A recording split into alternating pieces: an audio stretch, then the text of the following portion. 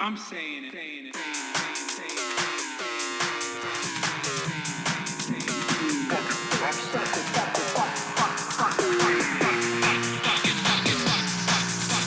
America deserved 9/11.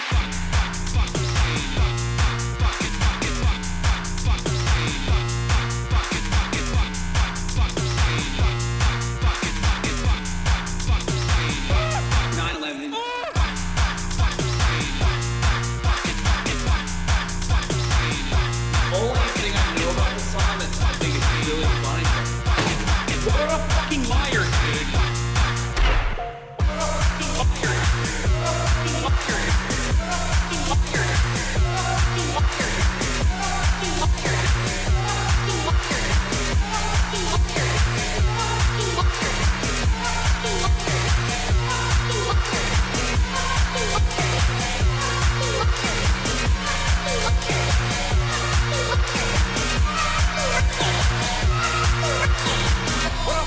liar, dude. What a fucking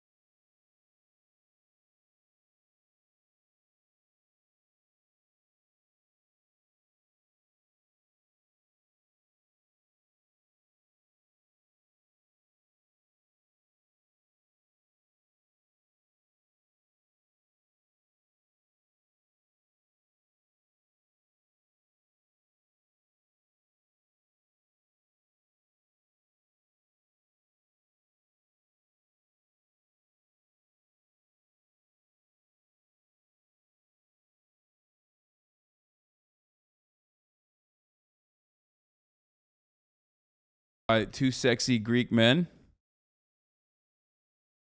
And the 70s clit stimulator fogged your brain. Oh, yeah, for sure. Stavros, as always, was fucking hilarious. I tried to catch the VOD, but it got copyright claimed as soon as you started talking about 9/11. That show will not be airing on television. That might come as a surprise to you. But I asked Austin, and he was like, yeah, they're not, like, very early. They told me, they informed me before the show ended that that's not airing. Yeah, I think we came in a little too hot with the 9/11 jokes. I mean, you don't often. I mean, starting off literally with a 9/11 joke, it's just not happening. You know what I mean? It's not great. It's not exactly the greatest. Not exactly the greatest way to start a televised broadcast. Did you hear about the celebrity Botox doctor in LA that lost all of his money blowing it on a mega mansion? Love that. We'll take a look at that in a little bit. Is that getting uploaded anywhere? I missed it. Yeah, of course it'll be uploaded.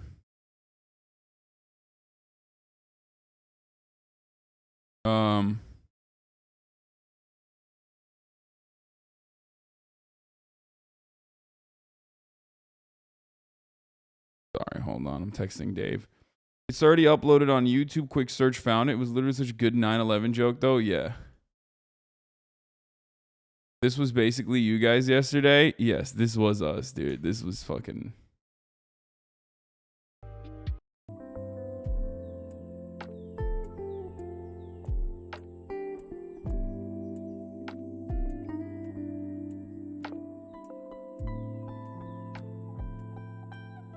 Yeah, I don't know why Austin would bring on me and Stavros and then assume that we would not go to places that normal people will never want to go to. You know what I mean?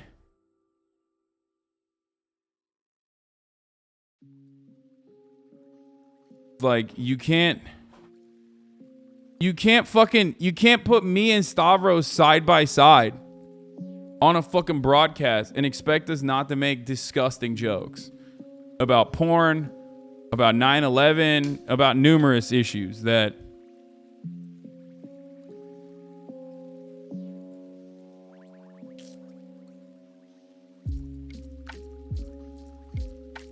you know?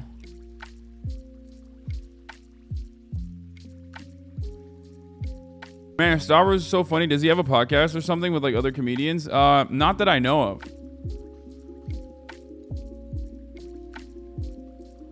Every time I say this, people keep saying Cumtown. I don't know what that is. What is that? What's Cumtown? I'm unfamiliar.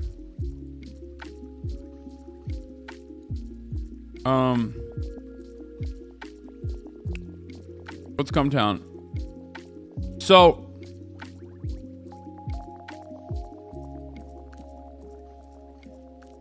anyway, but yeah, I did that, and then after the fucking broadcast ended, I was literally just like sitting in my living room, just doing nothing. And it feels so weird when I don't have to stream, like at hours that I normally stream at. And I just basically sit there thinking to myself, like, what the fuck? What am I supposed to do with my life? You know what I mean? And there's always so much going on that I have to take care of normally. There's so much going on that I have to take care of normally. I'm going to get to Titan Green in a second. Okay, chat, calm down. Oh, is this the clip? The 9/11 clip? So for the first price guess, I'd like to go to Hasan Piker. He has intimate knowledge of the Boeing company. That's yes he does. His brother works there. I know. That's not a terrorism joke. It's his brother. I know. It's very true. I thought he was going to go with a 9/11 reference instead. Triple. That's where I thought he was going. Well, that's no. We keep Look at Emru's eyes. Okay. The next thing we're gonna have to guess is how much flight lessons cost. Yeah, in Florida. Yeah, I mean, it's half off if you don't learn how to fucking land it, you know? Oh, for the So good. So good. Just when you're clicking, you know? You know, when you're clicking back and forth, you know what I'm saying? It's just good. Out of control. Unacceptable. I want to see what how Emerald is so uncomfortable, dude. Oh God, poor Emerald.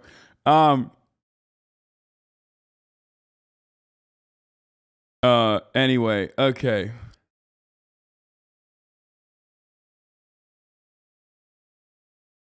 I like how you're trapped without the 1/4 quantized pitch down on your voice on other streams. What does that mean?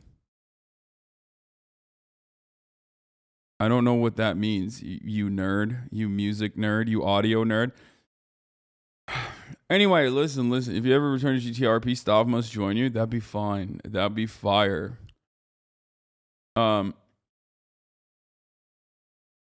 So yeah, I didn't know what the fuck to do, and of course, when I don't have something to watch, I'm so empty. I'm an empty vessel. So, you know, I ordered some fucking rotisserie chicken, as always, you know.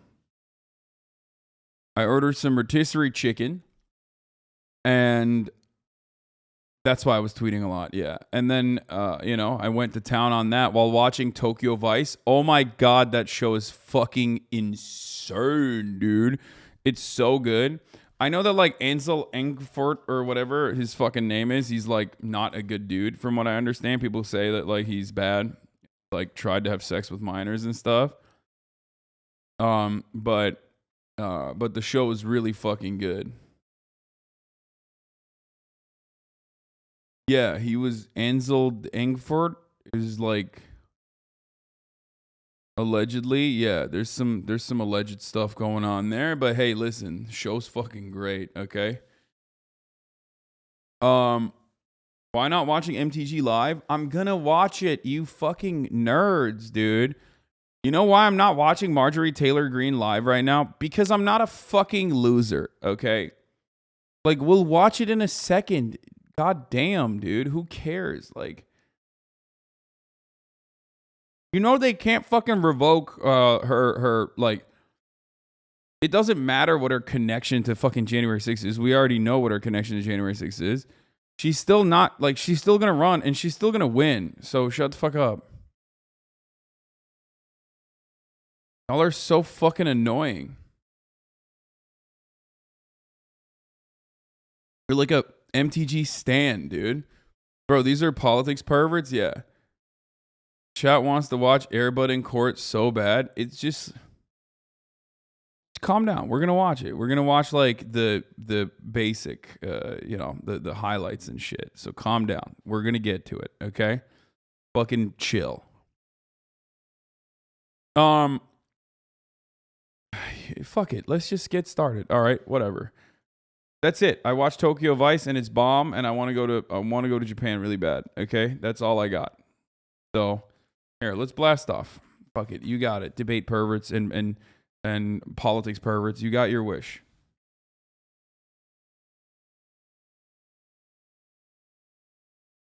Watching Marjorie Titan Green.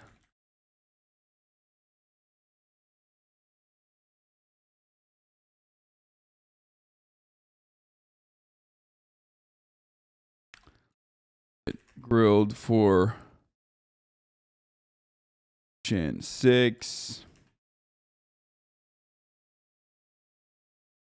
Okay. You were like an exasperated dad? Yeah, exactly. Watching Marjorie Taylor get grilled for Jan 6. Ukraine, Russia updates.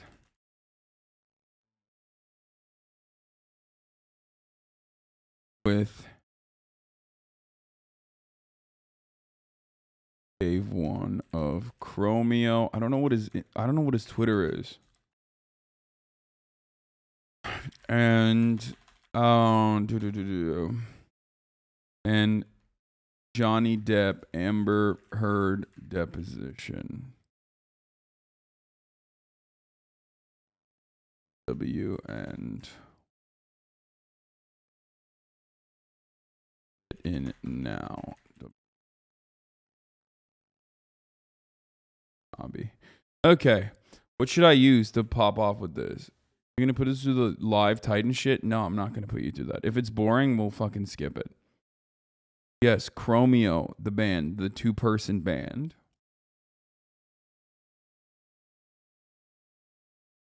Oh my god, this Assassin's Creed shit is fire, dude. Oh, I'm definitely using this. What the fuck? Wait, what the fuck is a WebP file? What the absolute fuck is a WebP file, dude? Why is the file type a web? What?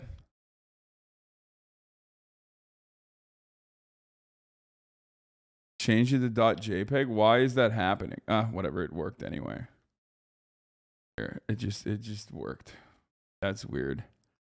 Why is that happening? Chromeo is a band, is a 2-person band that makes like funk music. I get jealous when the fellas talk to my girl. I ain't with it. I ain't with it. Like that. That's their song. That shit's a bop. Yeah, I know. I've known Dave and P Thug for a while now. I've known them for a minute. I've had them on the Young Turks.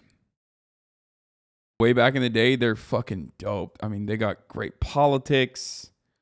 They're brilliant people. They're beautiful people. They're awesome. Dave is kind of insane, actually. Like, Dave literally was a college professor. Brilliant dude. Yeah, Dave1 literally was a college professor. For those who don't know, and also A-Track's brother. They're great. They're awesome. Live right now because I'm not a fucking loser. Okay. Bro, that hurts. Bro, that hurts. You know people have feelings, right, Hasan? You know there's someone on the other side of this, bro. I'm right. I stand by it. You don't have feelings, bro. I thought we were cool. Remember when we played Spellbound or whatever? Man, Donnie would have never said that to Spencer. Donnie never would have said that to Spencer. I will not be apologizing. Anyway, here it is. All right, boys, blast off. Okay, blast off. Let the people know I'm washed. I'm washed. Let the people know that we're live and alive. We're live and alive.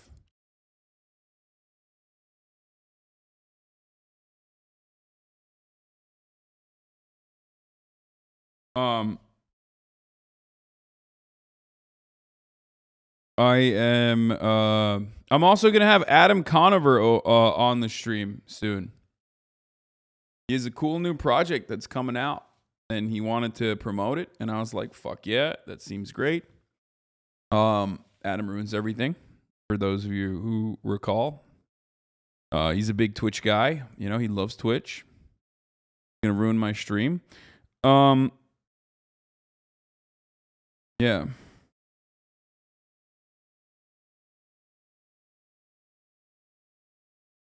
Why did I get 8 ads before the stream? Are you getting greedy? No, I always run. When I first sign off, like when I first start the stream, it's actually the opposite of greed. When I first start the stream, I always run a 3-minute ad break immediately so that like people who are just trickling in don't get hit in the face with ads. And then when I do end up forgetting to run ads, I at least make up for it. If I was greedy and wanted to maximize my revenue, I would not do that and instead run 3 minutes of ads when I have the peak viewership. Not when I have no viewership. No way, that guy ruins everything? Yeah, we're going to have that guy. Yeah. I love Adam. He pushed back so heavy on Rogan's transphobia. Yeah, we'll talk about that too. Absolutely massive Starbucks union news. Flagship grocery store in Seattle is union strong. That's pretty big. Big stuff happening on Union Watch. Labor Watch.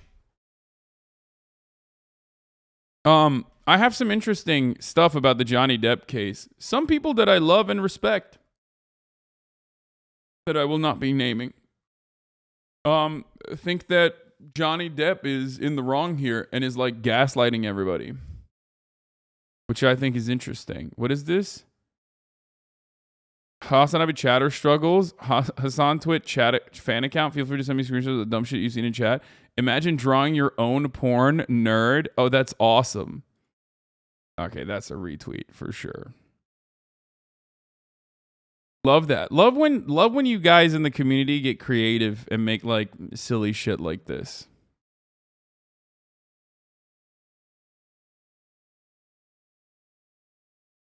It's funny though because I did actually fucking draw my own porn at some point, which this is not it.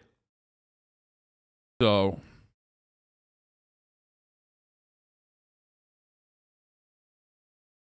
I think you would really like it, a conversation between a union rep and a union buster. Oh, I think I've seen this already. Anyway, it's true. Look at the past civil cases Hasan. JD is still a POS. I mean, it's Johnny Depp. I think like every celebrity, especially at that level, is like kind of a piece of shit regardless. You know what I mean? It's like hard for them not to be.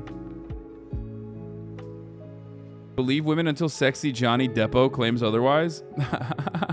I mean, I think the problem with this issue, with the story, with this subject is that a lot of people have like really black and white takes on it where it's like, you're either with Johnny Depp or you're with Amber Heard, when there is a lot of evidence to show that like Amber Heard at the very least faked some of it and also straight up abused Johnny Depp. So, you know, it's not as black or white as you would think. You know, they were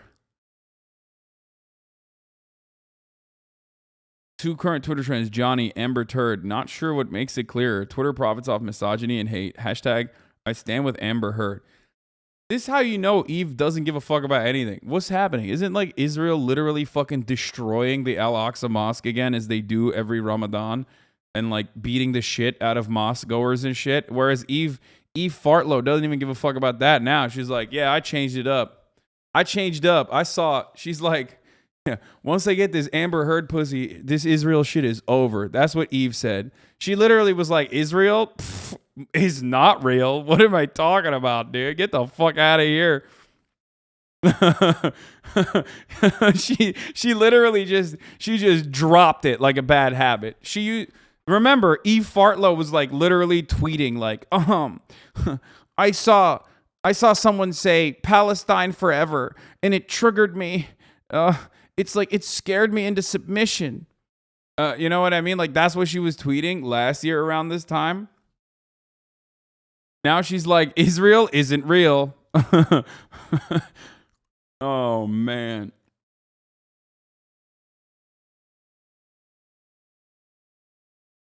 If they wouldn't cancel Jack Sparrow, no one would care about their court. Wait, what?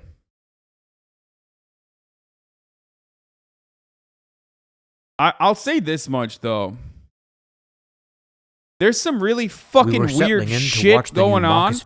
There's some really, really weird shit going on with, like, all the stuff that I've seen on TikTok.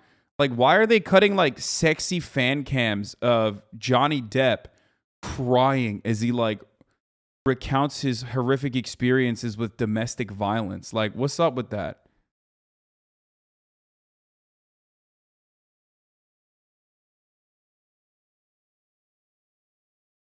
Like, it's so weird. It just, people need to not be freaks. You know what I mean? There's so many. You know exactly what I'm talking about, bro.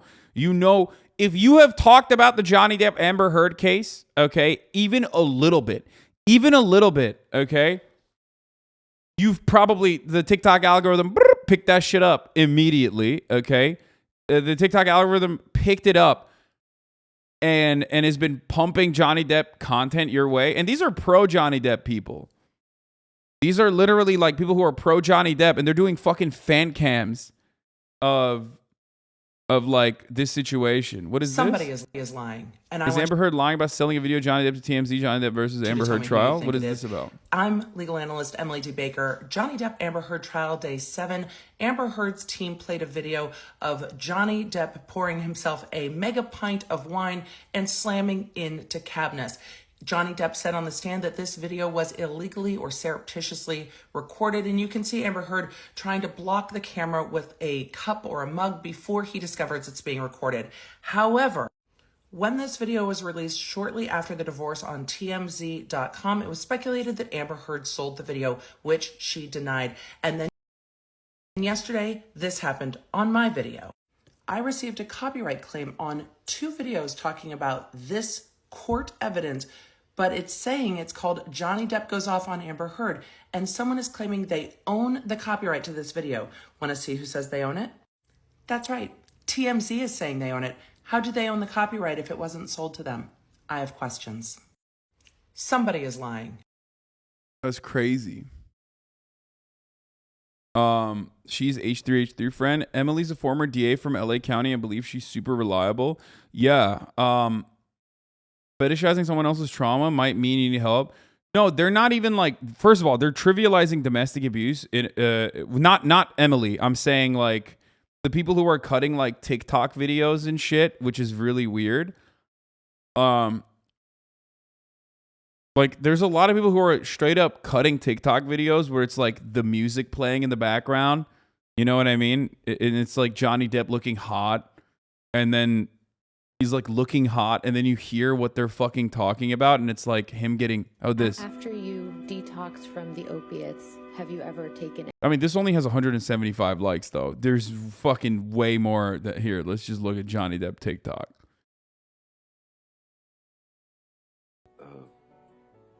Sweet, funny, nice, all those things, you know. And she was, and from the beginning of our relationship at that time, for a good year and a half, she was wonderful. And then things just started to change, or things started to reveal themselves. That's, I think, is a better way to put it. This one. Oh, this one. Yeah, this is the one I saw. Good afternoon, Mr. Rottenborn. Could you say that again? 2 years quite before, possibly, sorry. 2 years before there's a either the very online or the different, print. I'm sorry, I was just No, going I to think finish my you answer. answered my question, sir. Thank you. This is hearsay, Your Honor. And objection calls for hearsay. Objection, hearsay. Your Honor, this is what That is true, Mr. Rottenborn. Mr. Depp, that is They got like Wii music playing in the background while he's like doing a fucking, he's getting cross-examined. Like, what the fuck? your signature on the right, correct? Yes, it is. Dated August 15th, 2016, right? That's what it says, yes. And this is you were this is a document you signed, right? For the third time, that is my signature, yes, sir. Good. With Ms. Heard. Hearsay, Your Honor.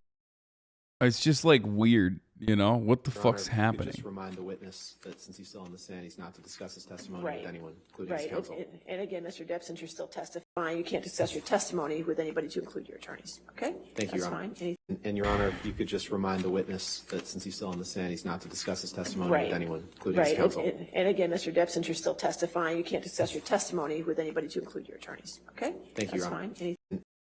Acting like you've never seen a TikTok before, by the way. I mean, I have. It's just, I don't understand. Like, what are you fucking, are you acting like it's just normal to fucking make like Wii music TikToks with Johnny Depp literally fucking getting cross-examined on talking about domestic abuse? Yes, you are just old.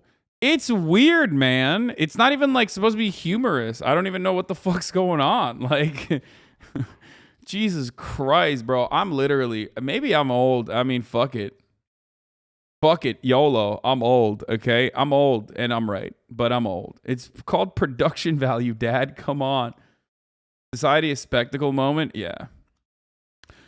I have seen memes on Okay Buddy with meme music and 9/11. What do you mean? Yeah, but 9/11 is, you know, not as individualized for Americans. You know what I mean? And it happened in 2001. So it's a little bit different. It's something that everyone in America went through. You know what I mean? It's like something that we all went through collectively. Whereas like domestic abuse in this situation is like hyper individual and hyper specific. Like, I don't think everybody is like, oh, I'm triggered by acts of terror because of 9/11. You know what I mean? People don't do that. And anyone who does that is like, come on, you're ridiculous.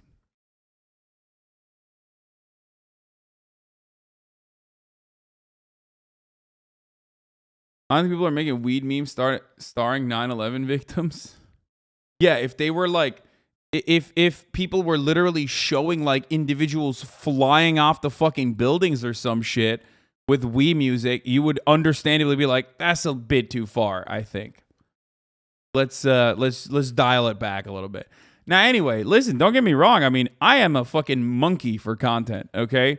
And this is, and I hate to admit it, but incredibly fucking interesting stuff. So we are gonna watch it. People are making fun of her lawyers. They did a poor job. Johnny picked up on it and is very cynical during examination. I think like a lot of people are also getting like parasocial relationships that they're getting into with Johnny Depp right now over the course of the court proceedings. So, you know, I do see that a lot. People are getting like violently vicious about defending Johnny Depp, which for all of the information I've seen thus far is a bit understandable. It does seem like he was kind of wronged a little bit in the situation. And it's not even just men's rights activists. Lots of incels and men's rights activists have a lot riding on this trial. Certainly. But also, I think it's beyond that. There's a lot of fucking young Zoomers and shit that also personally are invested in this court case now because of TikTok. They're watching it.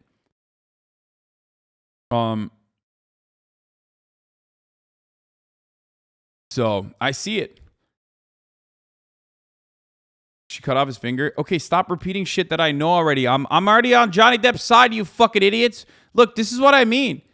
Like, this is literally what I mean. I'm already on Johnny Depp's side, and people are like speculating that I might not be as on Johnny Depp's side, and they're like, she cut off his finger. Like, I know, dingus. Calm down, okay? She pooped in his bed, okay? She pooped in his bed.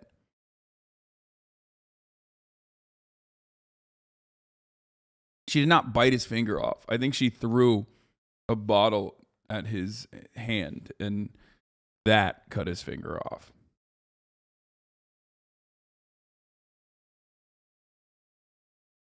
I don't get people getting into parasocial relationship with Johnny. I hope you're not one of them, Hasan. I care for your well-being. Let me know if you need someone to talk to, Hasan. Thanks, Chance's pooped pants. Always with fire.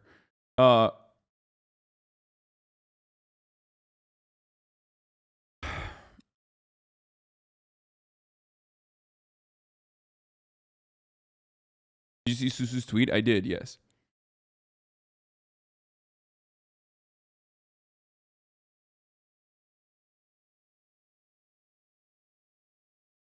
Anyway, if Kyle Rittenhouse walked away, Amber will. You don't know the power of a white woman. Kyle Rittenhouse is not a white woman, though. Anyway.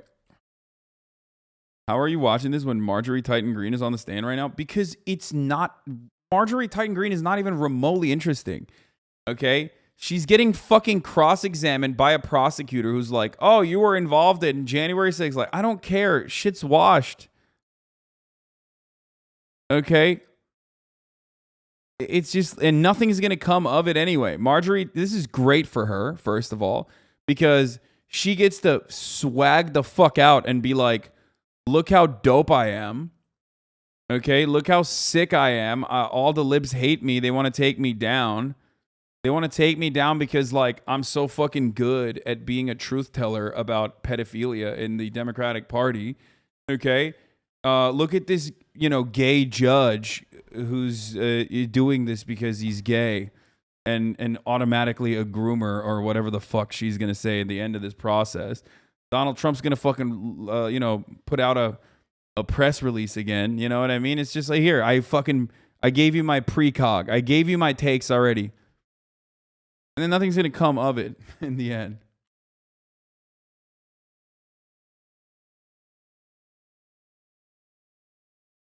Please stop simping for Amber. Okay, stop. Please don't do this. Please. I don't even like the jokes anymore when people like make it seem like my position is the opposite of what my position actually is, because like other people take that seriously and run with it. What is this? For the what? What carried in her purse for the entire relationship? Milani color correcting palette. Take note, alleged abuse was around 2014-2016, got divorced in 2016. Makeup palette release date, December 2017. What is happening? Cause I'm an international super spy. Super spy! Confirmed release in 2017. What is going on right now, dude? Dude, TikTok combines the "we did it" Reddit energy with like actually TikTok is the worst because it took like Tumblr woke shit and cranked it up to like its maximum degree. It took the Reddit detective shit, the we did it Reddit energy, and cranked it up to 11. It's literally the worst social media platform, okay?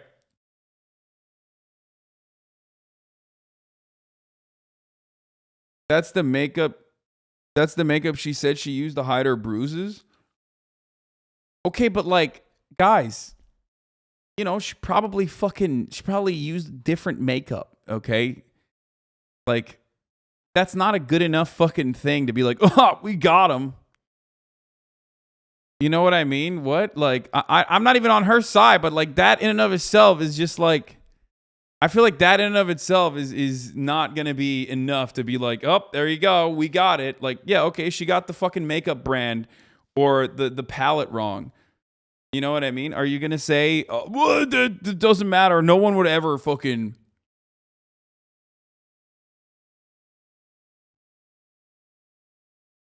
Her lawyer held it up to the jury and says she carried the palettes with her throughout the entire relationship.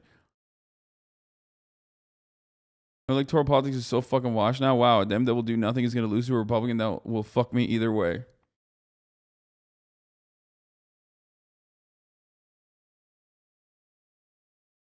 It depends on your For You page on TikTok. Mine is just videos of cats, dogs, and melodrama fight videos. Is fun.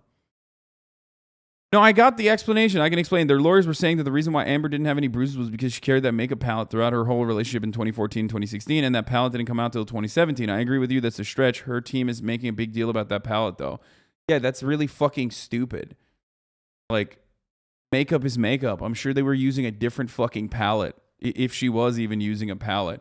I also don't even think that she, like, routinely got beat up. So there's that. It's just like really dumb on either side of this argument. Like just a minor fucking a minor inconsistency is not going to blow this case wide open. You know what I mean? Like people carry makeup. You're crazy. That's not. I got it. I know that the makeup company fucking posted the video, but or makeup company exposed this person, but you guys are making a bigger deal out of it.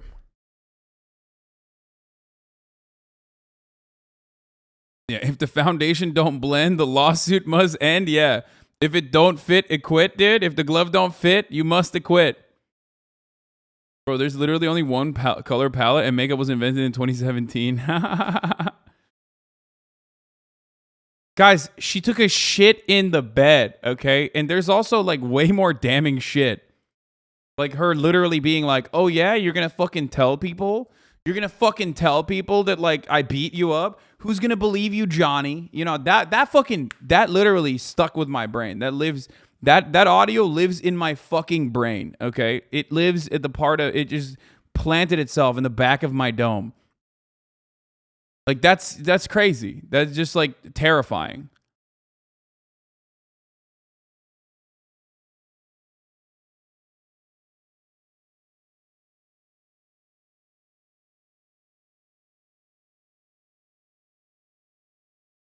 Anyway, a complete timeline of the Johnny Depp and Amber Heard relationship and abuse allegations from both sides. Trigger warning, graphic descriptions and photos ahead. Johnny Depp and Amber Heard met on the set of The Rum Diary. Oh my God, they met on the set of Rum Diary? Bro, listen. Isn't that like one of Johnny Depp's worst? Okay, anyway. In 2009, but it wasn't until the promotion of the film in late 2011 that they reportedly became romantically involved. Depp was 48, Heard was 25. Depp was also still dating Vanessa Paradis at the time. Prior to Depp, Heard was dating Tasya Van Ree. In September 2009, Heard was arrested for allegedly striking Tasya at an airport. So we talked about this before. Van Ree states Heard was wrongfully arrested and that the incident was misinterpreted and sensationalized. Charges against Heard were quickly dropped. Now, she said it was misinterpreted and then ended up saying the fucking arresting officers were fucking lesbophobes. Okay? They literally were like, oh, the arresting officers were lesbophobes, like they were lesbophobic or whatever. And when they found out that we were lesbians, that's the reason why they said it was domestic abuse. Except it came out that one of the fucking cops was literally a lesbian. So anyway, that part of it is also crazy. Like, they straight up were just like, oh, they were lesbophobic, and that's why they arrested us and made it seem like it was a much bigger deal than it actually was. And then it came out that the cop that was literally the arresting officer was a lesbian. So, that's also wild.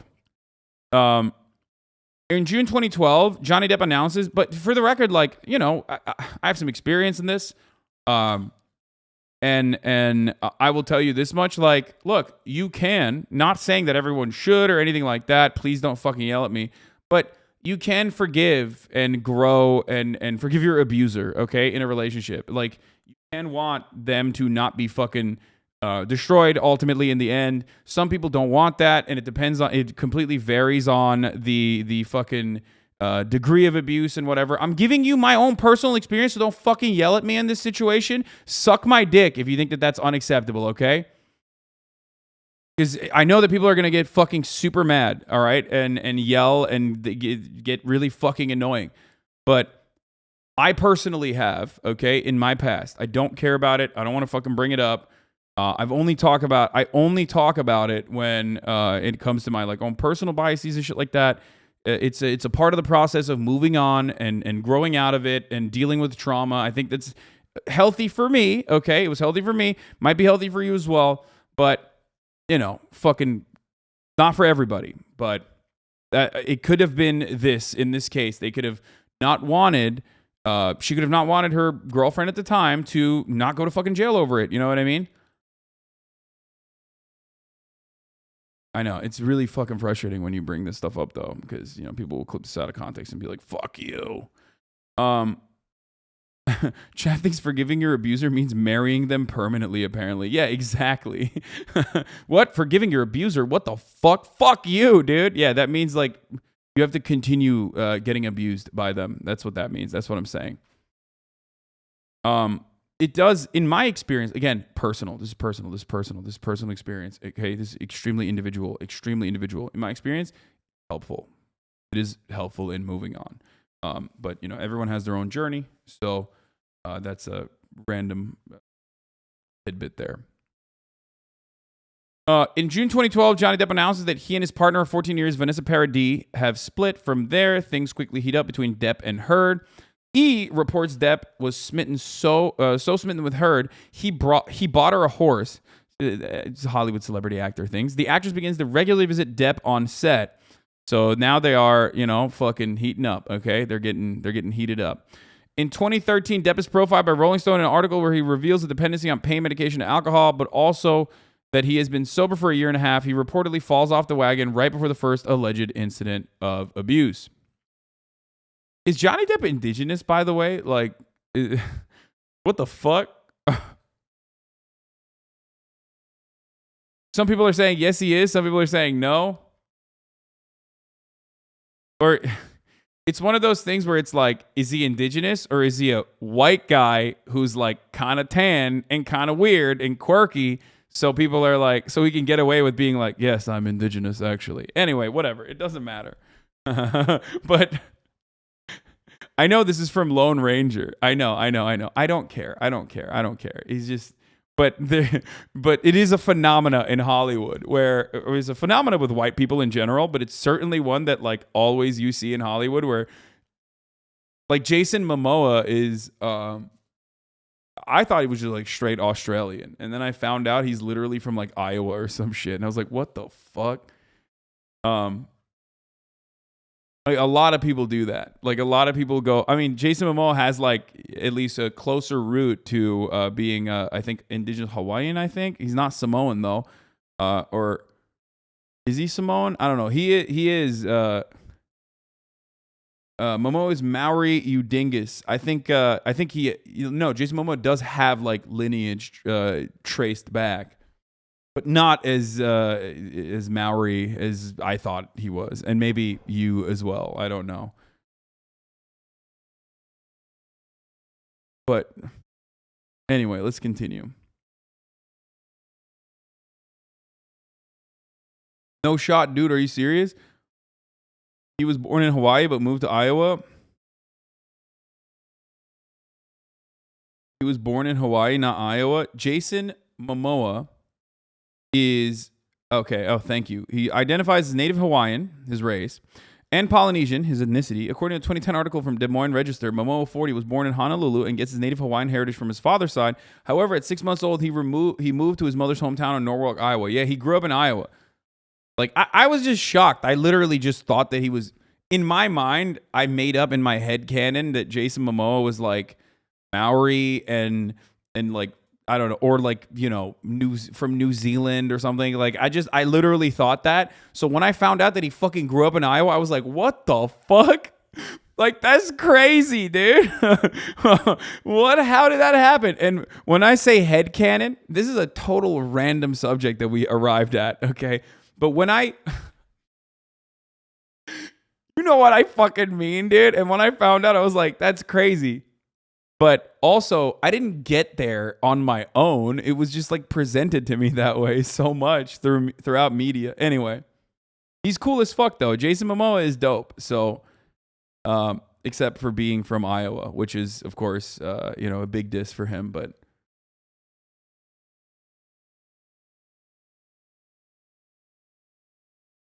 Google says Johnny Depp is of English descent and says nothing about indigenous. He larps a little. Yeah, there's like a lot of Hollywood actors that are like that. Anyway, let's continue. This is totally irrelevant to the conversation. The first allegation of abuse occurs on March 2013. Heard claims Depp slapped her 3 times after she made a joke about his "We Know Forever" tattoo. She claims to have a text in which he apologized for turning into the monster. Depp denies the incident and doesn't recall the joke. Okay. Miss Wass continued. It was when Miss Heard laughed at the tattoo that read "We Know Forever" because at the stage you were in fact acting like a wino, like an alcoholic, and you were acting very sensitive about it. Do you agree? I would say that I was initially very disappointed in myself after 160 days having broken my sobriety. She said, do you accept that Miss Heard was making a joke about your tattoo, "Wino Forever"? Depp replied, I do not recall any conversation. Miss Wass said, you then, Mr. Depp, slapped Miss Heard across the face. The actor responded, that's not correct. It's untrue. It didn't happen. Miss Wass said, you slapped her more than once because after you slapped her the first time, she didn't react. She just eyeballed you. She just stared at you, and that made you more angry, and you slapped her again. Depp says that's patently untrue. Later in March 2013, Depp and Heard have another altercation, which he refers to in text as the disco bloodbath. He accuses Heard of having an affair and backhands her while wearing heavy rings. Heard claims he hit her so hard, blood from her lips landed on the wall.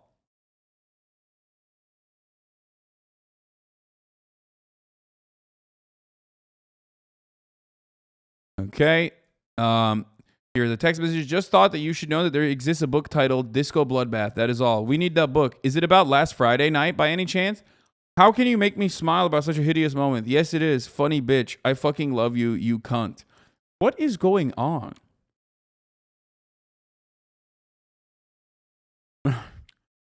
What is wrong with Hollywood people, dude? They're fucking... Okay. How can you make me smile about such a hideous moment? You fucking bitch. You cunt. Actually, I don't even know if that's Amber Heard saying that or he's saying that. A photo taken after the alleged disco bloodbath incident is revealed in court. Depp claims it proves Heard has no visible face injuries. Heard claims she's hiding her bruise behind her hair in the photo. In late March 2013, Heard vents to her mother about her troubled relationship with Depp. She alleges Depp was completely off the wagon by this point and in a spiral. Depp refers to these texts as Heard admitting he wasn't violent with her. I can't tell Dad. He's nuts, Mom. Violent and crazy. I'm heartbroken that this is who I love.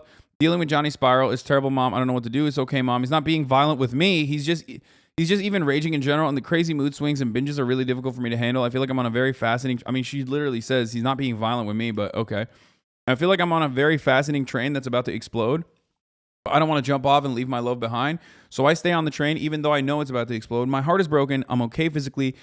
JD didn't hit me or anything last night. I told him that would be if he did, and it worked last night. But I'm scared by what I see and who I see now. It's Dr. Jekyll and Mr. Hyde on a bench. He makes Dad look like a saint when he falls off the wagon. Okay, that's kind of wild. And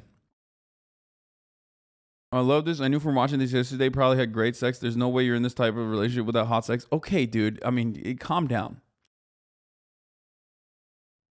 Yeah, abuse victims never lie to their parents about abuse. Be charitable, lol. Okay, the reason why I think it's like a little bit different than the black or white immediately like Amber Heard was a victim of abuse take that you are fucking engaging in right now is because there's fucking, again, audio recording of Johnny Depp and Amber Heard having conversations where she's like admitting that, no one will believe him if he were to come out with the abuse that he is withstanding. So what the fuck do you want me to do? Okay? Calm the fuck down. You weirdo.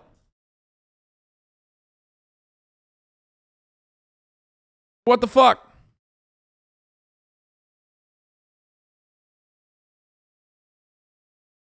Also, remember, like, men can be abused, okay? That's the thing. I know that for a lot of people that's like impossible, but they can. From the one soundbite they played at the trial, Amber said non sequitur multiple times, and that's when I knew this shit was fucking wild. Yeah.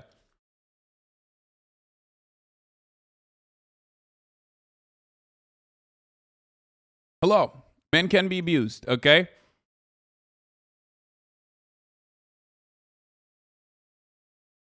Yeah, there's also other additional recordings of her being like, I didn't punch you, I hit you. I didn't punch you, I hit you. It's not that hard. I mean, I've been in a fucking situation similar to this, okay? So shut the fuck up. In June 2013, during a night of drinking and drugs, Depp allegedly becomes enraged when a female friend of hers flirts with her. He threatens to break the woman's wrist. He then damages the trailer they were staying in and refers to Heard as the lesbian camp counselor. This was fun.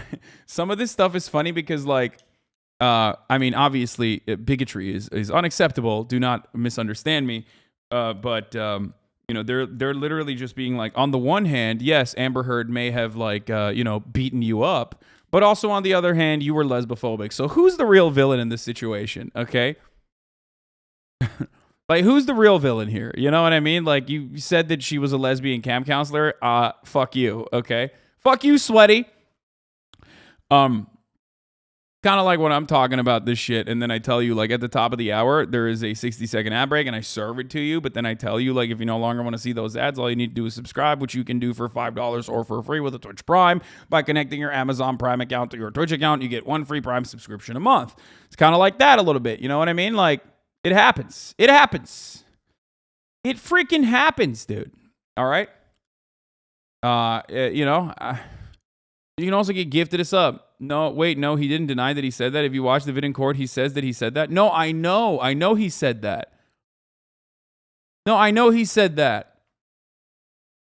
I just think it's funny when they're literally are like using anything and everything they can to be like, you were lesbophobic in 2013. Like, guess what, sweaty? Twitter, do your thing.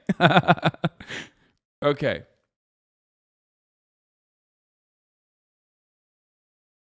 Like, they're in a fucking relationship. She's bisexual and they're in a relationship. Like, I'm sure she fucking, like, they clearly love each other in an incredibly toxic way. I'm sure that, you know, words were fucking said that now in context or now devoid of context is like, wow, these fucking insults, like, holy shit, unacceptable. You know, don't drop the ball. Eyes on the prize, folks, okay? Judge be like, he's canceled, case dismissed, and then he plays Wii music. Boop, boop, boop, boop, boop, boop, boop, boop. You know what I mean? Judge be like, all right, dude, all right, you fucking canceled, dude. Boom. Boom.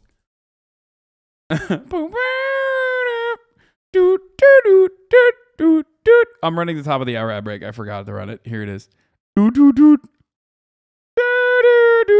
Okay, I'm done. Let's continue. Miss Heard, 34, claims their then boyfriend, Mr. Depp, became enraged and jealous when one of her friends, referred to as Kelly Sue and described as having been very close to Miss Heard, touched her. Ms. Watts continued, you actually became extremely angry with Kelly Sue and became quite unpleasant, shouting at her and eventually saying to her, do you know how much pressure it would take to break your wrist? Mr. Depp denied that was the case and said, I removed Miss Kelly Sue's hand from Miss Heard's body and told her not to do that. Depp also denied calling Heard a lesbian camp counselor until a text with the phrase was produced, leaving the actor insisting he still never uttered it out loud, Sky said. Now, there's new information from this, from the court proceedings where he got caught in a lie. He has called her a lesbian camp counselor, and he basically said she called herself that, and that it wasn't that big of a deal in 2013 or some shit like that. I think that's what he said. I think it's pretty funny. Obviously, it's, you know, it's unacceptable. It's lesbophobic. I don't even know what the fuck this has to do with this situation, but again, not enough, I think. Doesn't meet the bar of, like, domestic abuse. Literally the boyfriend with the bisexual girlfriend meme. Despite turmoil in their relationship, Depp and Heard became engaged in January 2014. Heard is photographed wearing an engagement ring, and later the couple confirmed the engagement to People magazine. Okay. In May 2014, while on a plane, Heard alleges Depp confronted her about shooting romantic scenes with James Franco and accused her of having an affair. To be fair, is James Franco, I would be fucking sussed out too, okay? Depp proceeds to taunt, throw things at, and kick Heard. He later texts her an apology. Depp's assistant confirms the incident. Once again, I find myself in a place of shame and regret. Of course, I am sorry. I really don't know why or what happened. What the fuck is Steve? But I will never do it again. I want to get better for you. And for me, I must. My illness somehow crept up and grabbed me. I can't do it again. I can't live like that again. And I know you can't either. I must get better, and I will for both of us starting today. I love you again. I'm so sorry. So sorry. I love you and feel so bad for letting you down. Yours. I see that understanding and forgiveness ain't on the menu. Who is Steven? That's what he calls her? Or is Steve Johnny?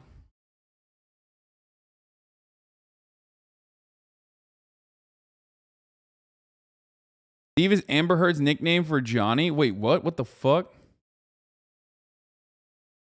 Johnny is Steven, Amber is Slim. Yo, what is wrong with people? What the fuck? That's so weird. And definitely wouldn't say that to me and deserve it. I'm sad that he doesn't have a better way to really know the severity of his actions this day. Unfortunately for me, I remember in full detail what happened. He was appalled when I told him he kicked you. He cried. It was disgusting, and he knows it. I wasn't with him. Sent you the second text. He read it to me and said it was the wrong text to send. He then sent the third one and sat and cried again after on the bed. He's a little lost boy, and he needs all the help he can get. He's so very sorry, and he should be. He's done this many times before. Tokyo, the island, London. Remember that? I always stay. I always believe he's going to get better. And then every 3 or so, I'm in the... Okay, that's it? I want to know more. So this looks like one of those instances where it's like, you know, it seems like it's, yeah, there's definitely some abuse happening on behalf of Johnny Depp, doing it to Amber Heard. Out of all of the ones that we have seen thus far, this absolutely strikes me as one of the incidents that is definitely where Johnny Depp also was abusive. For the record. Calling a 40-plus-year-old man a little lost boy, he's a bit too much, ain't it? I mean, dude, you got to understand, a lot of these fucking guys, a lot of these fucking people in Hollywood are like emotionally and mentally stunted. That's not an excuse, obviously. But also on top of that, like, they are deeply broken people, right? They're doing substance abuse. It's very obvious that Johnny Depp is like dealt with alcohol and drug abuse his entire life. Like, he's had addiction problems. very clear to me that like he just strikes me as the type of person who has not been able to get better and is constantly dealing with it, constantly falling off the wagon. And when he ends up falling off the wagon, he becomes like this unstable person that explodes anywhere and everywhere. So that's what it seems like to me. In August 2014, Depp goes to his private island to detox from painkillers. During this time, Heard alleges he grabbed her by the hair and pushed her. Heard texts an on-site nurse for help. Depp says he was in no physical state to get violent and accuses Heard of withholding his meds. Depp told the court it was the lowest point of my life when he was in a great deal of pain, suffering uncontrollable spasms and sobbing on the child like a floor. He accused Heard of withholding medication that would ease the process, calling it one of the cruelest things that she has ever done, the court was told. However, the son's lawyer, Sasha Wass, said Heard, 34, was following instructions from Depp's medical team and pointed out she had contacted a nurse who was staying on the island to say he was screaming and had pushed her. I did not push Miss Heard or attack her in any way, Depp said. I was not in a condition to do so in any case. Following the detox trip, Depp texts Heard's mother that he couldn't have made it without Amber, stating, "It was Amber and Amber only that got me through this." He reportedly remained sober for the next few months. I couldn't have made it without her. I would have gone for a swim and swallowed a big drink of ocean without her, to be honest. It was hell of my own doing that your little girl walked through with me step by step.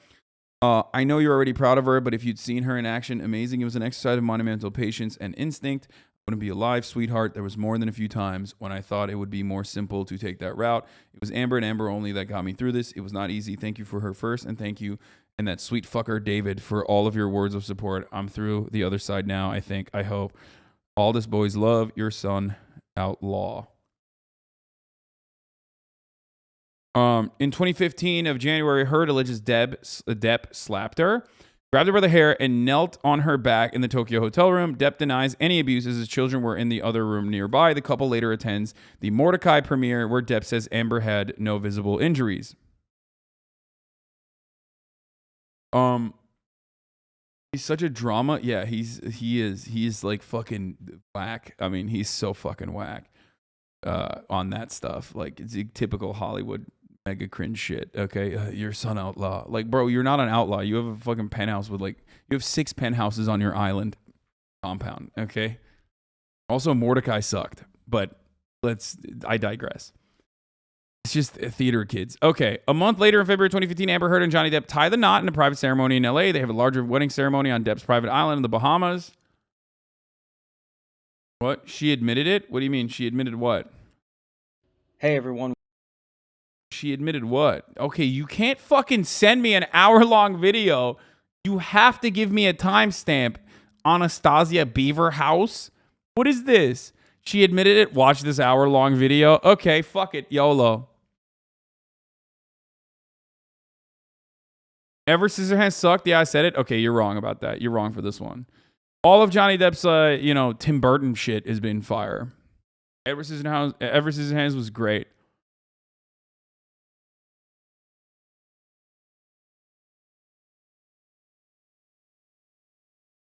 A month later, in February 2015, Amber Heard and Johnny Depp tie the knot in a private ceremony. They have a larger wedding ceremony in Depp's private island in the Bahamas. Heard says to testify she warned Amber, "A ring won't stop him from hitting you." The most severe abuse allegations occur in March 2015, where Heard claims Depp put her through a hostage situation over the course of 3 days in Australia. Heard alleges Depp was abusing ecstasy and alcohol, and that he viciously assaulted her, putting her in fear for her life. So a lot of what she's saying here is pretty much at the basis for why this current current defamation lawsuit is happening. So Amber Heard came out and wrote, for those of you who don't know the background, let's just stop for a brief moment here. Amber Heard came out and wrote an op-ed in The Guardian when the Me Too shit was popping off, okay? Saying that, there were 14 moments where Johnny Depp abused her, physically abused her, and originally Johnny Depp sued Amber, or not Amber Heard, but The Guardian, okay, for releasing this. And a judge in Oibrov court decided that 12 out of the 14, including instances where, now we have found out that, Amber Heard was actually the responsible party. Was it WAPO, not The Guardian? I thought it was The Guardian. Am I wrong? Wait, people are saying the Sun. People are saying WAPO. Wait, what the fuck? Did I fuck this up?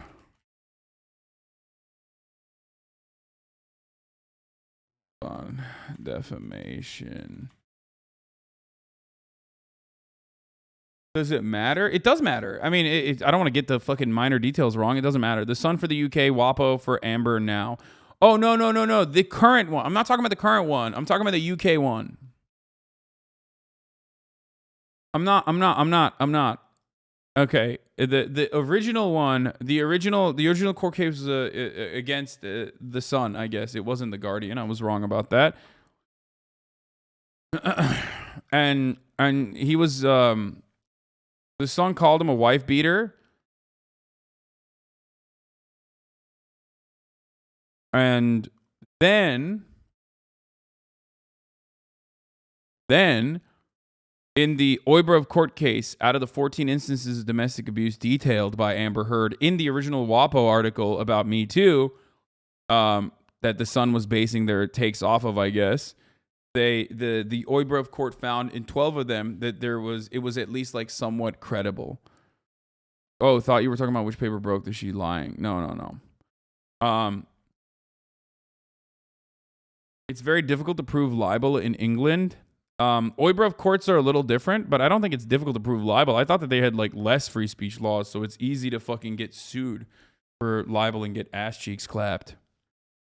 But nonetheless, it's easier to prove, but nonetheless, it doesn't matter because the burden of proof for a judge to declare whether, domestic abuse happened or not is way, way lower. It's just the judge's discretion of being like, yeah, you are drunk. You are a drunk person. You are an abuser of alcohol and drugs. So you might not be the best in a he said, she said situation. You did not have all your mental faculties. She did. So, it is likely that this happened. Basically, that's what it was, right? And they said in 12 of the 14 cases that basically the judge ruled in favor of Amber Heard or in favor of the Sun for releasing this information or calling him an abuser because they said that this was something that was likely to have happened. Now there's more information that's coming out in the current defamation lawsuit. That is a $50 million lawsuit. And in this one, there's more information coming out or being used that kind of, I guess, in the eyes of the public at the very least, and even someone like myself, makes it seem more favorable to Johnny Depp.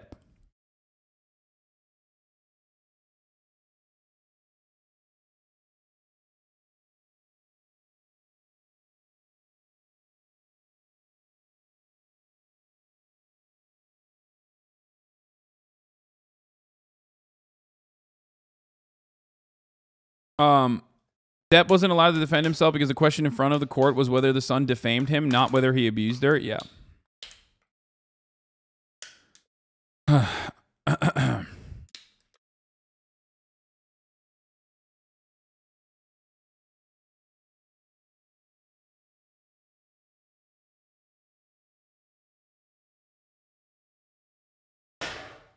Throw some of this out. Let me fix my shit over here 1 second. Libel law in the UK, the defendant has the burden of proof. Okay, so sorry, 2551. Okay, what is this? Hey everyone, welcome. 2551. This better be the fucking appropriate timestamp. You feel me?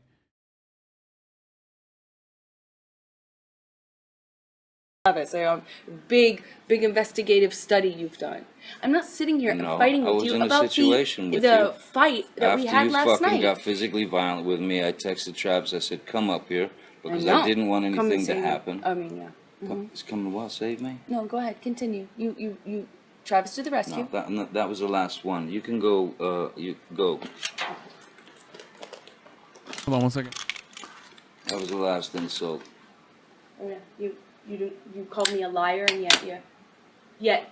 I watched you lie. You called me a liar. I watched you lie. I heard it. I was right there. There's no what. You still haven't told me what lie it is. But yet every single fucking time. We'll talk you know to you Travis. do this every single fucking time. We'll talk to Travis. I'm not fucking talking to nobody. No, Fuck because that. you You go fucking jerk him off. I don't care.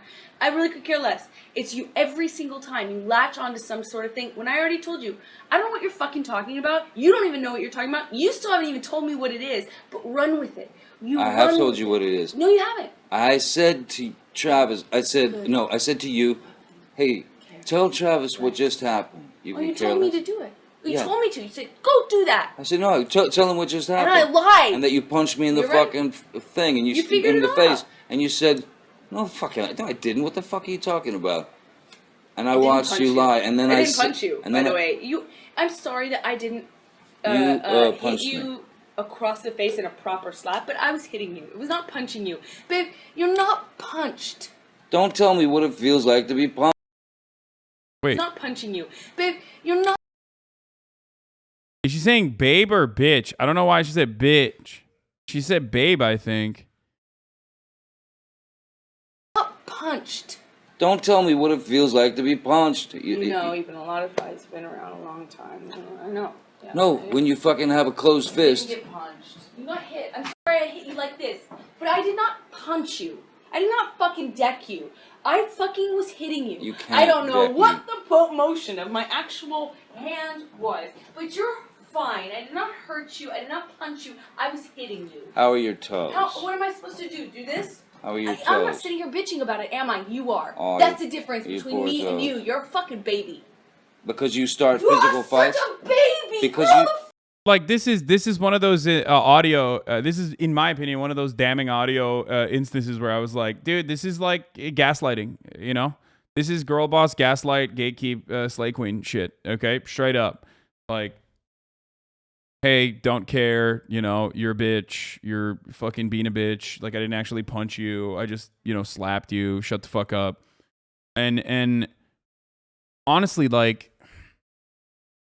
this was one of those instances where I was like, okay, this is like a little bit different than the way that everyone previously thought it was. You know what I mean?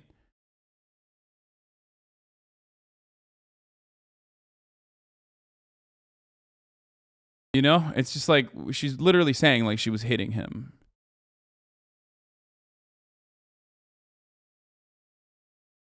This is basically the audio that made me completely reconsider this.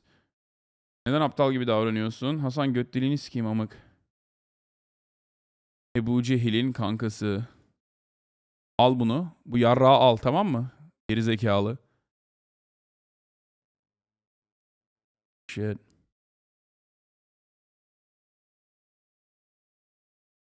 Motherfuckers think because they're tier 3 sub, they can just like say whatever the fuck they want in Turkish.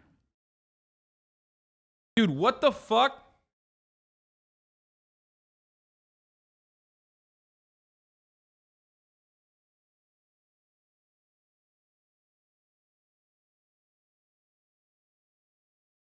Sorry, I have delivery, and this homie's like, your gate is not opening. And I'm like, dude, the door is literally wide open. Like, what are you talking about? And he's like, no, it's not opening. I'm like, well, then you're at the wrong house. Like, what do you mean? Okay, sorry. Normi kitle abi Reddit Place'den. fuck off, Because you start Johnny. physical fights? I did start a physical fight. Yeah, you did, so I had to get the fuck out of there. Yes, you did. So you did the right thing, the big thing. You know what? You are admirable. Every single time. What's your excuse? When there's not a physical fight, then what's the excuse there? You're still being admirable, right? Just by running away. And you can sit here and call me names, but you get called a name, and what do? That's the last insult. You're a baby. You're a hypocrite. You don't do anything that you actually do. You expect from people what you can't give them. But this seems to be the day following the incident I covered in this video, in which Amber admitted in her 2016 deposition. Okay.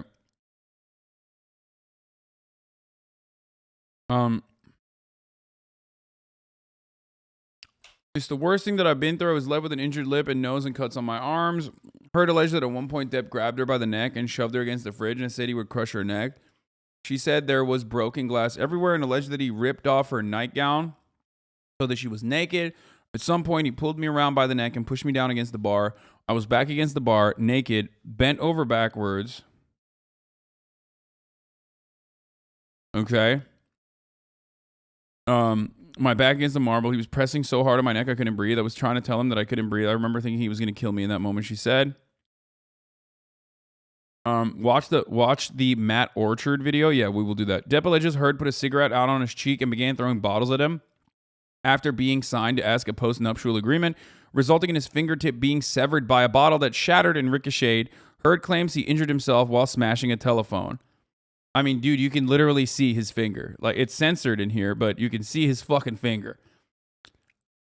And while there is no... Stop saying blood and shit. It's censored. Calm down. It's censored. It's censored. It's censored. You fucking little bitches. I know you care about the TROS, but you make a bigger deal out of it and you fucking freak out. Making it so that, it's just like a bigger deal. So...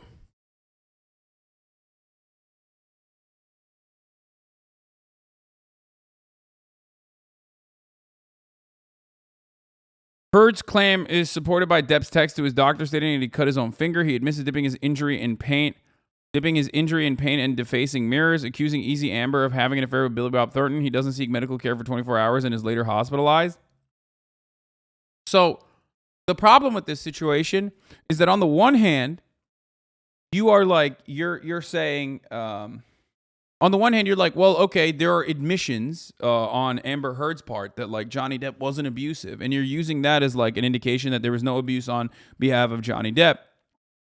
But then when the exact opposite thing happens to Johnny Depp, you're like, oh, well, there you go. That's an admission that Johnny Depp wasn't abused either. Do you see what I mean?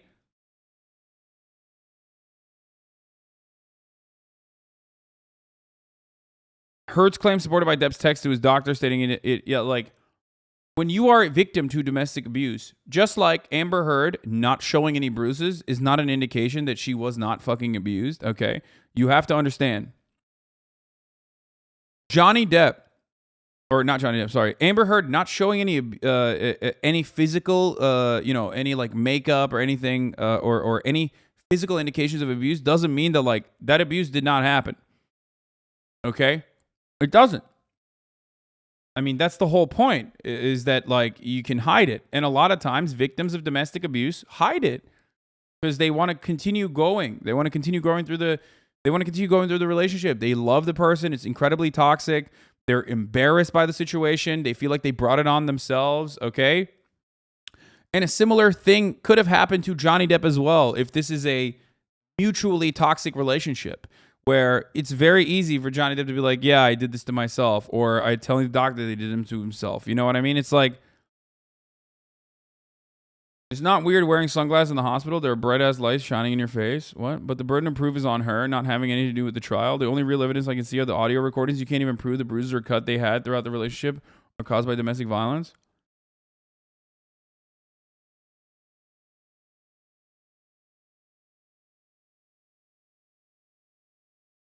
Is her hideously and purposely hurtful tirades and her goddamn shocking treatment of the man she was meant to love above all? Here's the real deal, mate. Her obsession with herself is far more important. She's so fucking ambitious, so desperate for success and fame. That's why I was acquired, mate. Although she has hammered me with what sad old man has been I am, Cowan has done me the most cruel of favors. I'm so very sad. I cut the top of my middle finger off. What should I do except, of course, go to a hospital? I'm so embarrassed for jumping into anything with her. Wait, I don't understand. That doesn't prove what they're saying it proves. What the fuck? On 3/23/15, Depp allegedly hit Heard repeatedly. His security arrives but does not interfere. Heard's sister is standing by a flight of stairs and Depp makes a pushing motion, resulting in Heard punching him with a closed fist. She says it was self-defense. And he was hitting me hard and repeatedly, and I was screaming. Security walks in and they don't do anything about it. And he makes this motion when Jerry Judge yells boss, or Sean, I can't remember who it was. And That's like me saying I broke my leg. Usually when people say that, they don't mean that they were the ones who actually purposely broke their leg. Yeah, when you say I cut my finger, that doesn't mean like I literally took a knife and chopped my finger, okay? I don't know why everyone like rushed to be like, well, that's it. There it is.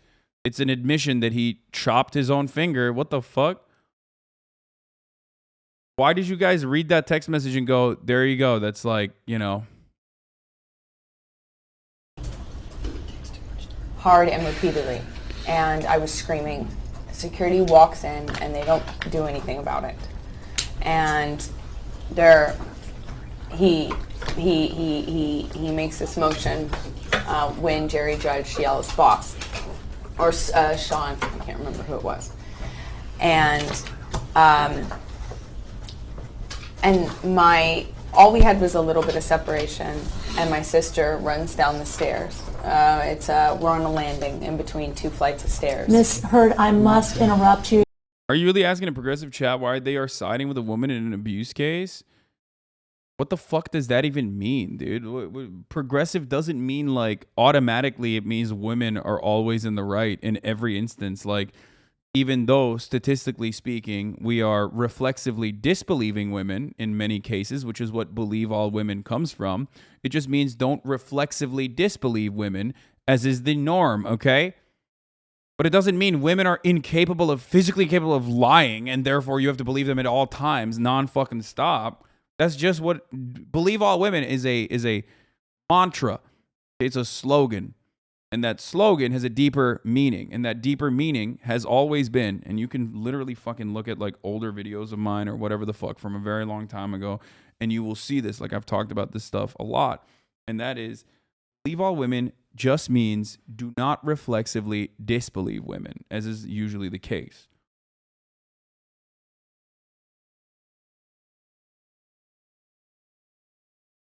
Okay?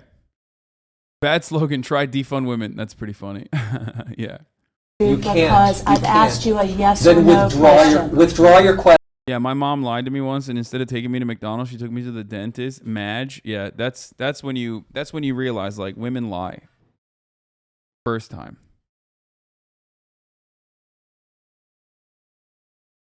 If they didn't have a haram relationship, none of this would have happened. Yeah, that's also true. If they did Ramadan, I mean, yeah, everybody knows Muslim men are never involved in domestic abuse, famously, and it's because they're halal. You know, that's just how it is.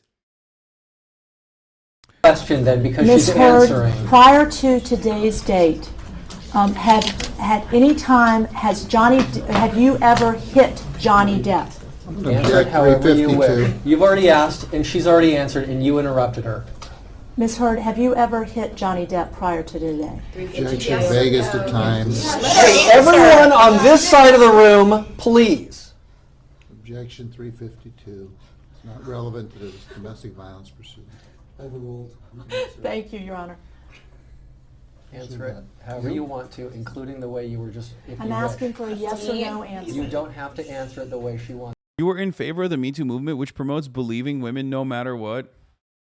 Dude, this is my favorite type of person, okay? My favorite type of person is the type of person who's like, I don't care what your position is. I didn't care what it was back then, and I don't care what it is right now. I'm still going to literally fucking, while you are in the process of describing what your position was back then and what your position still is, I'm still going to not listen to you and ascribe what I think your position is, okay? It's my favorite type of chatter because, like, I need to shake him. Like, I need to pick this motherfucker up and, like, physically shake him until his brain is, like, hitting the back and forth of his skull for him to, like, get a fucking reset going. Like, you need to format your brain, brother. What is happening? Like, how are you going to sit here and not listen to the words that are coming out of my fucking mouth and still be like, nope, la, la, la, la, la, can't hear you? It's so weird. What a weird thing. This is always like whenever people, it's always weird when I have some dumb motherfuckers come in here and will be like, they'll catch me yelling at like my woke scold chat, right?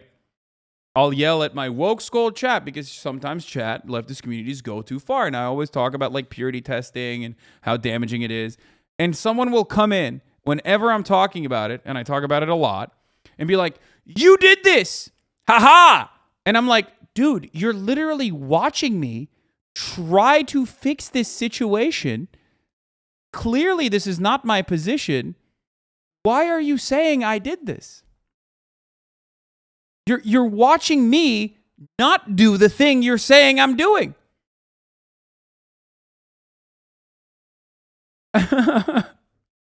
It's very weird.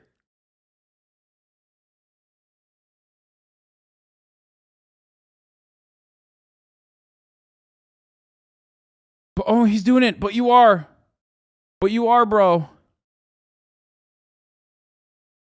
I mean, there's no salvaging this guy. This guy's brain is just rotted, okay? There is literally moth flying inside of his mind. Like, actually too stupid. Me Too wasn't about believing all women no matter what. It was about instinctively not disagreeing or dismissing women. Hasan has described it like this verbatim, yet dumbass shadows of a misconception about the movement and are now saying Hasan is contradicting himself. Oh, yeah. No, it's awesome.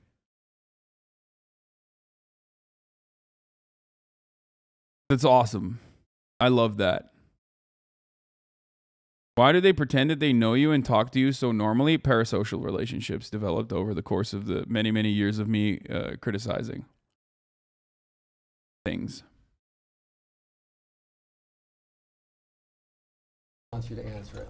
He was about to push my sister down the stairs. Oh, so this is literally the court case in which, like, this is one of those instances where, like, Amber literally admits, like, hitting Johnny Depp, and the Oybruv judge still was like, yes, she was still in the right in this circumstance for defending defending the sanctity, safety, and security of his of her sister. Like, even in the instance where, like, she, like, admits that she hit him, he was like, yes, Johnny Depp is still in the wrong. She was attempting to break us up. I am protective over my baby sister. When he laid hands on her, I don't know what I did, but I know I jumped in between the actions that I saw could lead to a fatal injury to my sister. She was standing on the top of a flight of stairs, and she has never hurt anyone in her life, and she does not deserve to be pushed down the flight of stairs. And it looked like she was about to be. And I would have done what... Bro, by the way, I mean, Amber Heard, here, if we're going to be, like, analytical about this, there are a couple things that you have to remember, like, because this is a court of the public opinion type situation too, and like both of them being hot definitely plays a role. Sorry, it 100% plays a role, and also their acting chops 100% play a role. And Amber Heard, not a very good actress. Okay, she's not very good. So what she's doing here, not exactly great. Okay, this is a JCS moment here, but what you are seeing in this moment could lead to a fatal injury to my sister. She was standing on the top of a flight of stairs, and she has never hurt anyone in her life, and she does not deserve to be pushed down the flight of stairs. What you are seeing here is an increasingly frustrated Amber Heard trying to tap in to what remaining acting skill she has. Of course, out of all of the emotions, rage is one of the easiest to create. But even so, Amber Heard here is not doing a very good job. And it looked like she was about to be. And I would have done what anybody who has a child or a sister would have done. I acted defensively in her life. I saw her standing on top of a flight of stairs and trying to interrupt a fight in between him and I. I don't know what part of my body I put in between me and him and her. But I would have done anything. I would have done anything to prevent her from being... Man, stop simping over mediocre white women, please. She ain't that hot. First of all, Amber Heard is objectively an incredibly attractive human being. What the fuck is wrong with you? Just like Johnny Depp is as well. Even though, you know, it's a very subjective concept, but like, you're crazy. She's hot, dude. Come on.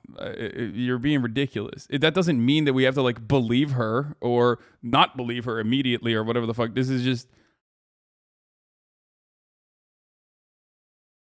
She's hot as fuck, and I don't even like milk that much. Okay, everybody stop. Stop. OMG, you just called an abuser hot. Okay, dude, stop. Stop that as well.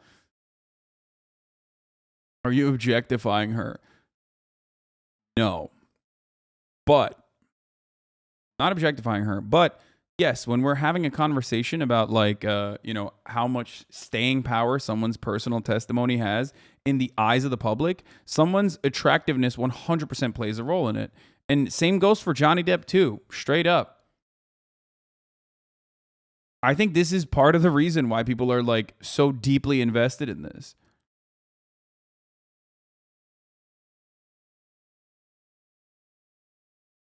Pushed down a flight of stairs. Isn't she saying she's objectively hot, objectifying her?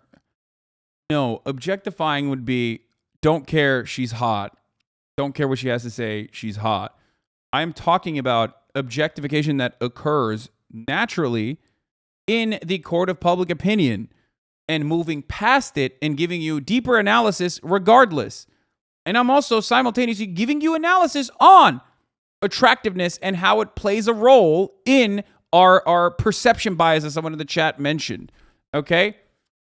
And how we see certain things and how we develop a deeper understanding about things that happened. Okay? Casey Anthony is a good example of this as well.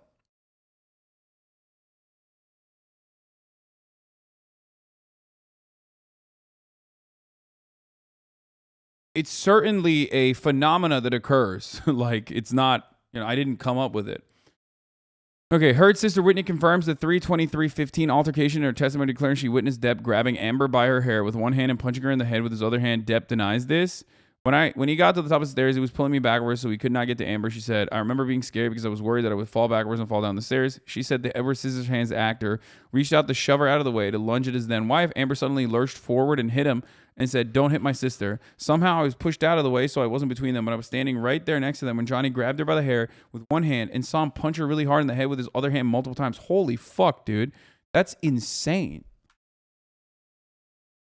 During the Australia incident, Heard alleges she sustained scars from Depp dragging her across the glass. In April 2015, Heard's injuries are visible during a premiere Tribeca Film Festival. Depp's lawyers claim the scars are actually from self-harm.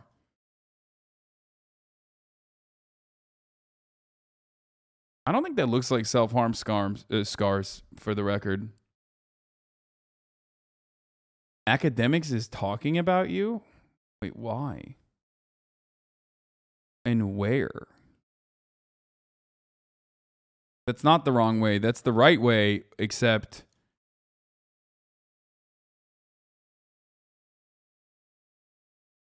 that is the right way, but it's not the right place.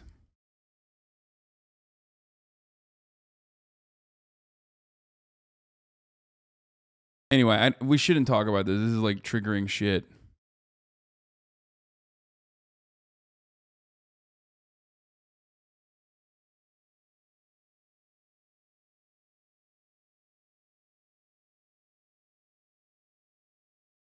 Hot, a crazy person too, but Johnny Depp is hot and so very funny. Okay, stop.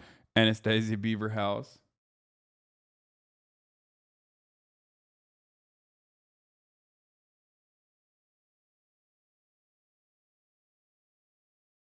Your chat showing how white they are, but not knowing DJ academics? Yeah, that'd be sick though.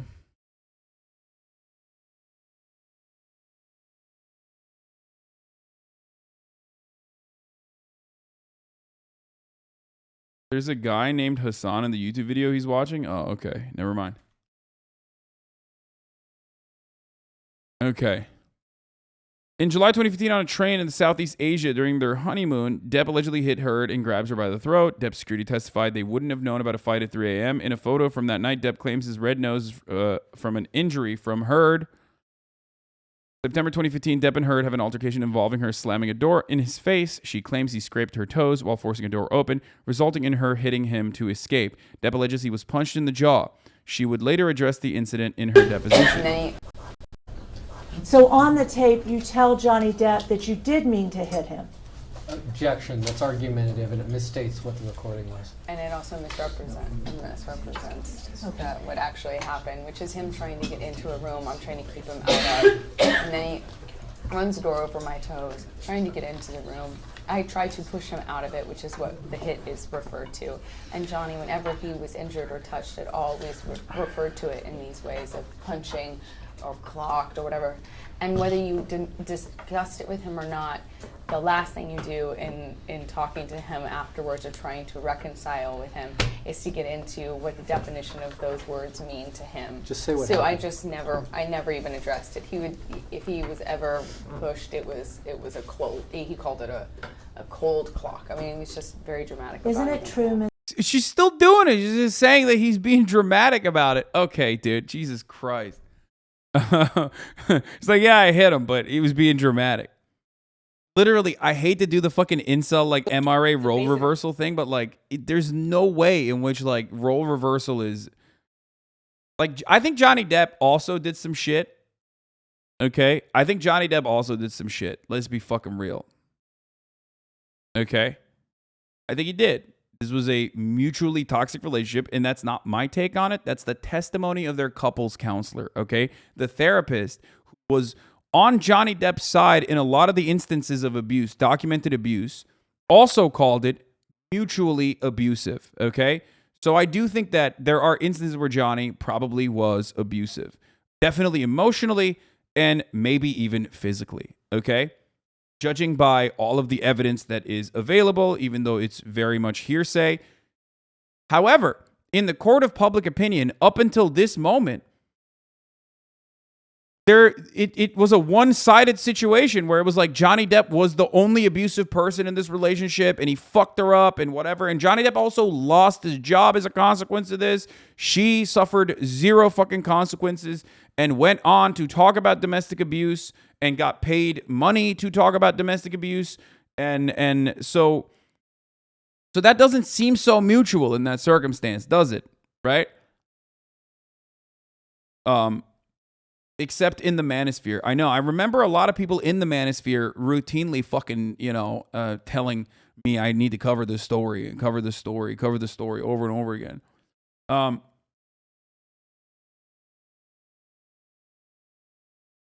Why didn't she release a bunch of evidence a few months ago? She definitely abusive, but I thought she had like real evidence.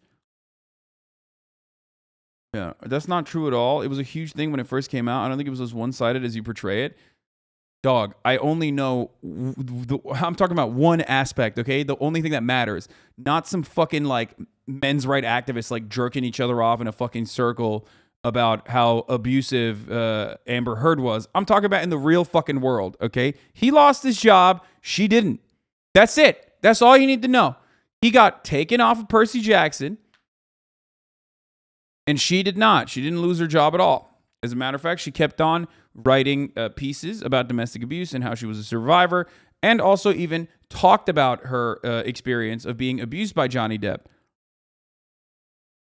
Or Harry Potter?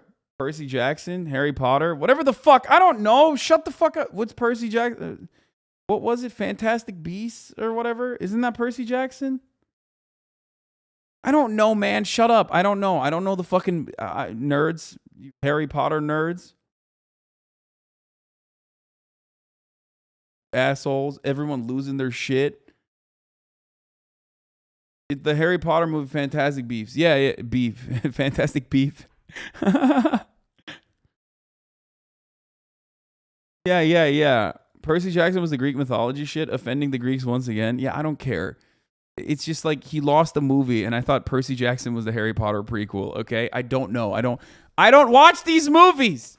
Shut the fuck up. I literally have a wand. Like I have a wand from the movie. I have the wand, I think, from the fucking movie, dude. And I don't. Okay. Anyway.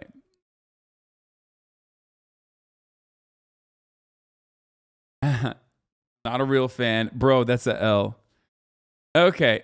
I'm a magician. Do not test me. I will use this. Do not test me. I will expecto patronum your ass, dude. I will Avada Kedavra your bitch ass. Yeah, this shit is locked, baby. This is locked and loaded. Do not make me use this. Ha! Watch. Watch it, dude. Right. Ha! Okay. Sorry. I just had to get that out of the way. I'm sorry. Yeah. Safety's not on, baby. Only safety I need is this right here.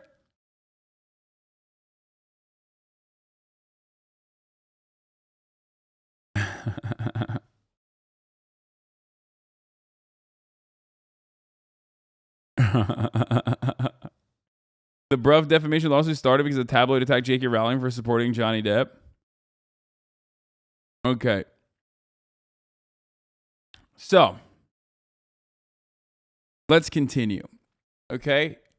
Like I said, even if the abuse was mutual, or even if Amber Heard did even more violent or more physical shit, or if Johnny Depp did physical shit as well as Amber Heard, the ultimate consequences were one-sided, okay? That's it. But I do think, in my personal opinion on this matter, looking at all the information I've looked at thus far, I do believe that this was mutually abusive, but Amber Heard certainly was incredibly violent and was able to get away with it in many instances throughout the relationship. Johnny Depp, on the other hand, was also a fucking addict, consistently falling in and out of sobriety and routinely exploding in bouts of anger as a consequence of that. Jealousy and other kinds of selfish bouts of anger fueled by his fucking binges of drug and alcohol usage. Okay?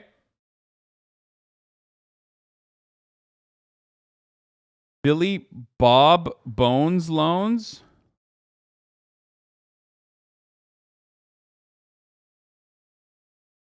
Hasan logic, equal outcome must equal justice. Wait, what? I don't even know what you are talking about.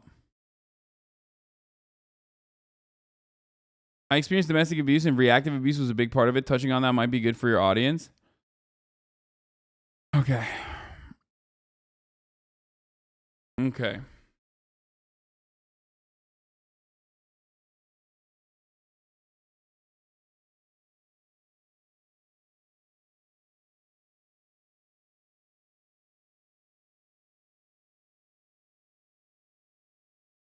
Let's watch this. A clip discussing the September 2015 incident is leaked online and uses evidence of Heard admitting to abusing Depp.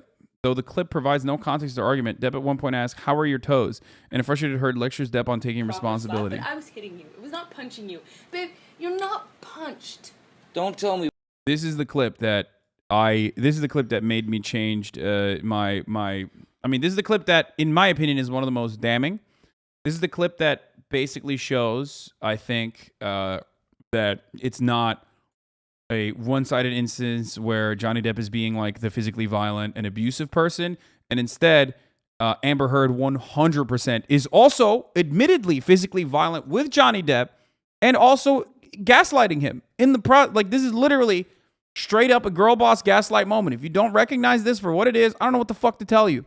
Okay? Straight up girl bossing, gatekeeping, slay queening, and doing it all in the name of Allah, of course. Okay? That's what she's doing. She is 100% gaslighting here. What it feels like to be punched. You know, even a lot of fights have been around a long time. I know. Yeah. No, when you fucking have a closed fist. You didn't get punched. You got hit. I'm sorry I hit you like this. But I did not punch you. I did not fucking deck you. I fucking was hitting you. You can't I don't know deck what the motion of my actual hand was. But you're fine. I did not hurt you. I did not punch you. I was hitting you. How are your toes? What am I supposed to do? Do this? How are your toes? I'm not sitting here bitching about it, am I? You are. Oh, That's the difference you between me poor and toes. you. You're a fucking baby. Because you start You physical are fights? such a baby. Because Grow you, the fuck up, because you start Johnny. physical fights? I did start a physical fight. Yeah, you did, so I had to get the fuck out of there. Yes, you did. So you did the right thing, the big thing. You know what? You are admirable. Every single time. What's your excuse? When there's not a physical fight, then what's the excuse there? You're still being admirable, right? Just by running away. And you can sit here and call me names, but you get called a name, and what do? That's the last insult. You're a baby. You're a hypocrite. You don't do anything that you actually do. You expect from people what you can't give them. If they do something, a taste of it to you, you fucking lose it. But yet you dish it out.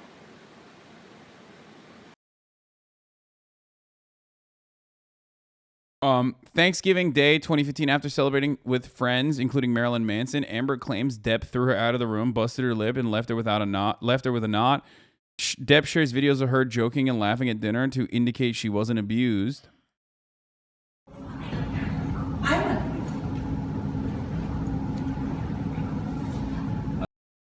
So the reason why this is a complicated situation, okay, is because like that.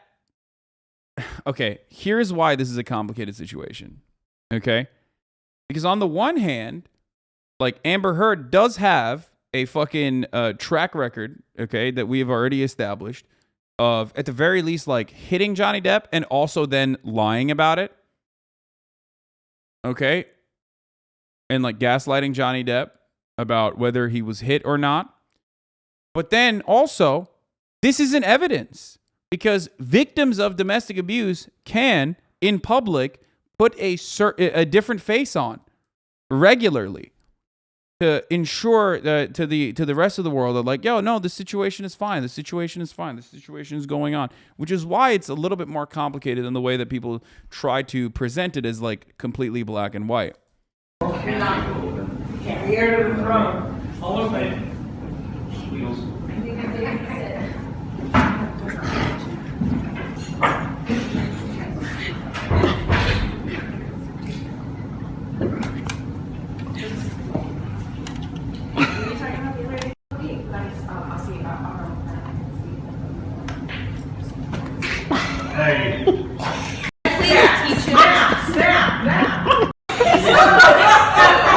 don't even know what's going on. You know she's watching right now. Hi Amber, hi Johnny. What?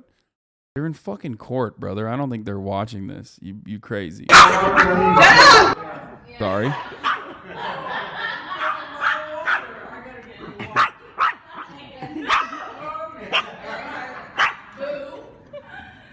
You're gonna need more than that chair, boy.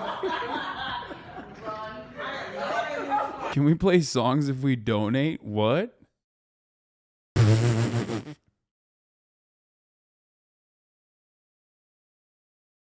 You lost, chatter? What the fuck? That's cute. That was a cute message. I like that. Like out of nowhere, my man's like, I find that cute. It's Hillbilly Holiday. Anyway, okay, can we play tavern music? All right, let's continue. In December 2015, Depp allegedly drags Amber by the hair through his LA penthouse, ripping out clumps of her hair. Heard claims he then slapped, headbutted her, dragged her on a bed, and punched her repeatedly. She feared he was in a blackout state and would unintentionally kill her. So there's evidence here. This is pretty fucking, you know. This shit looks, yeah, you know, that looks very much abusive, okay? You got to add that now? What? Depp would later admit to headbutting Heard during the December 2015 altercation, but claims it was an accident. Heard seeks help from a private nurse who noted she had the split lip, but couldn't confirm the hematomas she described on her scalp. So, oh wait, this one is the one where he said, oh wait, this one is the one where he said that she was hitting him and he grabbed her and accidentally in the process of grabbing her in order to stop her from hitting, he hit her, like his head bumped into her face. And then she came back and said that her nose was broken, right? And then we found out that it wasn't actually a real broken nose, and instead it was makeup. Is this the one? Is this that one? It was the red nail polish incident.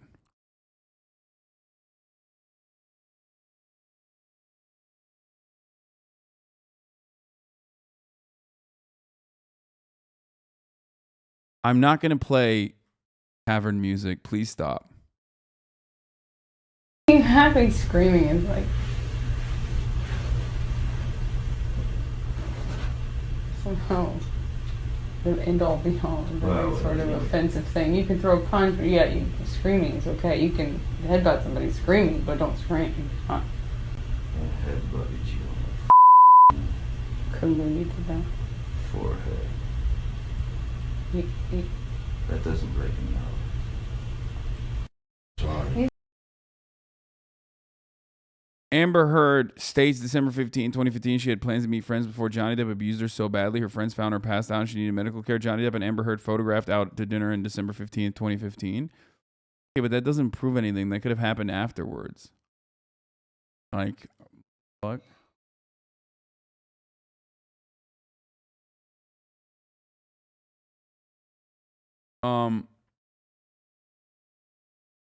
Amber pretty much got Johnny blacklisted. He's just trying to undo that because she lied in the article that ended up being the final blow. This is a he said, she said that won't go over well for both of them, but I hope Johnny gets hired after this.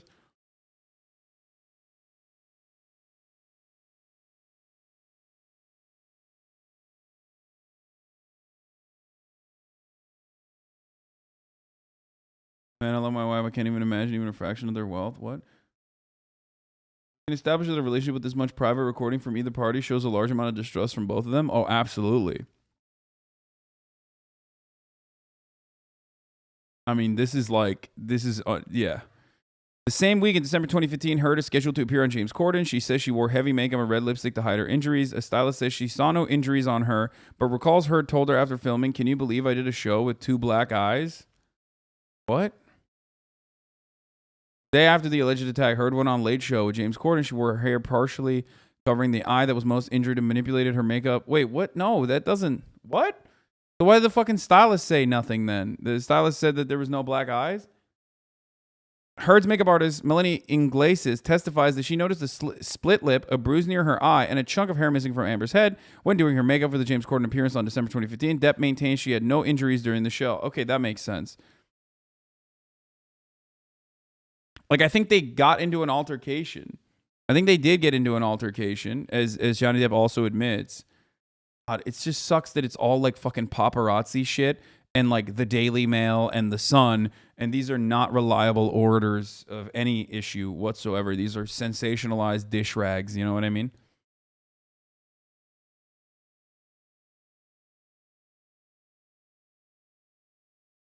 Fucking terrible tabloid shit. On April 21st, 2016, Depp arrives late to Amber's 30th birthday party, allegedly drunk and high. When Heard confronts him about being late, he throws a magnum of champagne and a wine glass at her and shoves her to the floor. He then proceeds to trash their condo. Depp denies this. In his court filing, Depp claims after Amber confronted him about his tardiness to her birthday, she attacked him for ruining her party. He claims she punched him twice in the face. Depp submits a photo of his injury, though it's dated March 2015, a year before the incident.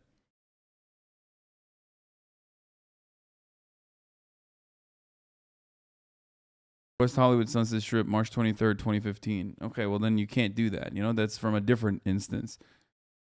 Like, you can't say it's top of the hour and it's time for a 60-second ad break when it's only 7 minutes into the top of the hour. Actually, you can, and I just did. And if you no longer want to see those ads, if you want wall-to-wall coverage, nonstop, uninterrupted, then all you need to do is subscribe in order to avoid said ads. You can subscribe, of course, for $5, or you can subscribe for free with the Twitch Prime. By connecting your Amazon Prime account to your Twitch account. You get 1 free Prime subscription a month. Dave1 of Chromeo is going to be here in like the next 30 minutes, by the way. And we're going to talk about a bunch of different things when he gets here. So get excited for that. But once again, here's the 1 minute ad break now. Thank you, Hasan Twitch, for the 1 community gift sub. Here's the 1 minute ad break now.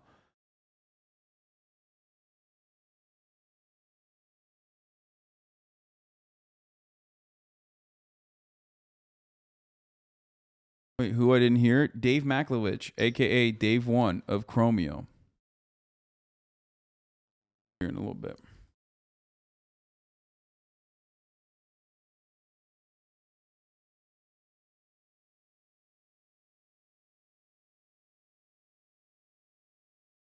What do Johnny Depp's ex-girlfriends say? They say he's never been as abusive.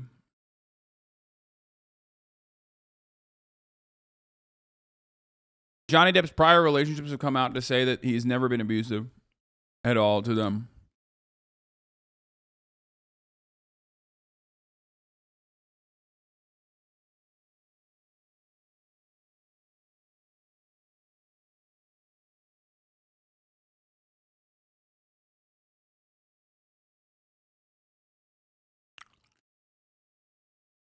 A day later, in April 2016, a maid finds feces on their bed. Depp blames Heard, claiming she did it as a revenge prank. Heard says her dog was likely the culprit. A text is read in court where Depp previously jokes about defecating in their bedroom. Bro, this is crazy. Like, what the fuck? This Twitter thread is a little bit sussy, okay? I'm sorry. I know it's supposed to be unbiased, but, like, the dog is tiny as fuck. And that's like a big-ass poopy, okay?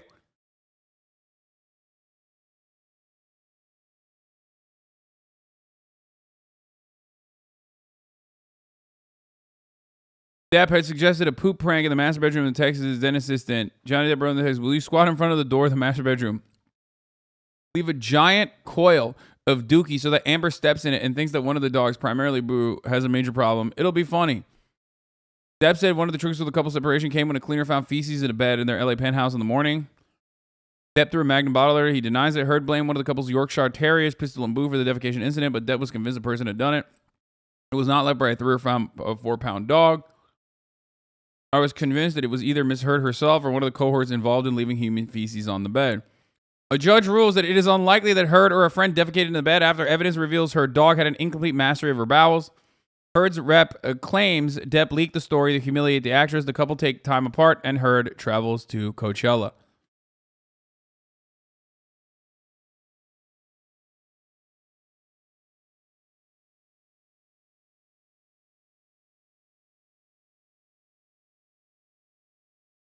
That's a weird ass text, though. Johnny Depp is a fucking weirdo, dude. Anyway, on May 20th, 2016, she will forever be known for shitting in Johnny's bed. I mean, blaming that on the dog is wild. I respect you, Hasan, but you don't understand dog feces. Brother, I currently have a dog with me, okay? My brother's dog that I'm taking care of. And she's tiny, and a poop of that magnitude... And she's still like a mid-sized dog, you know what I mean? Fiona, she's bigger than this dog. She ain't pooping human-sized feces, okay?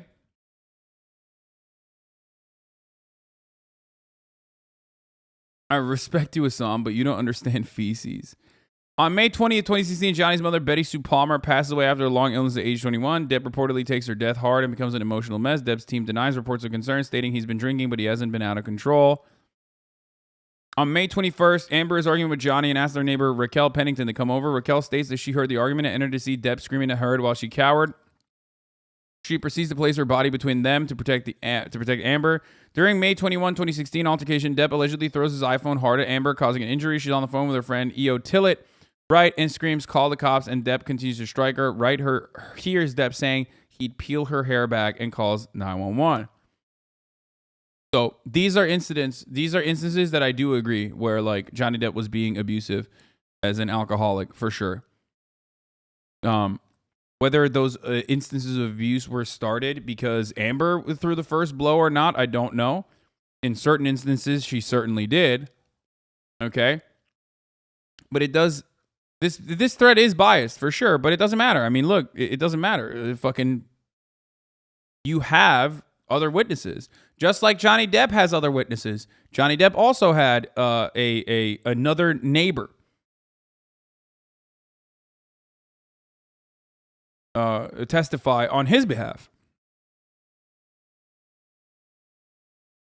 He described it and she said he was away and he threw the phone on the couch.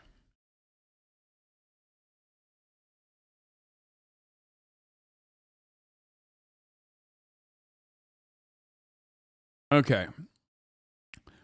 Pennington and another friend, Joshua Drew, take Amber to their apartment for protection. LAPD arrive at 9:16 p.m., but they claim they didn't see any injuries or damage. Amber refuses to provide a statement, and they leave a business card if she changes her mind. Depp denies hitting her.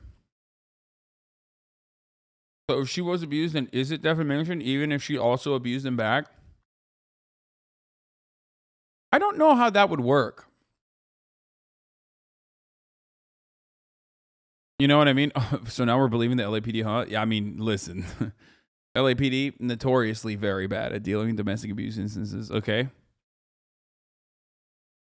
It's been found out, though, that many of her witnesses lied, so I'm really uncertain about trusting a majority of them personally. I don't know if their witnesses lied or not. I don't know where that's coming from.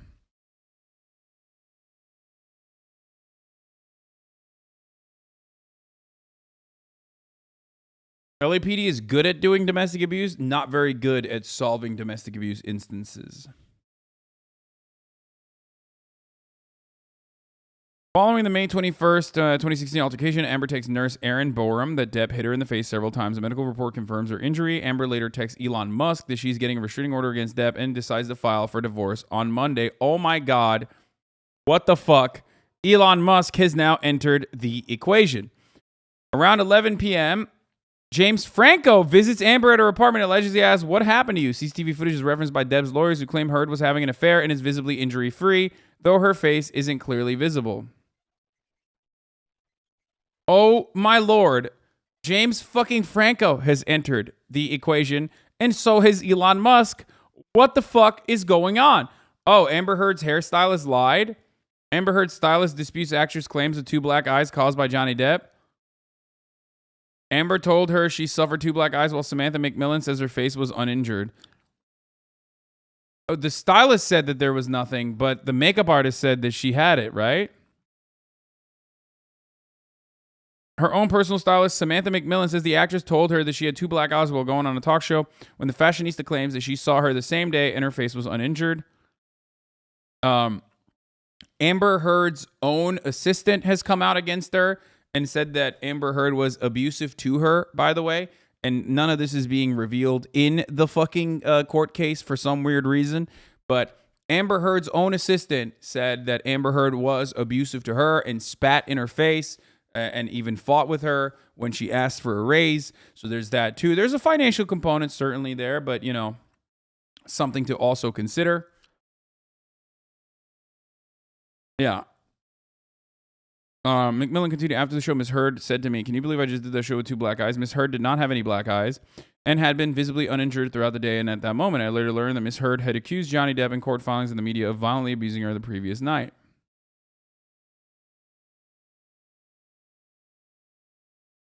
I thought her PA went on through video link in court to testify against her. Yes, she did. Her assistant literally testified against her, for the record.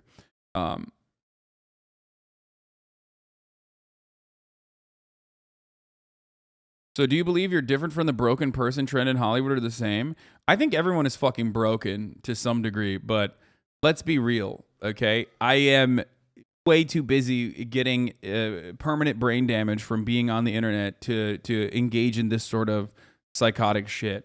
And also I manage my addictions very well, if I do say so myself. So I don't really find myself in predicaments like this. Also, I'm nowhere near the level of wealth, prosperity, fame, and also the psychosis that comes along with that, as these people are. I'm not in fucking Aquaman, dude. I'm a dickhead Twitch streamer with like 30,000, barely breaking 30,000 live viewers. Come on.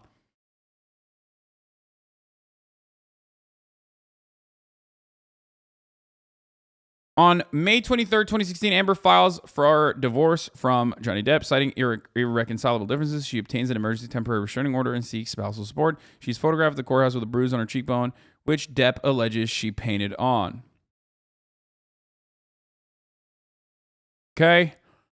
Following Heard's allegations, that's a ridiculous thing to say. Following Heard's allegations of divorce, this thread is literally fucking pro Amber Heard, by the way. I mean, I'm sorry, but...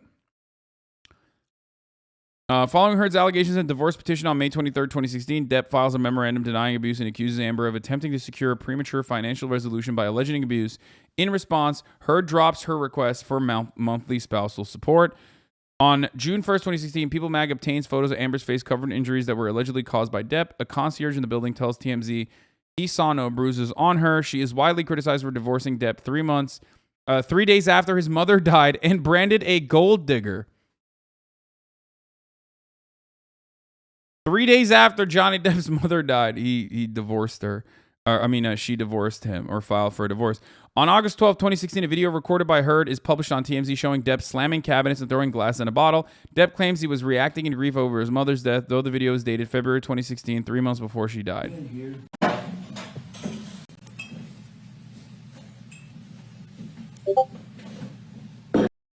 By the way, this strikes me as someone who is definitely just an alcoholic who can't have, who has anger issues.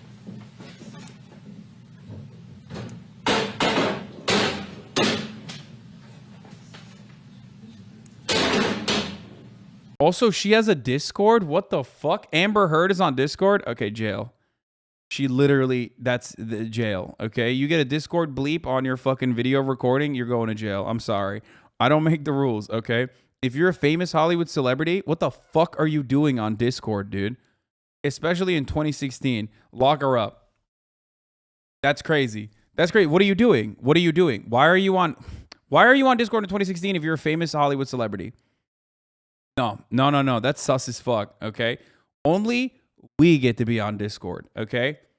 Sorry, I don't make the rules. Just kidding. I literally make the rules. That is a rule I just made. If you are if you're in Hollywood, you should be nowhere near Discord, okay? That's crazy. That's crazy. Like, only people with like severe mental illness, like myself, get to go and peruse Discord, okay?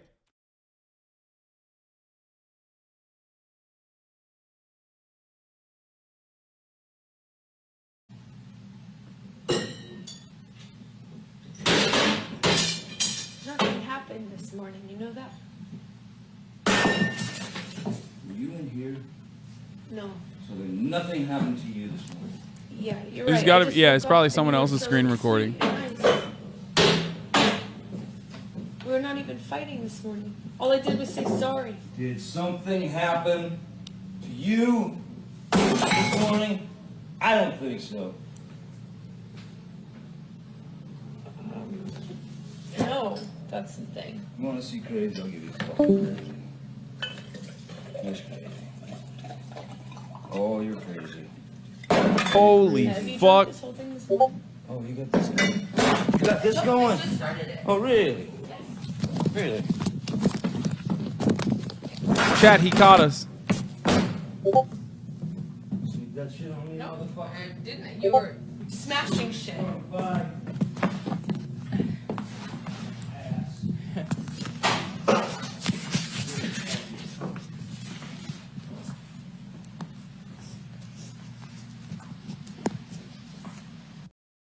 Dude, that was a healthy pour from Johnny boy, okay? On August 13th, 2016, Amber testified over the 7-hour deposition of Depp's abuse. Under questioning by his lawyer, she admits, I did sometimes use physical force to defend myself when I was being attacked, overpowered, or felt threatened. I did at times throw objects at Johnny.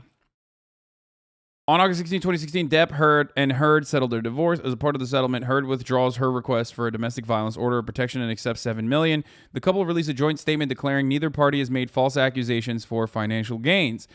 On January 14, 2017, Depp and Heard finalized the divorce and allegedly signed non-disparagement and non-disclosure agreements.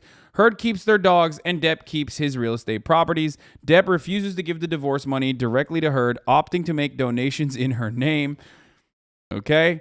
A year later, on April 28, 2018, British tabloid newspaper The Sun, and this is where we're getting to like the today news. Yeah, we're getting closer. Once again, the fucking Oibruvs are at it again, folks, okay? Just let me point this out one more time. Can we all at least collectively get together and decide that the British are at fault here in this circumstance as well? I think that's the one unifying factor in this story, is that the British, once again, specifically The Sun, which is the worst of the worst, okay? I mean, absolutely just... The Mirror, the Sun, these guys, I don't even understand how the fuck they are in operation until I realize that they're UK papers. Okay, so a year later, on April 28th, 2018, British tabloid newspaper The Sun publishes an article by Dan Wooten that refers to Depp as a wife beater. The publication of this article sets off a chain of events that will eventually lead to a widely publicized trial. And here is Dan Wooten saying, how can J.K. Rowling be genuinely happy to cast wife beater Depp in film? How can you do it, J.K. Rowling? June 1st, 2018, Depp and his attorney Adam Waldman file a libel suit against News Group Newspapers, which publishes The Sun. Waldman, who previously represented Russian oligarchs and worked on behalf of Putin, advises Depp there is injustice being done to his reputation. Okay. This is like, yeah, that's weird. It doesn't seem like this person is Doesn't seem like this person is being unbiased in this circumstance, I think. What the fuck? In Turkey, they're also talking about this issue on Twitter right now. In a country where inflation is 121%, everyone is living the American dream through a relationship. Yeah. On June 21st, 2018, Depp is profiled by Rolling Stone in an article titled The Trouble with Johnny Depp, discussing the squandered $600 million fortune, suing former managers for mismanaging his money, firing his agents, overspending, and experiencing depression from his financial woes. On October 2nd, 2018, Depp is profiled by British GQ for their November 18th issue and addresses the abuse allegations against him. I can feel people look at me differently because of the accusations. Ultimately, the truth will come out in all of this. I know the truth, I do. That's what Johnny Depp said. All right, very good, very nice. Okay, anything else on this thread? All right, that's it. He didn't refuse after she talked about the agreement to the press that she's giving the money to charity, which was supposed to be a private one. Then Depp gave the money straight to charity.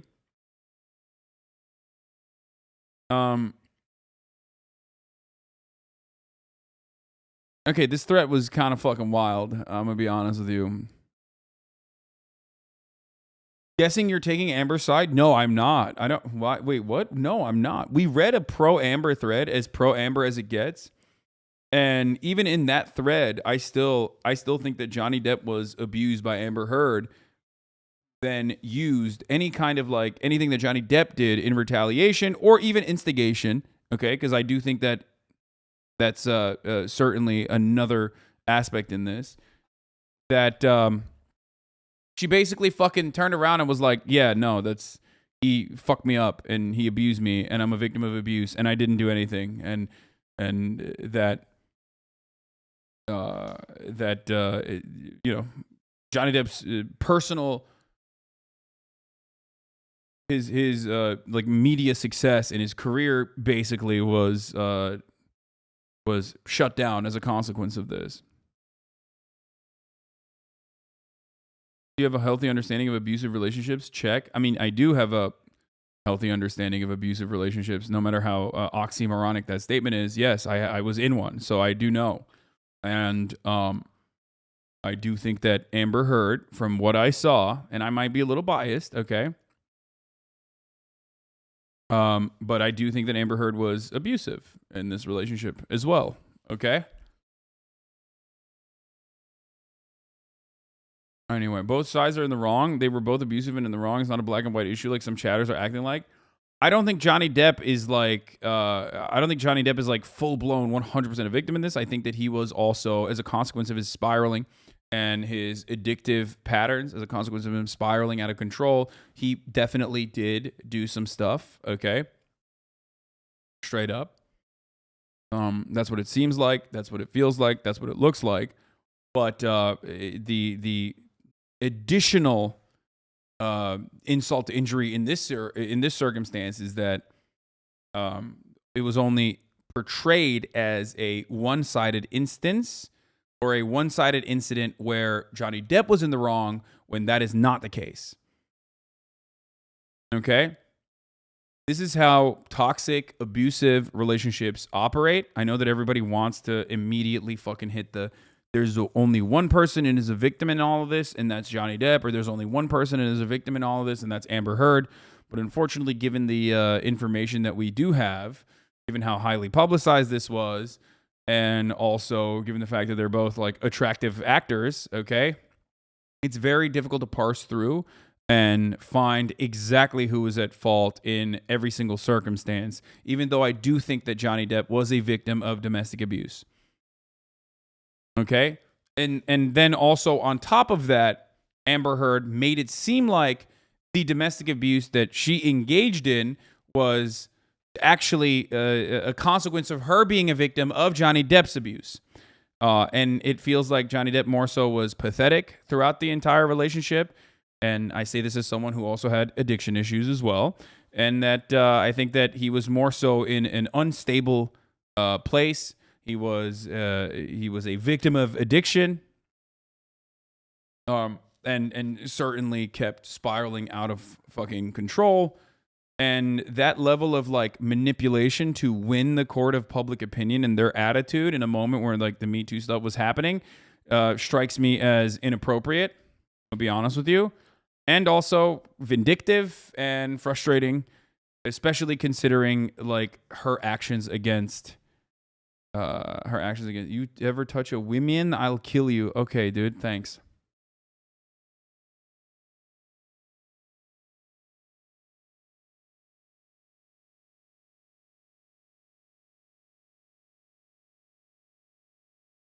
I find that he might have been at his wit's end in the end. Narcissistic abuse like she obviously has makes you a bit crazy and puts you in survival mode. So you mean to tell me that she uses degraded mental state as a platform to abuse him further and make herself look better in the public eye? I do think that that's a little bit of what happened, yes. The thing that makes me side with Johnny is that all but one of his exes came forth to say that he has never been abusive with them, and the notion of him violent is outrageous. I don't deny that maybe he was abusive, and there seems to be evidence that that was the case, but if he never was with this way before, you have to wonder why. I think that I think that his prior relationship said that he was not violent, but I do think that I think that Johnny Depp is 100% an aggressive drunk.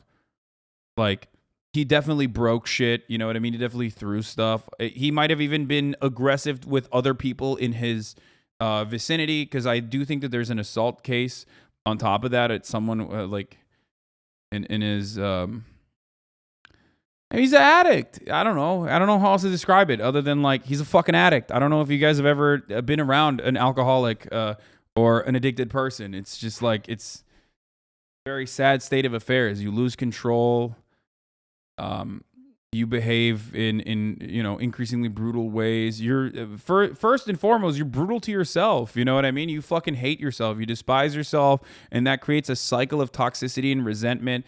And you are impossible to fucking be around. I know I've struggled with addiction issues in the past. I know what it's like.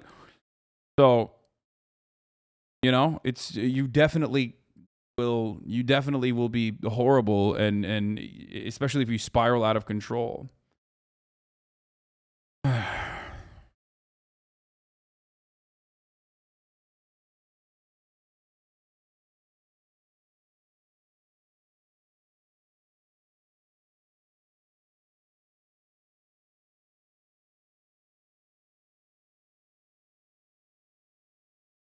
Anyway, here's something to lighten the mood. I don't think you watched it yet, but I might be wrong. 420 meetup? No, I don't want to watch that. So it's true. Genuine compliments here are illogical to terminally online. What?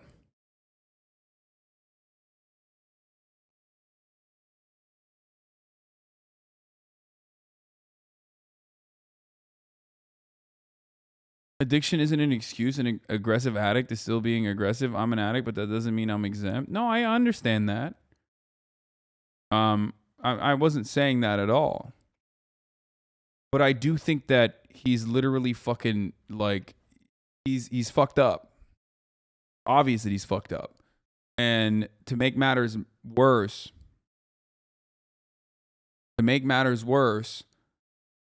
wait, what does it say? Hasan, touch women, right? That gray name chatter was crazy. Not only do I not, but I've been made fun of by a particular community for saying in an instance where I was abused, I took it and I did not fight back because I know how fucking big I am and I know what that would look like if I did do anything, even to defend myself. And that for a long time, people made fun of me for that. That was a real thing that happened. People would make fun of me for saying like the best thing to do in that situation is just eat it. Yeah. Anyway, it doesn't matter, and I don't want you fucking parasocial freaks to go and like look into it further, okay? Stop. It doesn't matter. It's in the past. I have forgiven them. I don't care, okay? So don't be fucking weird.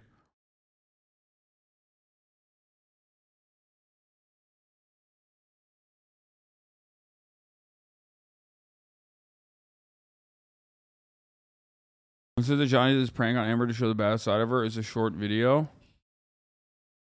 What?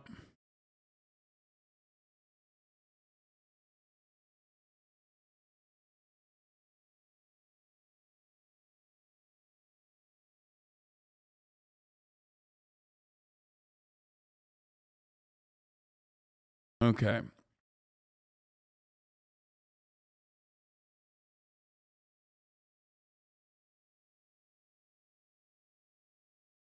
%10 of chat proceeds to be fucking weird. I mean, that's not gonna. Yeah, they're not gonna ever stop being fucking weird. They just can't hold themselves back.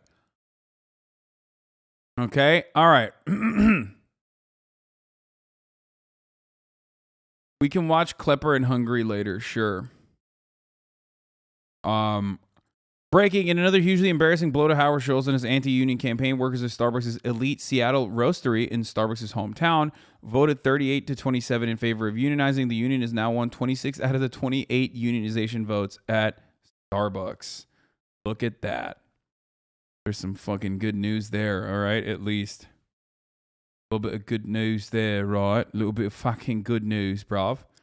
For Starbucks, a roastery is a proud flagship store for the union, and to win the vote at the flagship store in Starbucks' hometown, that's a big symbolic and substantive win for the union and a big symbolic and substantive humbling loss for Starbucks and its union-busting lawyers. Okay.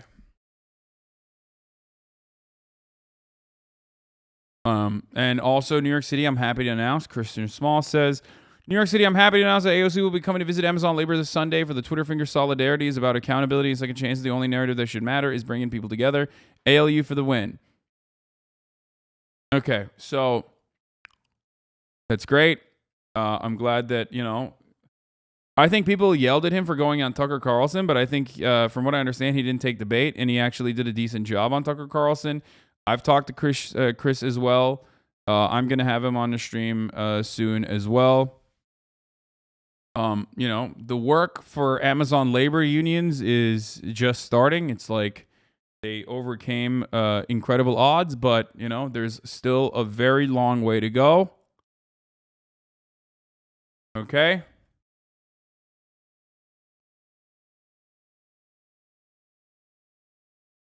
That's good. Celebrity Botox thing I'm skipping. Oh, this is awesome. Happy birthday to Lenin. Can't make the shit up. Shit like this is so funny because Russian patriotism, no matter how fascist or reactionary, cannot extricate itself from Lenin, who goes against everything they stand for. It's the inverse of how left patriotism for the USA can't extricate itself from our slave-owning founders. Like, assuming that Lenin would be in support of this kind of activity when he has literally fucking written many things that is diametrically opposed to imperialism being the final state of capitalism, for example, and the actions that Russia is engaging in Ukraine being imperialist. Rather odd to push Z in front of Lenin like this.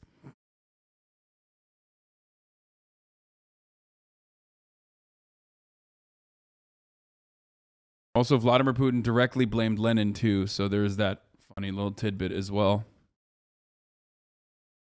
For the existence of Ukraine as a nation state.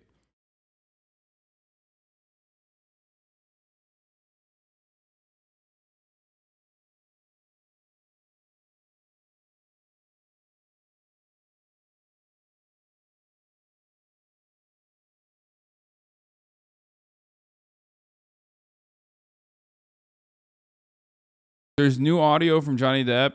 It's extremely hard to listen to. No, it's all about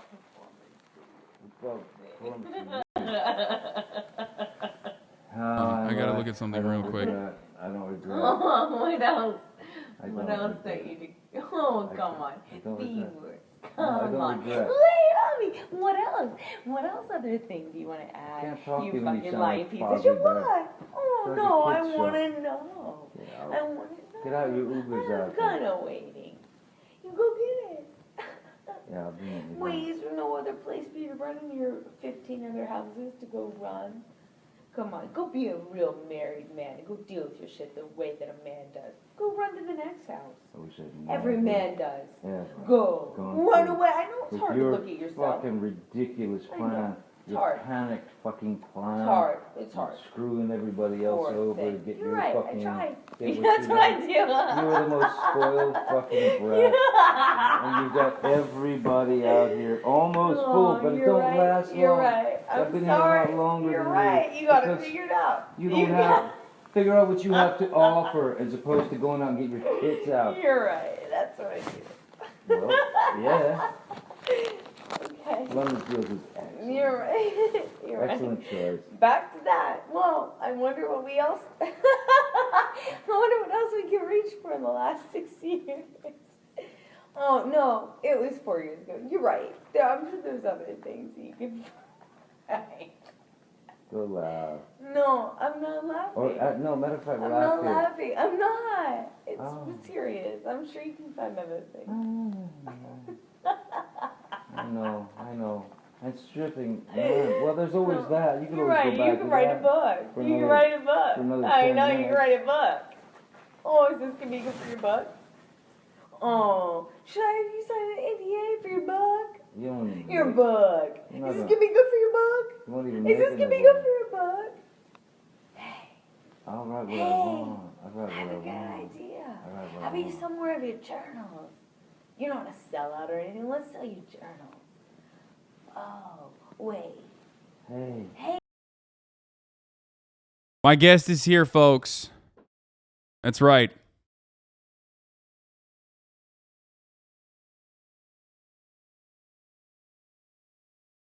My brother's dog.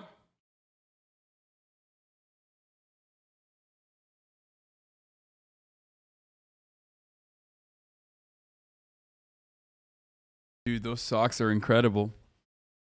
Okay, you sit right in front. Right here? Here, yeah, you can sit right there. Then I'll fix the camera and stuff. All right. Let's do it. Here, you got to come a little bit. Closer? A little bit. No. Wait, hold on. I don't know why it's not like. My God. Boom.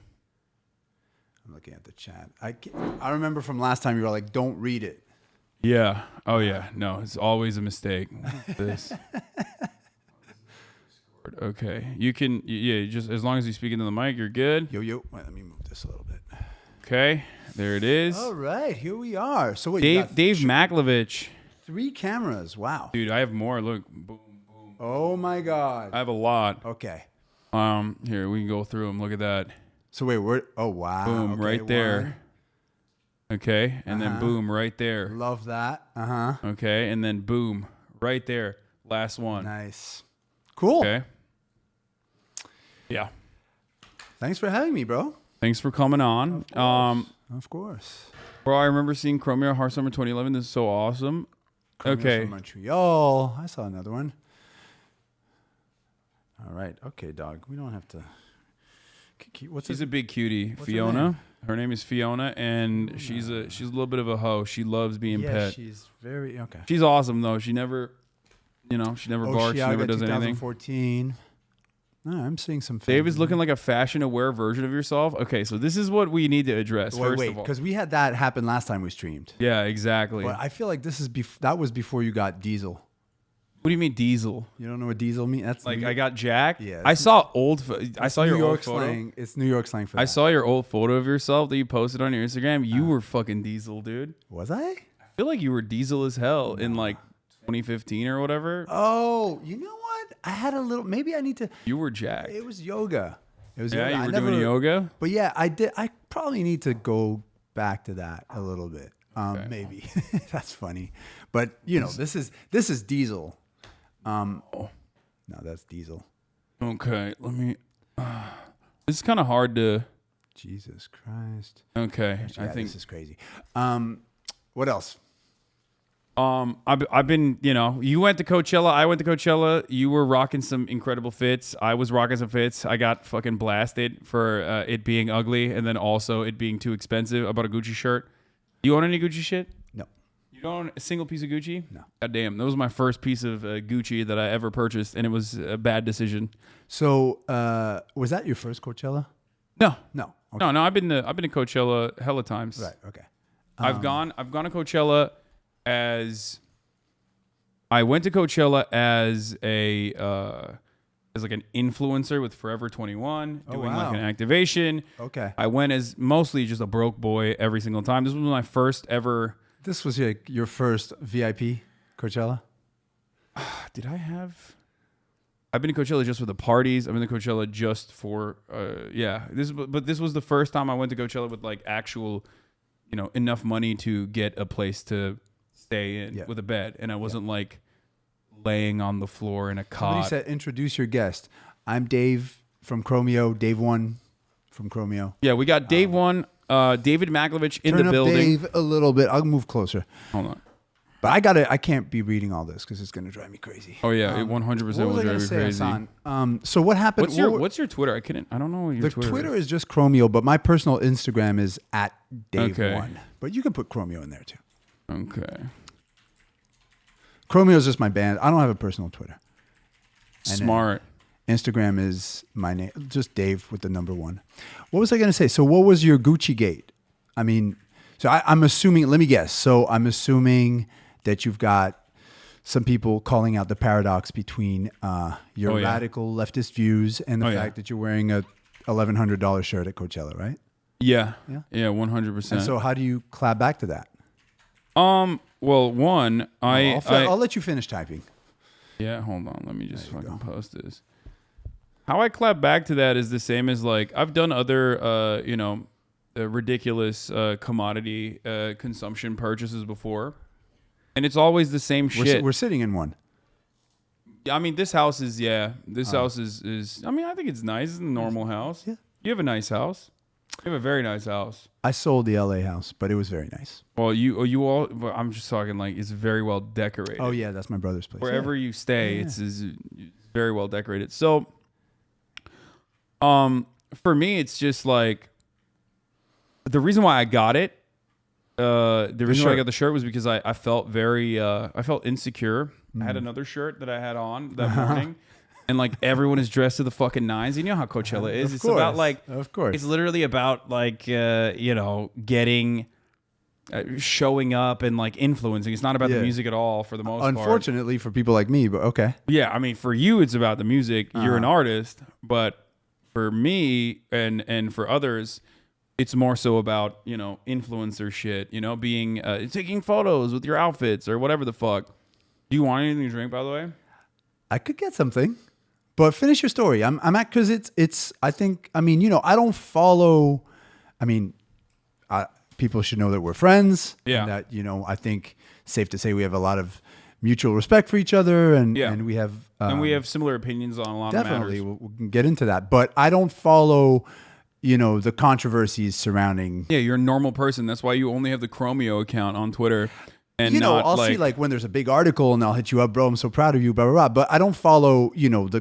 The attempted takedowns or whatever, all that stuff. So, but I'm assuming, some people call out what they see as a paradox. So I wanted to see kind of how you reacted to that. Well, first of all, somebody goes, wait, he's 43 years old. Do I think that it's like a stupid purchase? 100%. But I should be allowed to make stupid purchases. I'm also not anti fucking buying things that would even for a brief moment make you feel good. You know what I mean? If you like, I like fashion. I think that's totally fine. I've talked about how like commodity consumption is a good way to dull the masses, and it's a necessity for control. And I think that it's like the one redeeming, well, not redeeming, but like one aspect of neoliberalism that I think even socialists need to understand and even utilize. This is something I talked about a lot. I'm a hedonist, like I openly admit it. So in that sense, like I don't think that it's like outside of the scope, and that I should be allowed to fucking make stupid purchases from time to time. You know what I mean? So you answer with kind of like a healthy dose of self-awareness. Yeah, no, 100%. I'm not gonna be like, oh, it's an absolute necessity to the socialist movement that I purchase a shirt. No, of course not. It's dumb as fuck. Like. Right. But you make dumb purchases all the time, chatters, and no one holds you accountable for your actions because it's just not something you would ever do. That's precisely why. What do you call it? Most people would never do this to other celebrities that they appreciate and enjoy. One of the things that like actually made me really upset was there was someone who was like, Hasan is a bad person. Like literally, they said like Hasan. A lot of people were saying that, but they were literally saying like, there's another YouTuber who also has long hair, and they were basically saying that his face? Mark.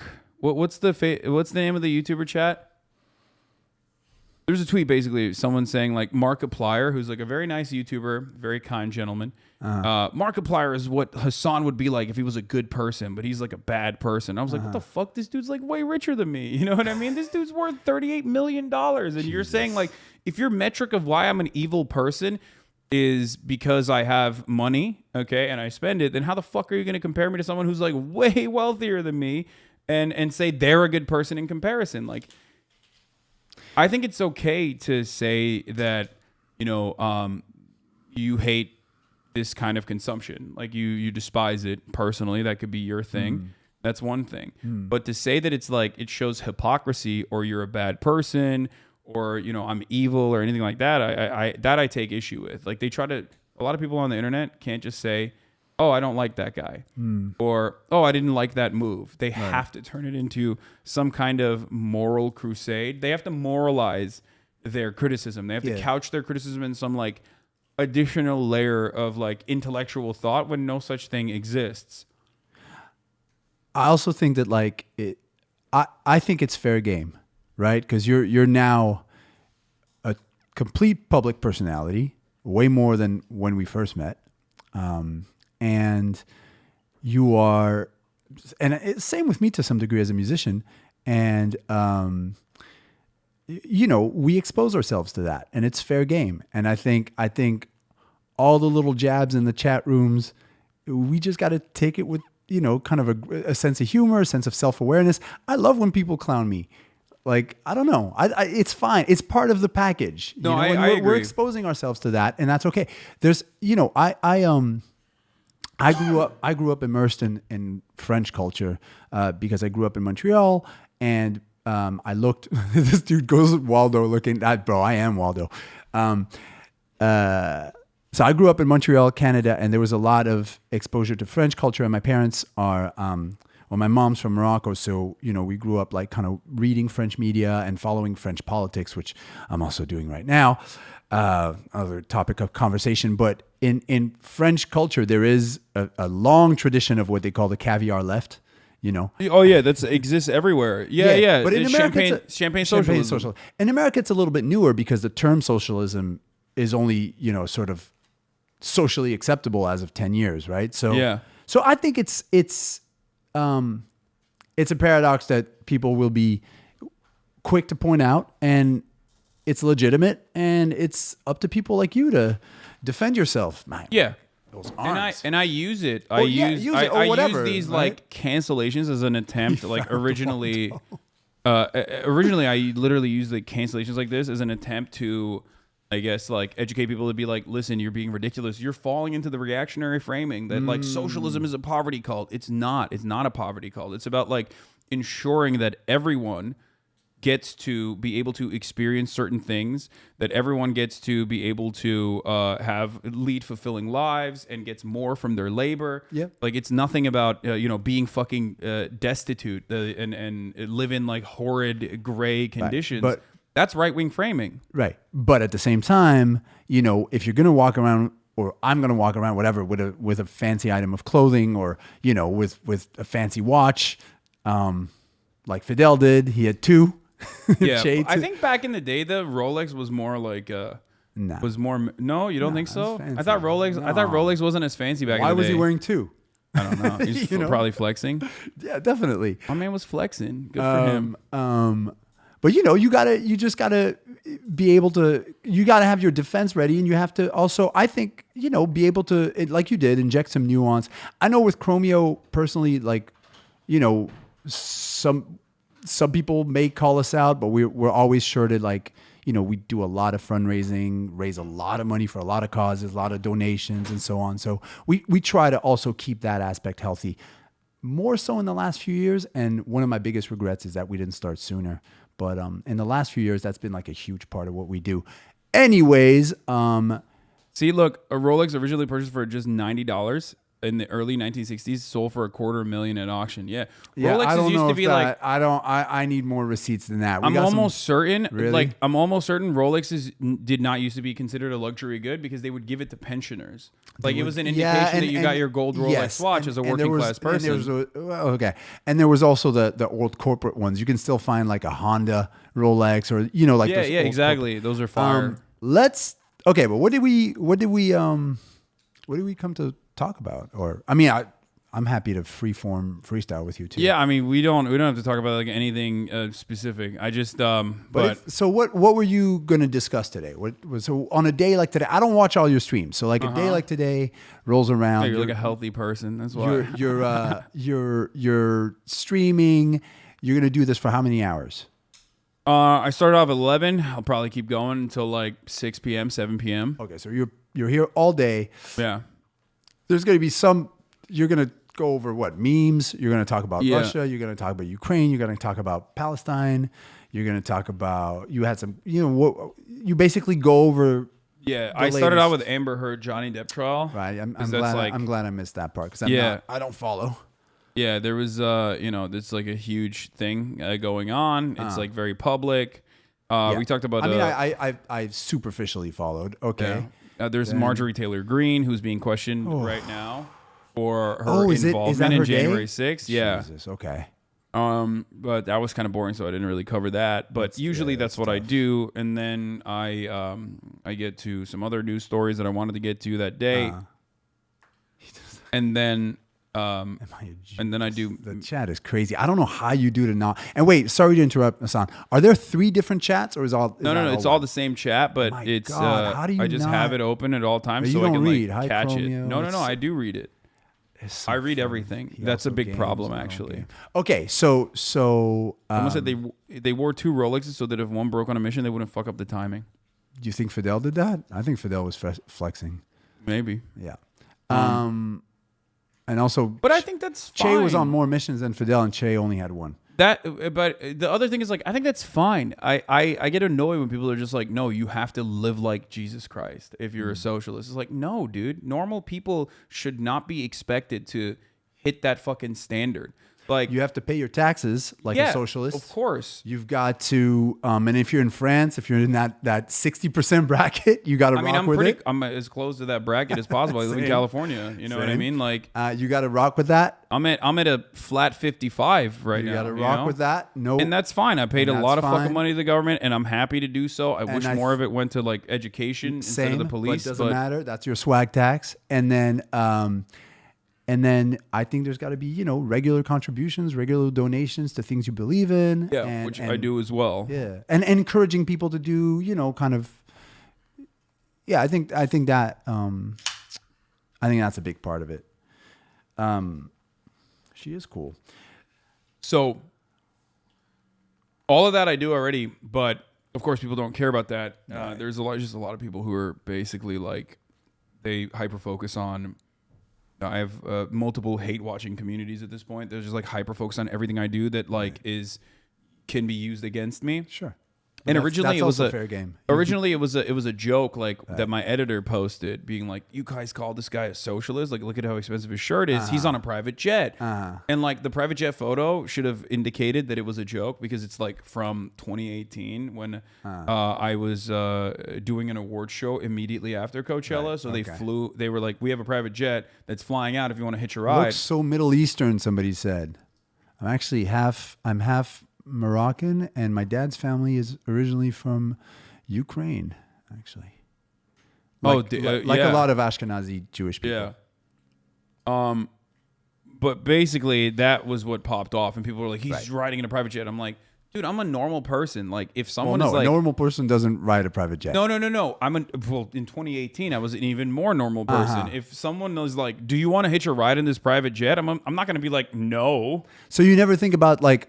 I hate that word, but you never think about the optics. The optics. In 2018, fuck no. And even now, if someone was like, "Hey, there's a private jet that is like taking off this airport," you want to hitch a ride? You want to hitch a ride? You're gonna say no to that? You're gonna be like, "Sorry, no, I'm a."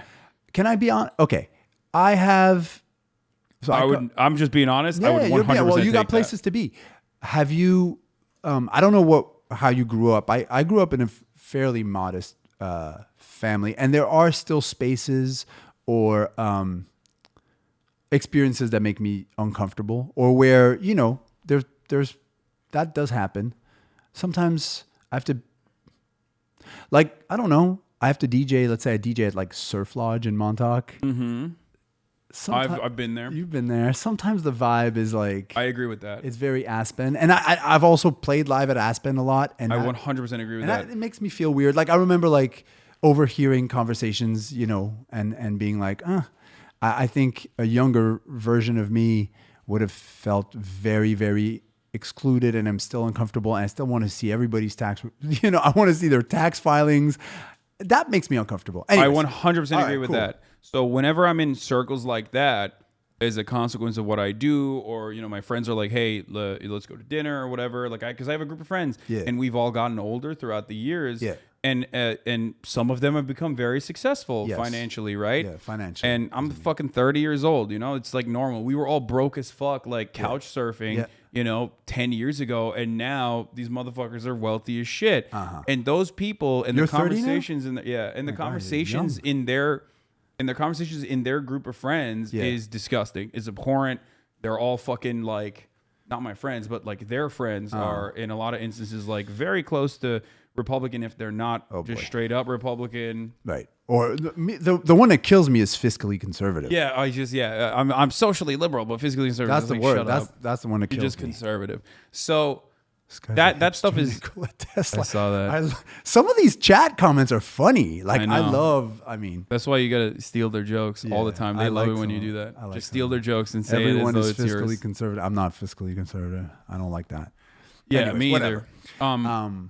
So I do see what you're saying in that front, but like I said, if I like having an opportunity to be on a private jet, like I'm gonna take it. It's like super easy method of transportation. I've only been on one once. See, honestly, there you go. So you went on a fucking private jet too. One time for a gig. Cancel him. Okay, cancel me. There's a story. We were gonna miss our gig, and we were like, gotta go to work, gotta try to make this. But I don't know. I've never fucking chartered a private jet. You know what I mean? Like I would not do that. I don't think. I'll put it to you like this. There's a lot more substantial things that I would base my judgment of someone on than whether or not I see him on a PJ. Yeah. So, but it was also a joke regardless, because it was like from 2018. It wasn't like I flew in and my hair is like so different too in the photo, but people didn't care. They were just like, fuck you. I also want to call out something. There's something I read that I actually like. Somebody said, I'm fiscally conservative with my little money. And that actually touches me in a weird way, because I remember when I was like an academic, I had a $17,000 a year stipend, and that's what I was living on. And you can bet that I was fiscally conservative. I didn't want to pay any tax. So like, there's also something, again, this self-awareness, there's something very bourgeois about us. And we have to admit it about us being like, I'm not fiscally conservative. Tax me 65%. That means that you have enough to live on your 45 comfortably. Yeah, no, for 35. Sorry, my math was wrong. No, I agree 100%. Okay. But that's why, I mean, the tax system is fucked regardless. Like you're as a percentage of your like end of the year earnings, the percentage that you're paying as a working class person is incredibly high in comparison to like Correct. fucking Elon Musk. Correct. We should talk about, who pays nothing. Be my guest. And bro. is awful. And when that motherfucker is like fiscally conservative, I'm like, fuck you, Correct. you piece of shit. You're Especially because right. his entire empire is built on subsidies that he has gotten from the government. There's not a single fucking business that Elon Musk has operated since PayPal that doesn't heavily rely on the government subsidizing it. And we should appreciate what he does, right? Normally, like theoretically speaking, renewable energy guy, right? And I want government subsidies to help out renewable energy rather than the 85% of subsidies going to fossil fuel industry. Yes, right? yes. I should like to that. all that. I should like that. However, in theory, but when Elon Musk is such a fucking piece of shit, so awful, so relentlessly awful, and like talking about how like taxes are bad or whatever. I'm like, motherfucker, they funded your business and still continue to do so. Yeah. It's just very, very, very frustrating. Yeah. Yeah. I mean, there's the entitlement, the hyper capitalist impunity. There's the trolley discourse that's so corny. It's hard. It's very hard. Yeah. So go ahead. You want and to then unload. the workplace abuses and all that stuff that comes out. It's hard. Yeah. Yeah. I have trouble. Go ahead. What else you want to say about Elon Musk? I feel like he's the. What? Go on. Good. No, go on. Unload. Say what you want to say. No, Everything Elon Musk businesses do is possible without Elon Musk. Of course. He's a CEO. CEOs are not necessary for value. CEOs don't add value. Labor adds value. Without labor, there is no value. Without the CEO, you can totally still have value. The persona bothers me a lot. Yeah. The narcissism and the persona. And He's the inventor. He's the Tony But Stark. he didn't even invent. Like Exactly. I heard this thing about Tesla where like it wasn't even. I mean, I don't know. It was a company already. It was an EV company that he fucking bought into that he like literally forcibly kicked off the actual founders from. Yeah. And then now he acts like he invented Tesla. Like he invented it. He invented the cars. If you ask his fucking simps, they literally act like he invented the Tesla when he did not. What does your audience think of him? Oh, they hate him. Okay, right. Yeah. No, I rip into Elon Musk all the time. I do not think he's a good person. I think he's a very bad person. I think he's the perfect manifestation of like everything that is wrong with capitalism. With late stage capitalists. Like the way that he operates, the way that he presents himself, the way that there's so much admiration associated with him. The megaphone he has. The political discursive legitimacy he has. Yeah. And also, perhaps worst of all, like, and you kind of see a part of this with like the NFT craze. There is this weird thing about like being financially associated with a person, with a brand that adds into like the parasocial relationship that you have, where like people have also bought into Tesla, so they value Tesla's success, and they want Tesla to continue being successful. So it like doubles down. So it might be the early infatuation with Elon Musk and the brand that he's created for himself that gets you into like loving Tesla as a brand. But then you buy into it further. Right. So now you're also financially vested in its success. And a lot of people that write about Teslas and EVs are exactly like that, which is a big problem. So they continue this cycle of like positive PR for Elon Musk no matter what happens. I'm no longer a PhD candidate and lecturer for chat. I heard, so it's chat and not the chat. It's just, you just go chat. Say chat, yeah. No article. Okay, gotcha. Well, chat, I am no longer a PhD candidate and lecturer, but I was. Okay. Well, yeah, that's a good spiel. I mean, I'm more, maybe because I was studying literature or whatever, and my dad is a linguist. My dad is a Chomskyan linguist, segue. But I'm very sensitive to like discourse, social discourse, and the ramifications that has in a culture at a given point in time. And I think that his... Elon's discursive style bothers me, but you know, that's maybe for another thing. Yeah. I just don't like, I don't know. I just don't like everything he represents. Yeah. I despise everything he represents. So a lot of fanboys became millionaires from the stock. So there's buy-in. That's what I was saying. Exactly. So other than Elon Musk, we got Noam Chomsky. Did you read the article in Current Affairs? What do you think about that? I was reading other ones. Because Dave here is pro NATO, and I am not. No, I didn't want to say that. I was trolling you by text. It's not true. Oh, you were? Yes. Oh, okay. Yeah. I thought. Well, no, you are Ukrainian though. We were going to talk about Russia, Ukraine. If you want. I'm not. My background's Ukraine. You know, most Ashkenazi Jewish people. So I'm half Moroccan, half. My mom is from Morocco. She's a Moroccan immigrant. And very much identifies as an Arab Jew, and we could talk about Palestine too. I would love to, but on my father's side, we're Ashkenazi Jews, and the vast majority of Ashkenazi Jews who live here in North America are from a region called the Pale of Settlement, and that little region encompassed Ukraine. When my great-great-grandfather immigrated and ended up in, I think Ellis Island or something. He didn't even know where he was from, but it was Ukraine. So yeah. But I don't want to say I'm pro NATO. And I actually think what's crazy is that, you know, everybody's got a different silo and a different echo chamber. And in my echo chamber, the points that Chomsky makes are kind of just like, it feels like common sense. I don't even know why he got into trouble. Like, please give me insight on what. Well, the reason why he got what he said about what's controversial about saying don't send missiles and avoid nuclear warfare. Avoid nuclear holocaust. Don't send missiles. Yes. And if Where's the controversy? And if the primary concern is like the livelihood and lives of Ukrainians, you have to immediately find some kind of half-assed diplomatic. We know it's going to be half-assed, but some kind of diplomatic end to this. That's what he says. Where's the controversy? The controversy is that I think Americans have this attitude, especially in the West, like Westerners have this attitude that they've been conditioned by years and years of manufactured consent to have like a you're with us or you're against us kind of attitude, a black and white attitude, a good and evil attitude when it comes to analyzing any kind of foreign politics, any kind of international relations. And in the post 9/11 universe that we live in, this was an instance for so many people. Fight to the last man. I saw that. Yeah, this was an instance for so many people to just be like, okay, this is it. We are finally not like the main villain of the story. And as a matter of fact, we're the good guys in this story against Russia, who are the bad guys. And there's no other reason for why this is happening other than like Russia's bloodthirsty ways, and all Russians are bad. So can I interject something, Hasan? Go ahead. Because what you're saying is interesting, and it's probably symptomatic of like the, say, echo chamber or the silo that you're in.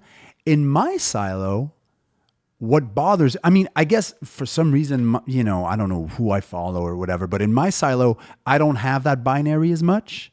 And in my silo, what bothers me, and I want to address that because it's something that I have a lot of trouble with, is that on the one hand, you'll have a discourse that's critical of NATO, like yours.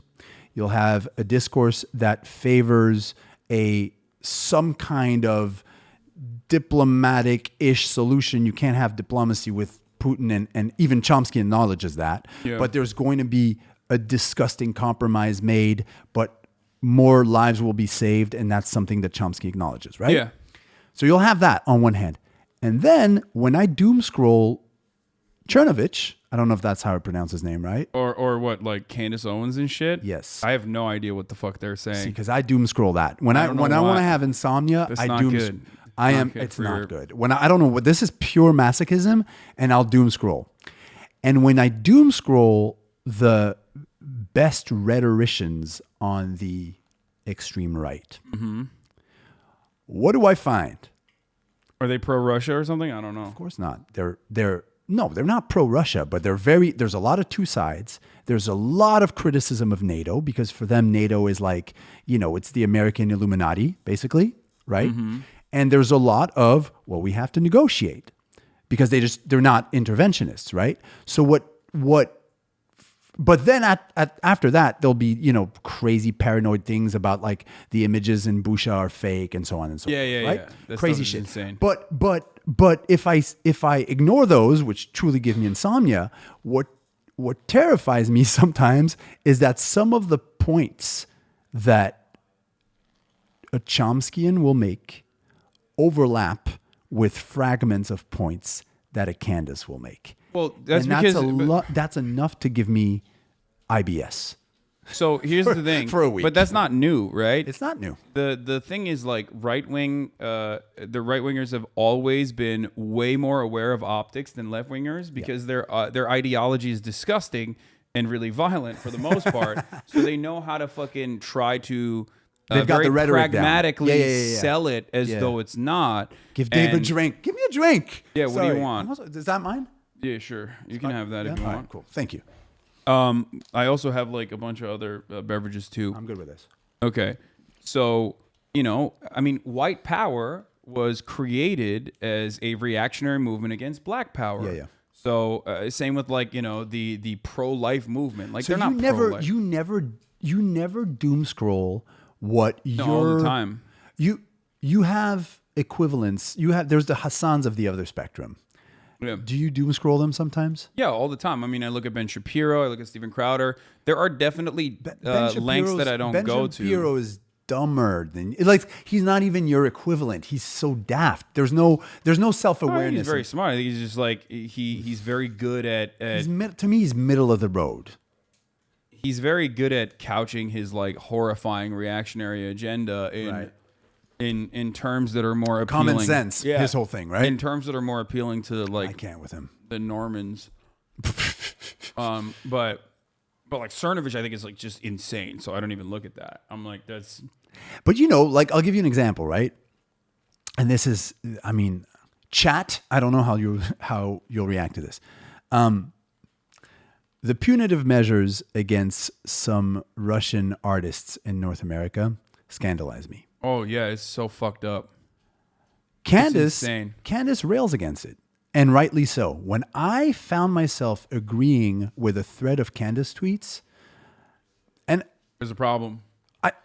It's not the overlap is there. We agree. I mean, on that point, on that little ideological nugget, we agree with her. You know what the issue is there?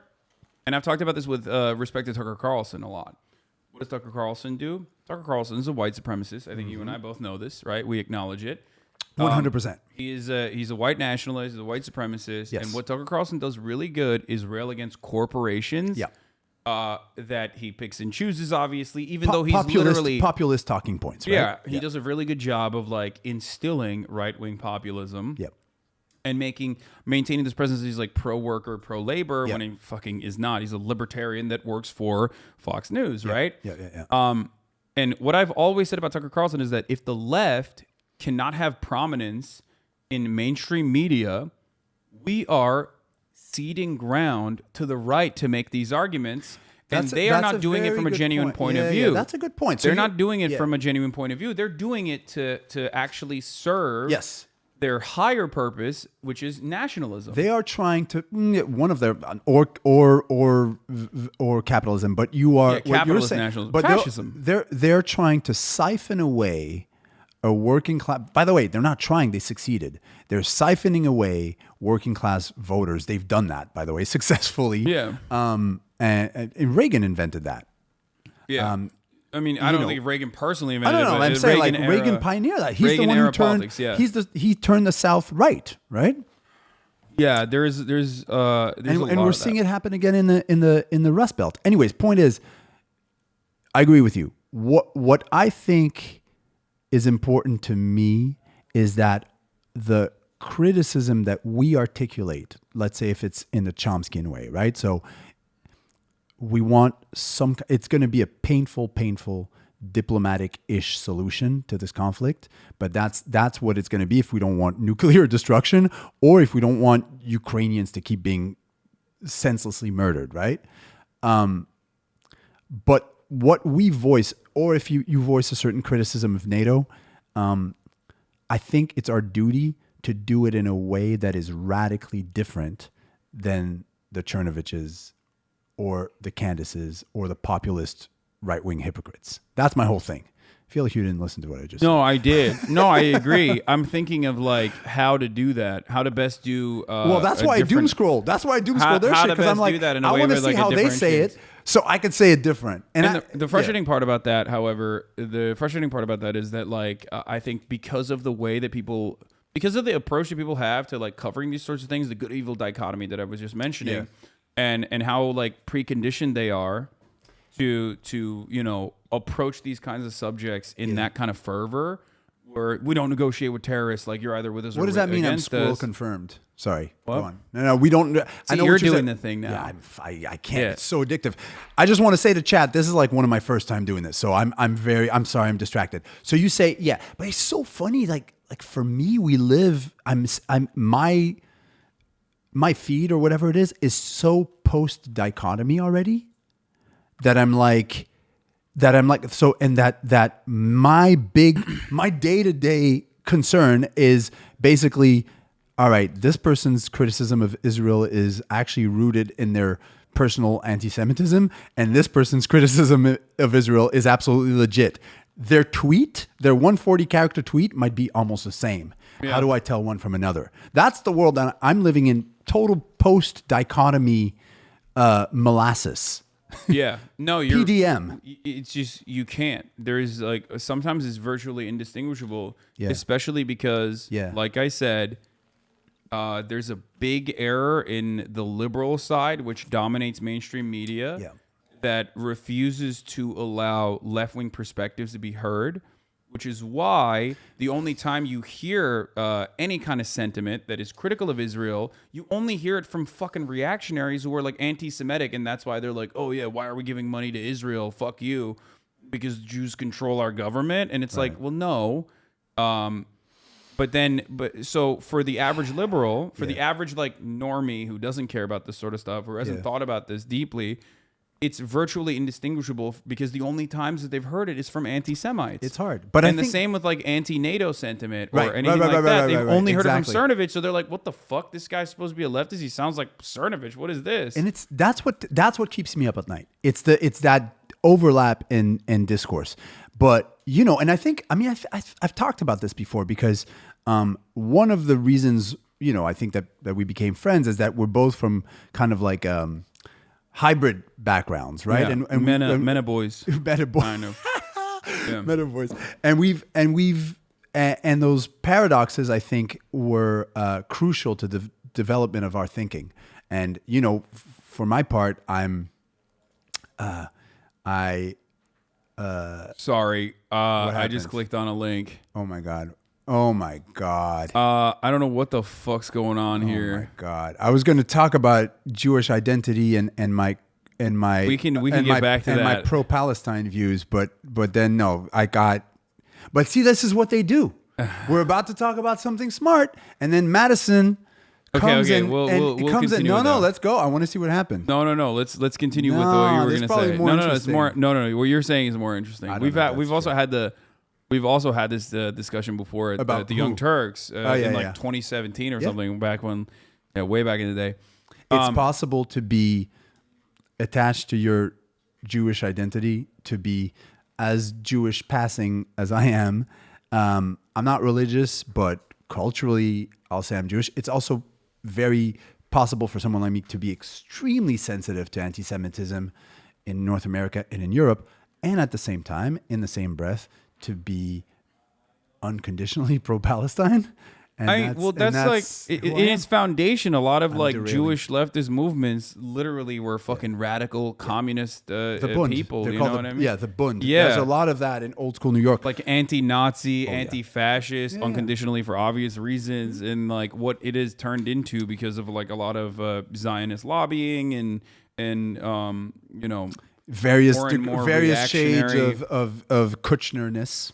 Yeah, there's a lot of reactionary groups that were able to take over the entirety of the discourse and present it as one way. And Bundism, somebody was like, okay, they know what that means.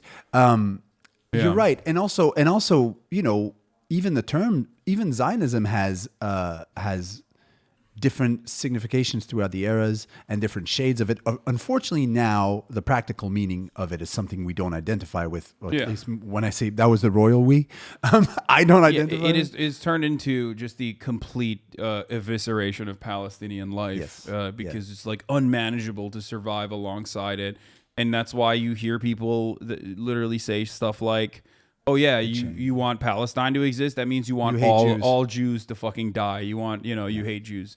Yeah, it's very difficult to have that conversation. Yeah, Dave, do I listen to T Grizzly? I do. Yeah. In France, the media tries to put Muslim against Jews everywhere. Everywhere they do that. Yeah. But it's like for someone, it's if your identity is hybrid like that, right? Like if you're, my mom.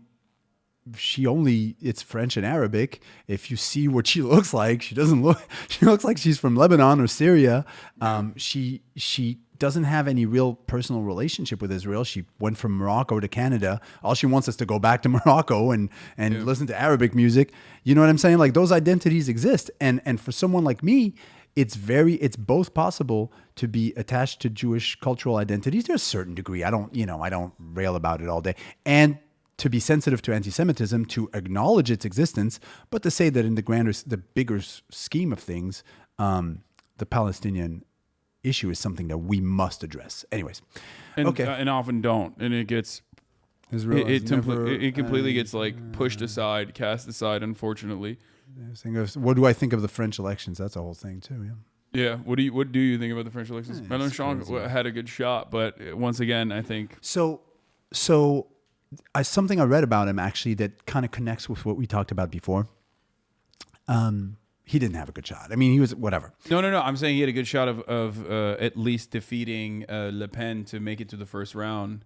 I mean, he was very close. He was like within 400,000 votes or something, which is nothing, especially when you think about the coalition of other like supposedly leftist social democratic groups that basically ran against him as spoilers to ensure that it was a Le Pen versus Macron But see, for instance, this is. I mean, I'll give you another example. Like, I hope I'm not butchering his name, but Jeremy Corbyn.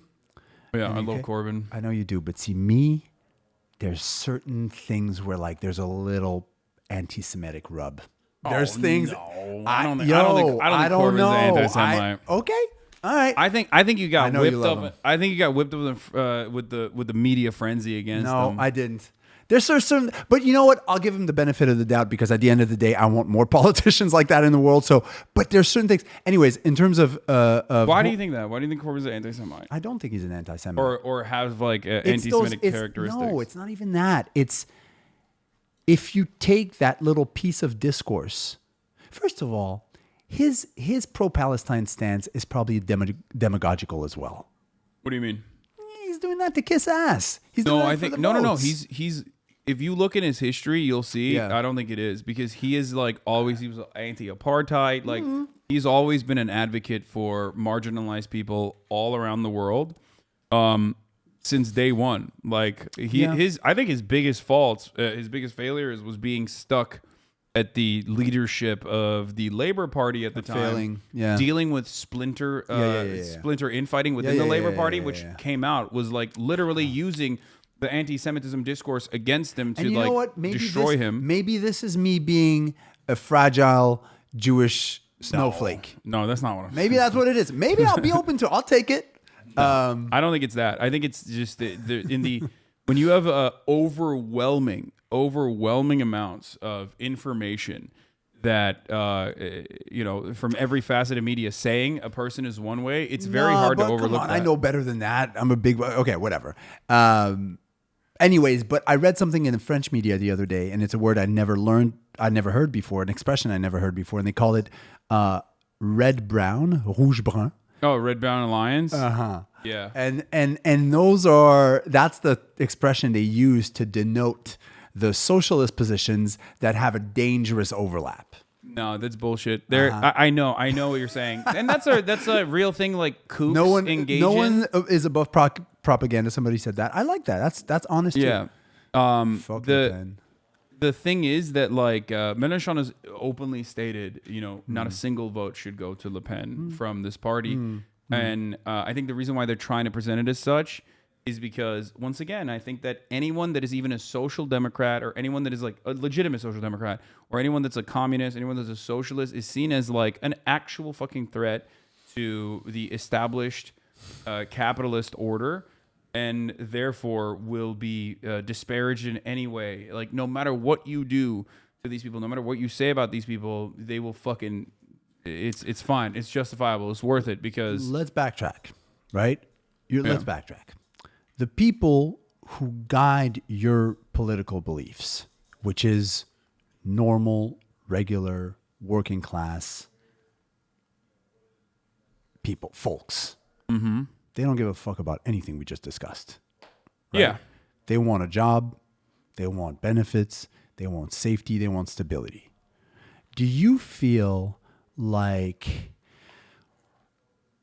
the ideological discourse on the left, and sometimes the culture wars that go with it, is alienating these people and is forcing them to be like, you know what?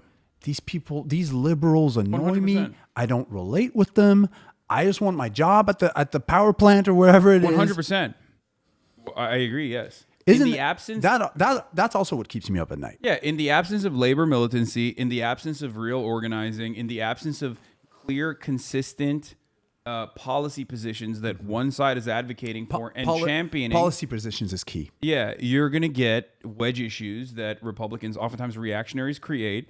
They love them. To focus their fucking POV, to focus everyone's POV elsewhere. Yep. They're creating battles where no such battle should ever exist. Abortion is a great example of this. Obviously, there's like a super fucking vocal minority of Republican voters that are active voters and in the base that care about abortion. But outside of that, like 30% of Republican voters, which is a fraction, right? Abortion is pretty much a clear-cut, open and shut, super precedent in the Supreme Court. 75% of Americans have consistently polled over and over again and have supported Roe v. Wade as the law of the land. And yet, for some reason, we're still having anti-abortion bills being passed through Republican legislatures in states. And it's same with like LGBT issues. Somebody asked if I listen to Chef Khaled. Yes, my mom loves that shit. Anyways, go on. I'm sorry. I'm getting distracted by chat. But the reason why we have those wedge issues and the reason why we constantly have ourselves constantly on the left and liberals as well, constantly fucking defending against certain actions that Republicans are taking is because Republicans should be on the back foot. Republicans should be actually reacting to progress. Except that but if we're not going to push for progress, or they're creating these false controversies to distract us from the fact that either YB is better ratio, or that they're trying to siphon working class votes away from YB is better. Yes, YB is better. That's funny. Okay, here I'll show you. Here is one of my favorite writers, Alex Perrine. Yep. Here it is. I need to come here more often, man. This is fun. He says, a lot of what people call polarization is just Republican polls and conservative media making their audience hate things they used to like or be neutral on. Yeah. This seems important. There's an ongoing collapse in pro-institution sentiment among Republicans who disapprove of colleges, big corporations, tech firms, media, entertainment, and unions. Basically, everything is bad except church because they hate, like, Republicans in the 90s used to be like pro-big corporations, like advocate for corporations It was the big money party, of course. Yeah, but now they're like, oh, big corporations are bad too, actually. Fuck corporations because they're woke and gay, you know? So now you have people getting mad at that. I mean, and we've both witnessed freedom of speech becoming a right-wing talking point, right? Yeah, which is insane when you think about it, because they are the most censorious. I know. Well, but yes and no. You're an artist. You're an artist. You know this better than anyone else. Like, they love the number 80% of books that are censored in the United States of America are censored by right-wing groups because they are books that are considered to be too radical, whether it be socialist or whether it be like, you know, talking about LGBT issues. And yet, when you ask the Norman, the average fucking common citizen, who's more censorious, they will immediately say the left, of course. Big corporation. Yeah. Big corporations are the left. Yeah, and it's fucking clever on their part to, on the one hand, want to ban, you know, social justice books, and on the other hand, to say that they advocate free speech in the face of big CRT, because CRT is damaging. So that's why that kind of censorship is appropriate and justifiable. And so to go back to what we were discussing at the very beginning, what keeps me up at night is those paradoxes. Like the binary, to me, we're way past the binary. We're in this world of like absurd paradox. Yeah. All right. I mean, they're projecting. You have to agree. No, I think so. I think they're just like they're very good. This is one of the best guests Hasan has ever had. Thank you. I'll be back. I like doing this. When I come, why don't I come whenever I'm in LA? I can come hang out with you. Yeah, for sure. Because actually, this discussion makes me feel better. Because you know we're all siloed in echo chambers, and my echo chamber drives me crazy, especially when I start doom scrolling right wing discourse to see if, God forbid, there's something in there that actually resonates with a talking point I have. Like, oh no, you can't match yourself. You can't match yourself against like charlatans who routinely fucking use anything and everything to propagandize their deeply nefarious and reactionary worldview. That's not something I do at all. I'm gonna repeat grounded. that. That's gonna be my mantra. Yeah, that's just, I'm grounded within dialectical materialism. I believe what I believe in because I apply materialism. Dialectical materialism. Yeah, but that's from the 1800s, bro. No, I mean it doesn't. I mean I know. It's like there's an application for it still, though. It's not like. I'm not saying I'm like, following Marxist thought as though it's a dogma. Don't you think that the problem with the prominent cultural leftists in America right now is that they're too dogmatic 100%. and not aware enough of the paradoxes we're talking about. No, I think that there's an issue with dogmatic thought in every kind of ideology. Yes, for sure. But only one kind of ideology matters to us because it's ours. So yeah. let's you know. So no, there is definitely that for sure. I mean, but I think that the left overall is so feckless and ineffective in the grand scheme of things that like I don't even think about people being like, oh, you're not following the theoretical applications of Marxist-Leninist thought. Like I'm like, okay, fuck off. Like you're fuck off. I'm wearing a Gucci shirt. Let me go to Coachella. Well, that's not even. I'm chasing after a 7-foot girl right now. 7-foot girl.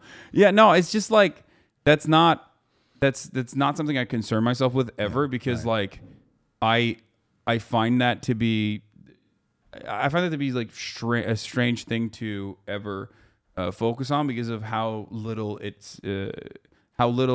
meaning there is there. It's just they have nothing. There are no like real Maoist third worldists in America that are making an impact in policy. They're functionally non-existent, right? Yeah, of course. Whereas white supremacy and white supremacists and right-wingers and reactionaries are in our the Supreme politics. Court. Yeah, exactly. All the way up there. All the way to the top. So I only focus my efforts on like, people that do matter and not just like fucking random weirdos. Man, there's so many dope questions. Go ahead, you can answer. No, it's fine. I got to go to the studio. But are you about to leave soon? Soon. This is fun. Somebody said I look like a version of you that doesn't work out. I do yoga, okay? But maybe we'll do a workout stream. I mean, what happened, dude? What do you mean? When I first met you, you weren't this jacked. No. What I happened? was in better shape when you first met me. I think what happened find you're is in worse shape now? I was in better shape. And then I got really fat over the course of COVID, and now I lost it. And so now I'm just like, I'm still bulked up. I have residual bulk from being But fat. so did you work out every day? Yeah. I see. All right. That yeah. But I used to work out every day back then, too. Always worked out every day. Yeah, you've always had that thing. Yeah, for sure. He ate all the cookies. That's true. I did eat a lot of cookies last night. What were the memes you wanted to look at today? I want to look at some memes before I dip. Before the memes, I wanted to show you the thing about the industry. I think that that's definitely something because I can't like. A little bit. Sure. So I hope chat will be. See how I say chat and not chat? No, it's good. You're doing a good job. I'm doing good. You're right? already You're killing doing it. Great. So this is Chloe Bailey. Wait. So I hope chat is interested in this because we're veering away from. No, it's still about capitalism though. It's got capitalism and how exploitative the music industry is. Let's go. So this is Chloe Bailey talking on this podcast or the show.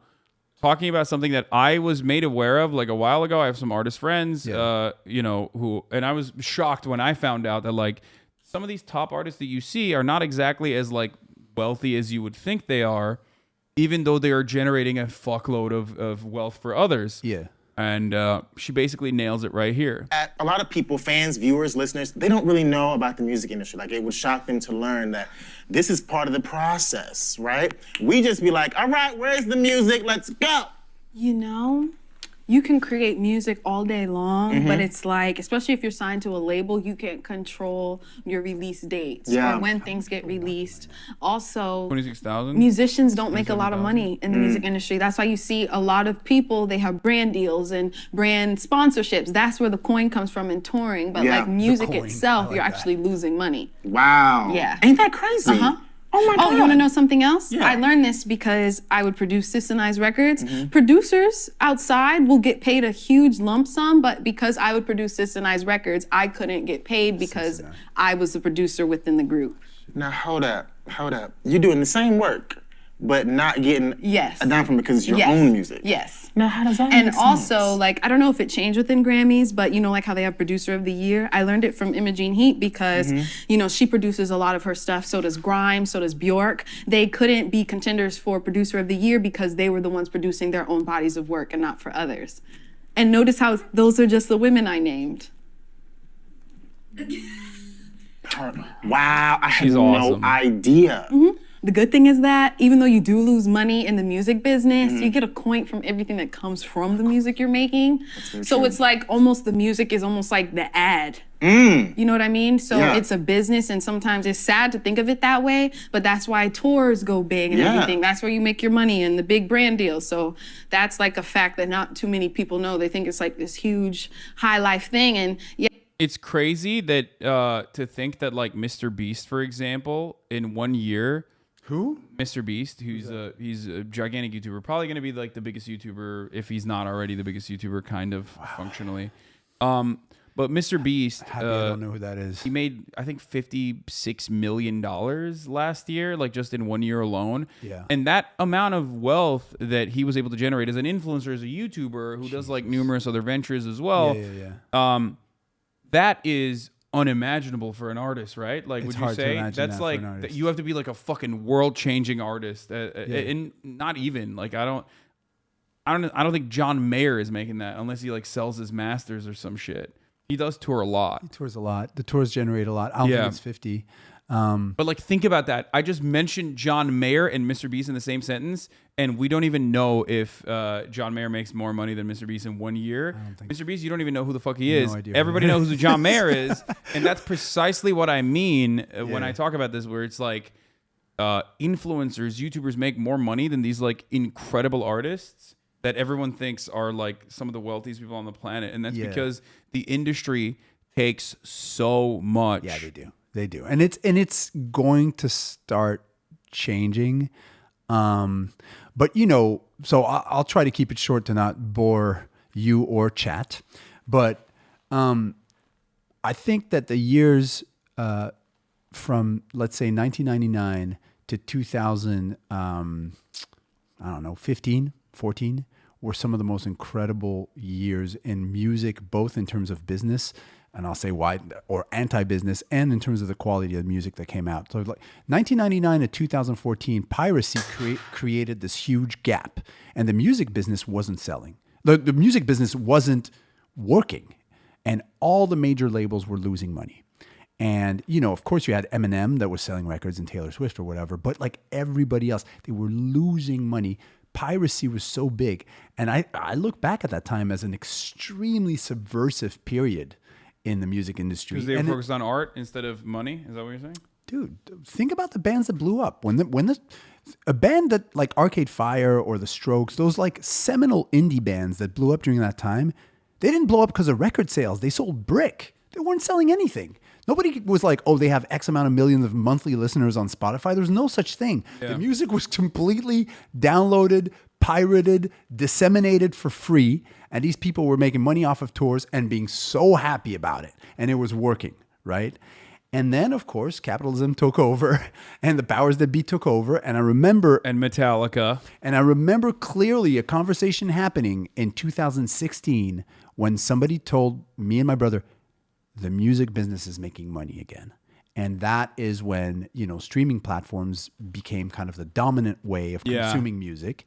And anybody that knows... But it doesn't even translate the dollars for artists, though. It just translates the dollars for big brands, big budgets, labels, corporations, labels. 0.007 dollars for one stream. That's insane. Yeah, that's insane. It's it's insane.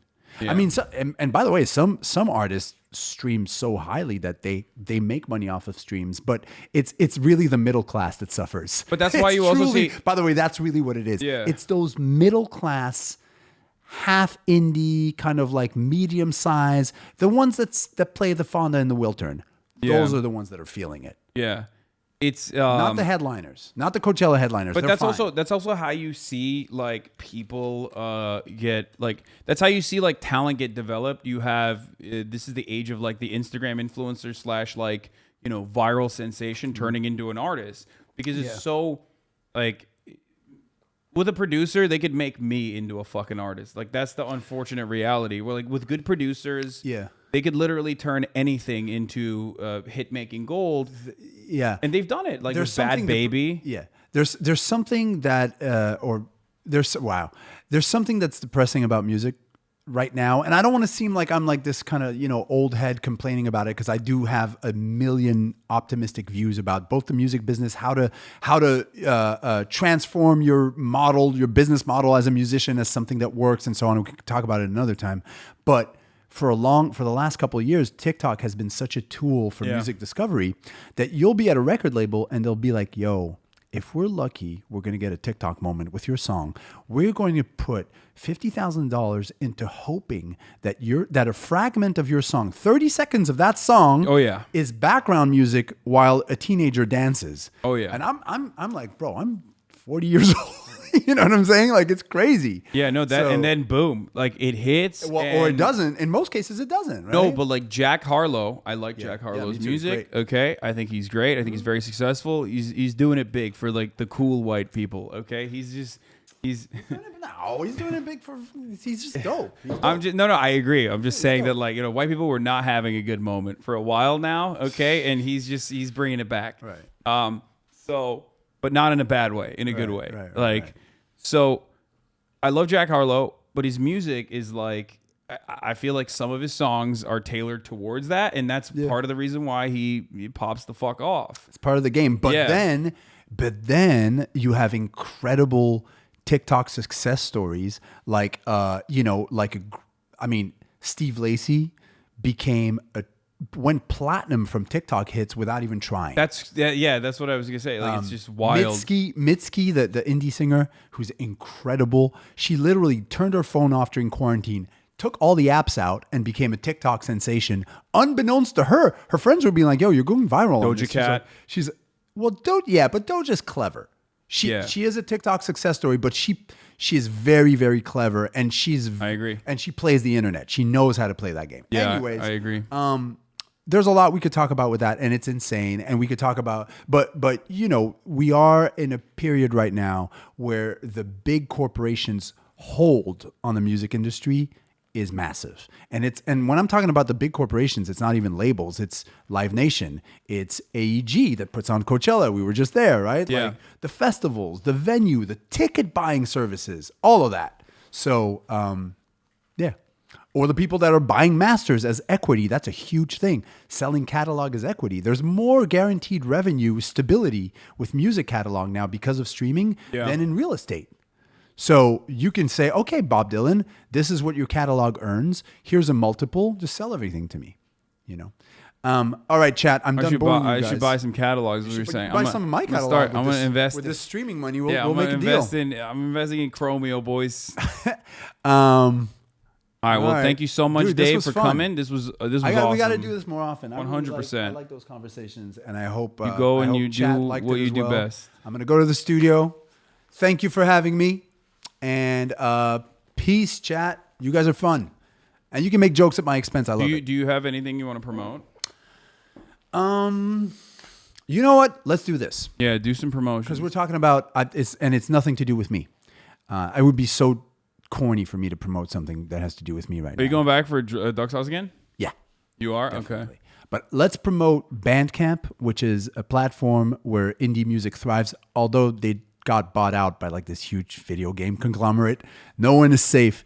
But if people out there want to support independent music and independent musicians from all over the world and really interesting editorial, Bandcamp, I think, is like a good place to start. Wait, Epic bought Bandcamp? Oh my God. Dude, they did. They did. No. They did. But that's what tells you, bro. Bandcamp was like the Ben and Jerry's of music. You know what I'm saying? Like the last bastion of ethical. And they got bought by Epic, but it's still legit. It could be good though. They could put like a lot of independent artists in like properties, like in Fortnite and whatnot, and other Epic properties. So that could be really good. Yeah, we'll see. But that's one thing. Peace. All right. Bye-bye. I'll call my Uber. Thanks for having me. And do people know this is a socks off house? Shoes off house? Yeah, they know because I yell that. at my friend Austin who comes over and he never takes his shoes off. I'm like, bro, take your fucking shoes off. Respect. Hasan, this was so fun. Yeah. It's awesome. All right. Thanks for coming on, man. All right, guys. That was David Macklovitch, aka Dave1 of Chromeo. Wonderful friend of the show, brilliant artist. He's multifaceted. Yeah, I'm just. He's still in here. He can hear what I'm saying. But yeah, once again, we always have dope convos. We're gonna get into Madison Cawthorn wearing women's lingerie in a public setting. I don't know what the fuck that was about in a brief moment. But before I do that, I gotta go pee. Okay. Dave, someone said you're the coolest 40-year-old around. Yeah. Wait, how old are you? You're 43? Yeah, they said you're the coolest 40-year-old. I didn't even know he was 43. Dude, you look younger than me. So what does that say about me? All right. All right, peace, dude.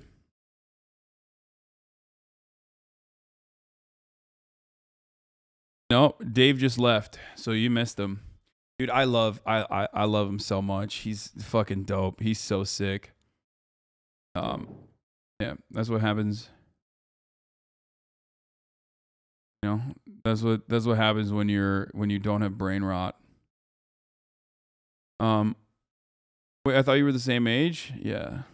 Cawthorn's just having a party. Let him have fun. No, I don't have a problem with that. He looks kind of hot too. I just mean like I'm 25 and that guy looks way better than me, lol. Yeah. A lot of people don't know this, but yeah, the brothers Macklovitch are fucking based as hell and dope. They're awesome. A-Track and Dave as well, both of them. They're sick. People don't know that because they're like, oh, what the fuck?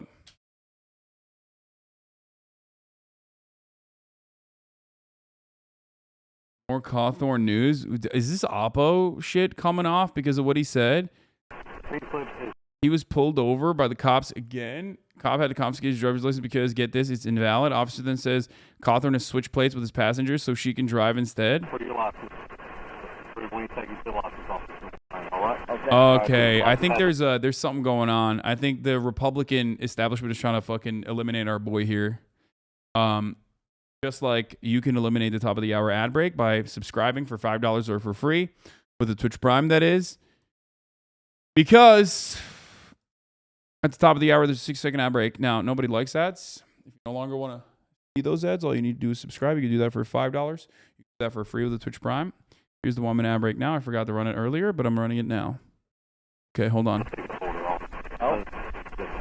So your court date is at the top is May 6th here in Shelby. It will be mandatory because on your license. All right. Do you have any questions?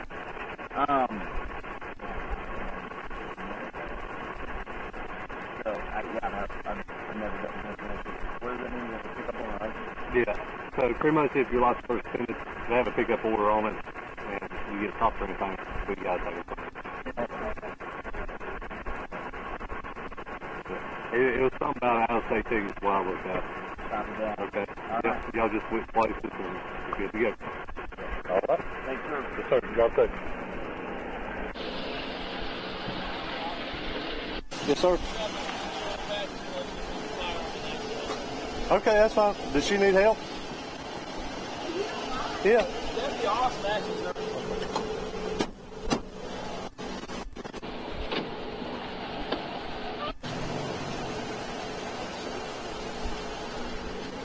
You say there's a phone where? Normally 100, I'm not sure where it's at.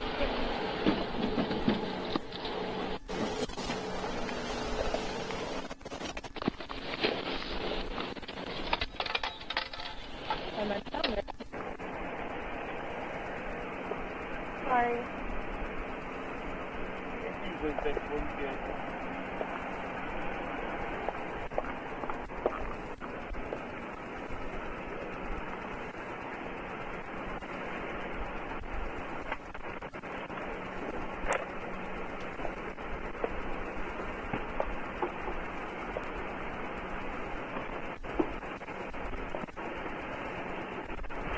Get him on stream ASAP or else you might not have the chance. What do you think? They're going to kill him? What the fuck? Wait, do I even move it because you can't go outside? I shouldn't be able to make it.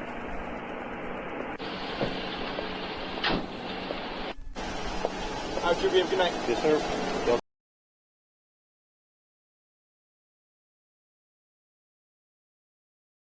I guess the left thinks goofy vacation photos taken during a game on cruise taken way before I ran for Congress is somehow going to hurt me. They're running out of things to throw at me. Share your most embarrassing vacay pics in the replies. So what's up? Like, first of all, I don't have an issue with Madison Cawthorn wearing women's clothes at all. I think it's fucking funny. I mean, he's a baddie. He's a bit of a baddie. I don't know why he thinks this is the left though. That's like trying to rat fuck him. You know what I mean?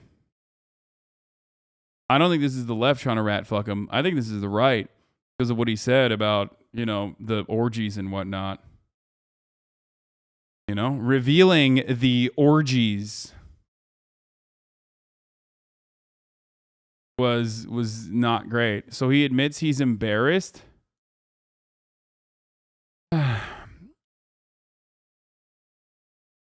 Occupy Democrats want him to resign over this? Wait, what? Breaking. Photos leak exposing MAGA rep Madison Cawthorn partying while dressed in skimpy lingerie and hoop earrings while drinking with women. Cawthorn previously claimed that he refused to attend Republican cocaine orgies. Retweet if you think that he must resign. Wait, what? What is happening right now? Is this like a fucking paradigm shift or some shit? What the fuck? Like, yeah, we're fucking we're homophobic. We're anti-cross-dressing. Fuck you.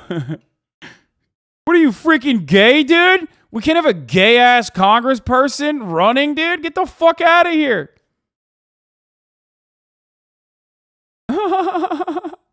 Occupy Democrats is awesome. They're the funniest. Psh. Even worse, someone who's a woman? Ew.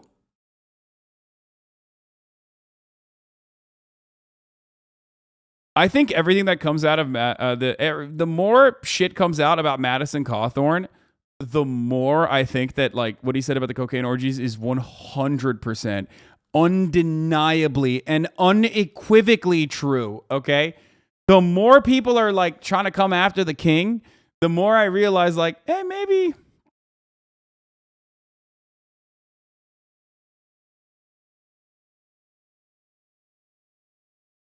The more things that mysteriously leak about Madison Cawthorn, the more I believe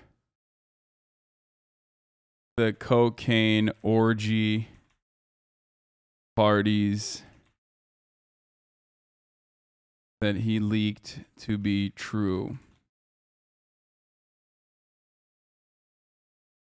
The more things that mysteriously leak about Madison Cawthorn, the more I believe the cocaine orgy parties.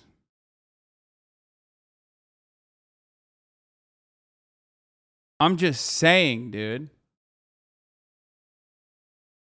Hasan, I'm going to tweet this because chat was yepping. People Haas. Okay, shut up. But also true.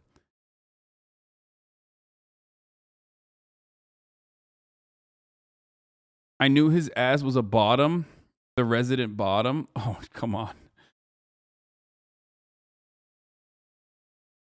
Why is it called women's lingerie when there's no men's lingerie? Yeah, I don't know what the fuck's up with that. That is weird.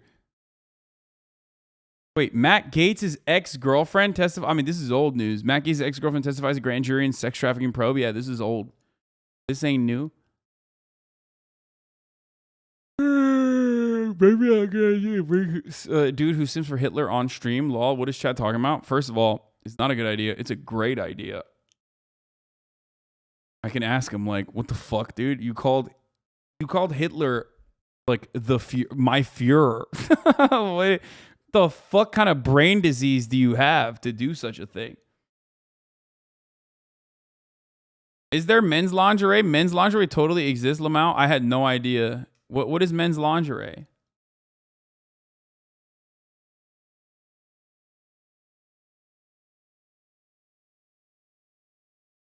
To make sure men don't wear it, hence add women to the word lingerie. Pretty silly.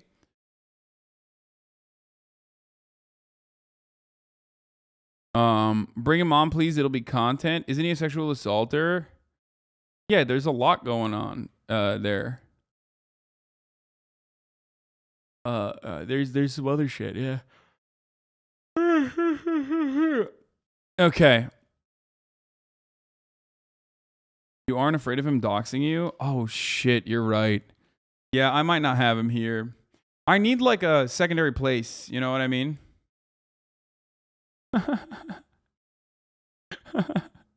Transgender Marks has become one of my favorite fucking accounts. Retweet to expose him. What are they doing, dude? Like, what are they doing? What is Occupy Democrats doing, dude? I did like the tweet, yeah. Oh, Jesus Christ. Yeah, exposed.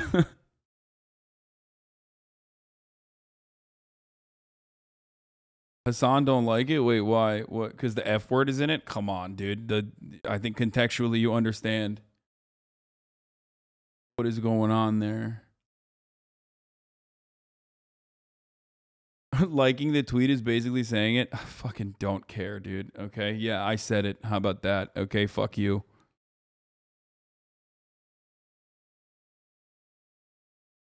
Like Gate 2, Occupied Dems want to say the F word so bad. NSFW, if you look it up on stream, but there are brands with like extra face that make men's lingerie. Go expose your lingerie photos. Oh no! Stop! The embattled Twitch streamer has outraged internet colleagues with accusations of orgies and drug use. Photos obtained by Hoscord? No! No!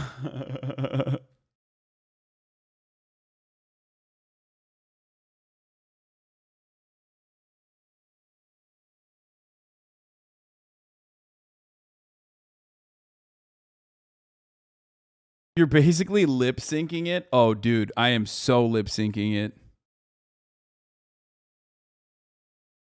Is this you?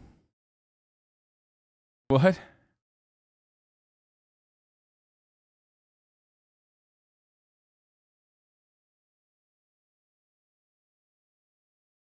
I kind of want to watch this. Chat be like, what are you going to do next? Like tweets with the N-word? First of all, I have. Like, I just don't retweet it. You know what I mean? Like, what the fuck? What kind of stupid, you know? I follow, you know, I have black comedian friends that tweet out jokes with the N-word in them. What the fuck? Like,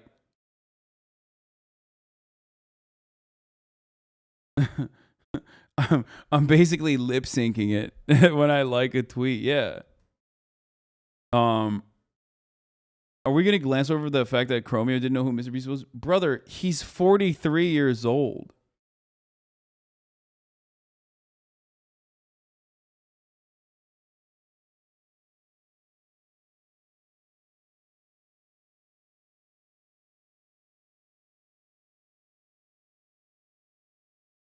I don't know if I can retweet a tweet with the N-word in it though. I don't know. I retweeted to amplify voices. I don't think I need to put retweet does not equal me saying the N-word, but maybe I'm wrong. Wait, no, I actually don't know. I have actually thought about this. It's not even a joke. I mean, it's kind of a joke, but I have thought about it where I'm like, if a black friend of mine has, what is this? If a black friend of mine has like made a joke, okay, and the joke features the N-word in it, I think liking it is fine, but I don't know if I'm allowed to retweet it or like quote tweet it. You know what I mean? Retweeting it is like lip syncing it. God, this stuff is so stupid. It's like such a stupid conversation to have. Oh my God. It really is. And anyone who would fucking turn around and be like, actually, it's a really incredibly important conversation to have. This is a part of discourse. Like, what the fuck? Is silly. I'm sorry. Is a silly bitch. You already got Radlibs angry when you said you like Daniel Caesar. I don't care. He was fucking awesome. No more Johnny Depp court case is 90 minutes long. You already went over all of it. I mean, I don't know. Is there like additional updates? I heard that this is pretty good. We found the root of all this. It's your friend Austin. What? Bro, come on, dude. Don't send me that. There's like I mean, he wears his pants, but like, what are you doing? Like, don't fucking send me a photo with just like the dick imprint. What's wrong with you? Retweeting, Afro Black Sicano says, retweeting the N-word is like doing 10 9/11s to black people shaking my head. What the fuck? Oh, Jesus.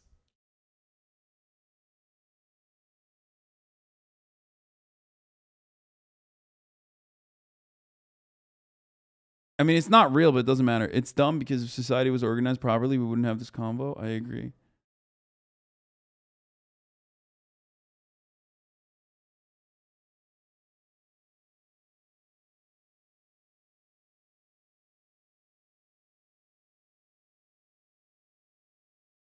I want the cocaine orgies to be real so bad. I mean, I know it's real. It's real to me, damn it. It's like, it's literally real. Doing dick print is like topping Austin in front of chat. Did I get to Titan Green testifying? No, we can watch it now. This was really good though. I wanted to watch that with Dave. All right, let's see. Speaker Pelosi is a traitor to the country, right? I'm not answering that question. It's speculation. Oh, pussy, what's up? Why not? You say it all the time, you fucking coward. What happened? Oh, God. This is what you guys wanted me to watch this whole day? You were like, watch Marjorie Taylor Greene. It's so good. It's so much content, pog. So it's just her being a fucking pussy the entire time. I don't know. I'm not going to answer that question. Like, yeah, okay, good. Ms. Greene, you've had your disagreements with Speaker Pelosi. Isn't that right? I'm not sure what you mean. You've had political disagreements with her. You don't agree with some of the things she's done in her career, right? Politically speaking, that would be correct. Right. You don't agree with a lot of things she's done, right? Politically speaking, that would be correct. In fact, What the fuck? The new shit of a guy who draws elaborate calligraphy seals like Muslims use for Muhammad for when they have to cover for people like Sarah Huckabee Sanders and Marjorie Taylor Greene who are too ugly to look at. Oh, that's terrible. Alex, you done did it again. You goofed. That's, you sexist.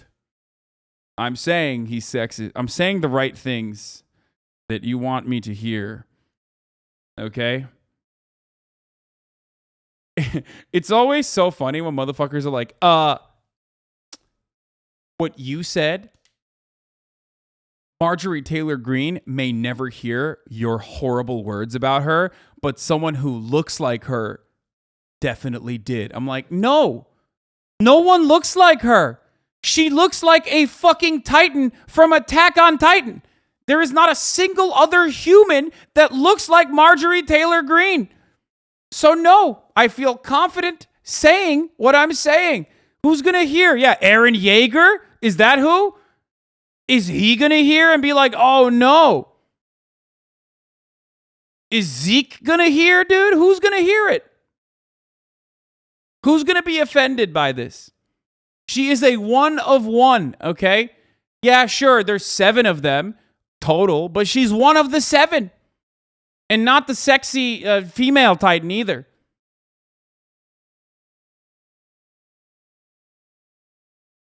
Or is there 9? I thought there was 7. Maybe it was 9. Fucking whatever. Shut up. Attack on Titan is Japanese imperialist apologia. Apologize for your misgivings. I don't care. It's fucking dope. Shut the fuck up. You stupid nerd. You're one of them? I mean, I am. I am one of them. I do look like Zeke a little bit. So, whatever.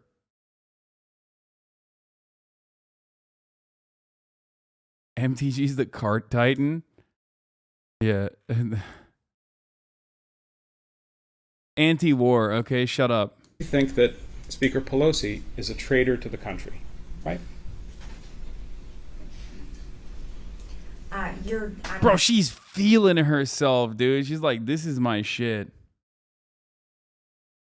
He's like, this is great. The libs are owning me. I'm looking like I'm in contention with the libs. Like, this is great. Answering that question, it's speculation. It's hypothetical. You've said that, haven't you, Ms. Green? That she's a traitor to the country.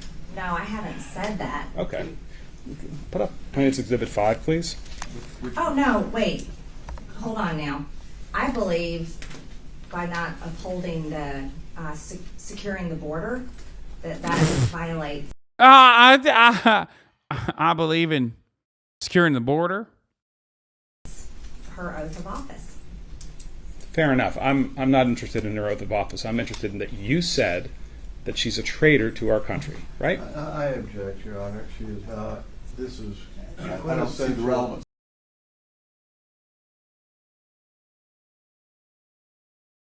God, she's so stupid. Awesome. This is probably a dub for her career. Oh, 100% this is a dub for her career. Are you crazy? She gets the fucking literally, I mean, first of all, there's no losing. If you're Marjorie Taylor Greene, there's no losing. You know what I mean? You never lose. You go, you look like a fucking dumbass, right?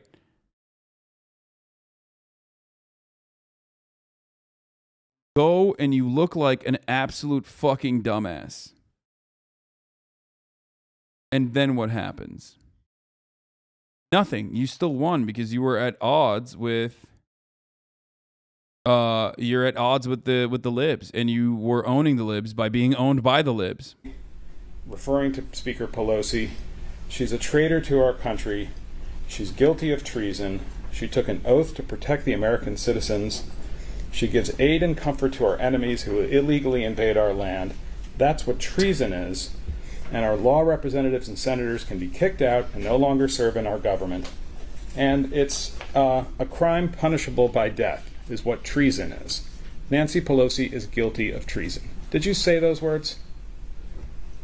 What a coward. Like, why doesn't she just back it up? Be like, yeah, I did. Just say you did. Who cares? It's free speech, baby. She's gonna celebrate her victory with a Kong full of peanut butter later. I said, this is what I was telling you, is she doesn't uphold our laws. It's really good, Michael. It keeps her busy. What the fuck? Like, especially when, you know, she gets nervous when... I don't understand. Like, what? You think it's okay? You want her to be nervous and scared? Is that what you want? Okay, you want her to pee the couch again? I don't. It's important. And it keeps her busy for hours because she can't get into the middle of it. Yes or no question, ma'am. Did you say those words? Without being instructed by him to say yes or no. I don't agree, Your Honor. This is cross-examination. She's entitled to an answer to my question, not a speech. Did you say these words that are quoted on the bottom of it? Did you say that? According to the CNN article, I did. I don't remember. Do you recall saying? I don't recall saying all of this, but I do recall having said this about I totally disagree with the border issues. Okay. And Ask and answer. Next question. Okay.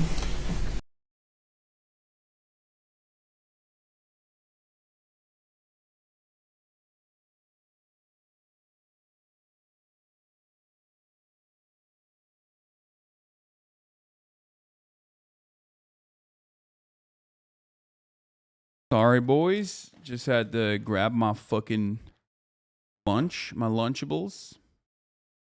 The lawyer examining her is a fucking boss. Well, she couldn't defeat her in the marketplace of ideas, so guess what? Doesn't even matter. Does anyone have a good, like, update? Obligatory AOT post for MTG? I think she love me. I think she trolling. That girl is a real crowd, please. Small world, all her friends know of me. I think she love me. I think she. What the fuck? Hasan said blammo.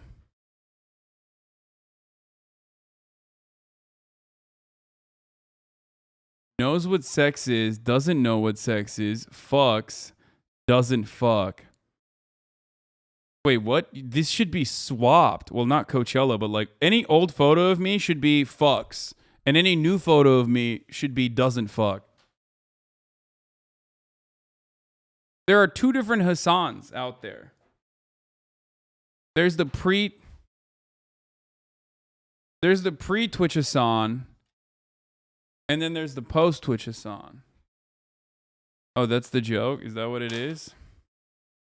Inside of you, there are two different Hasans, okay? Both of them say blammo.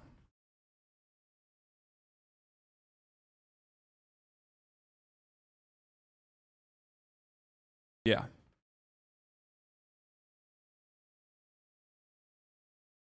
Okay, there was a bunch of fucking YouTube vids that you guys wanted me to watch.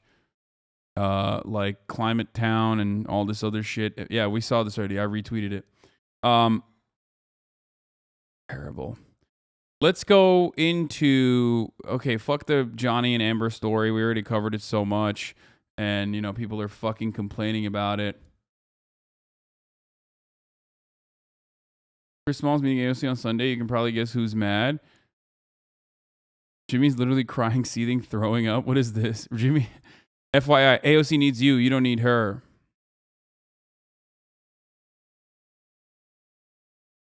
Yeah. Some more news. There's some new content. No, I don't want to watch that. I want to watch. I want to watch the the John Oliver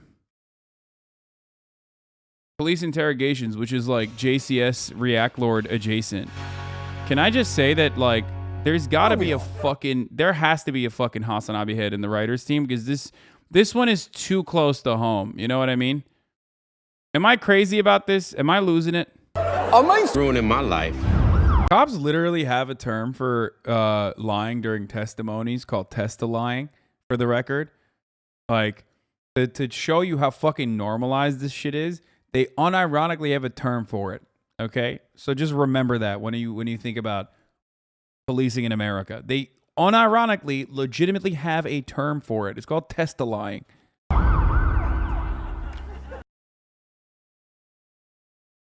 Also, they just showed us a real investigation, a real interrogation, and then played it off as though it's a comedy sketch, which is kind of fucked up, if you ask me. You know what I mean?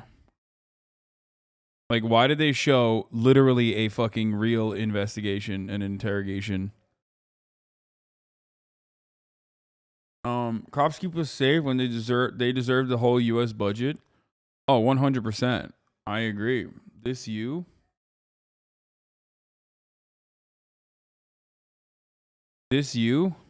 On October last year, Honest Twitter, Hasan Piker shared FADP's petition in support of protecting people with serious mental illness. The petition gained over 1,000 signatures in only a few hours. Today, he brought attention to the issue again. Thank you, Hasan the Hun.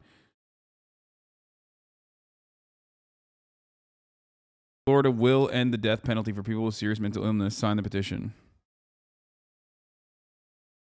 There's a new JCS-style interrogation, but it's 3 hours long.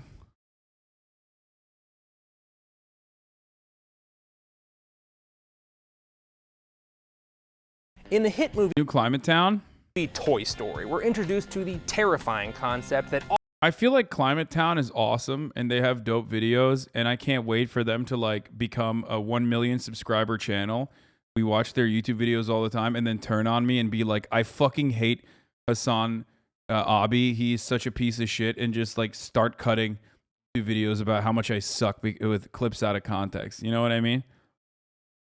It's going to happen. It always happens. Like, we fall in love with a YouTube channel. We watch it over and over again. We promote it.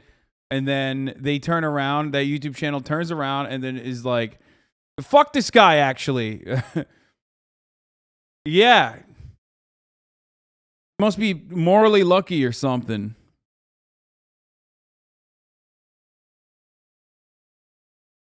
Anyway. Buy another house and it'll happen. Yeah. What? What is this? You should play Trolley Problem Incorporated on stream. It's political. Great stream game. Ew, Trolley Problem?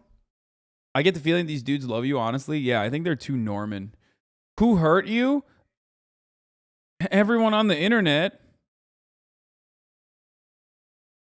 Sigma Chinese Navy. Please identify yourself. This is the Chinese Navy. This is the Chinese Navy. This is the Chinese terrorist guy. Please go away quickly in order to run judgment. I am a United States military aircraft conducting lawful military activities outside national airspace. I am operating with due regard as required under international law. What?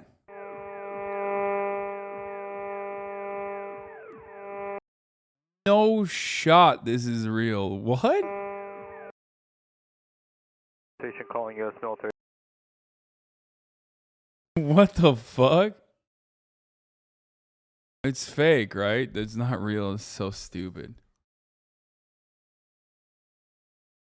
This is just 100% random Cumtown audio. Wait, what? Meowing is a meme in pilot space? Wait, what? No, it's not. Wait, really? The cat meow is a meme among air traffic control?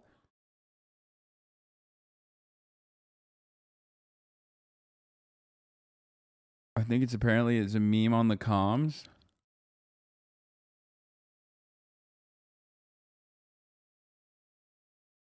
The trolley game, trolley problem game is legit. The Yogs cast, the Oibo streamers help make the game. It is genuinely a really intriguing game and it has Twitch integration too. I kind of hate that because like the trolley problem immediately invokes debate pervert. You know what I mean? In my mind, this happens a ton on air frequencies. Private pilots will do a meow over frequencies. Pretty common.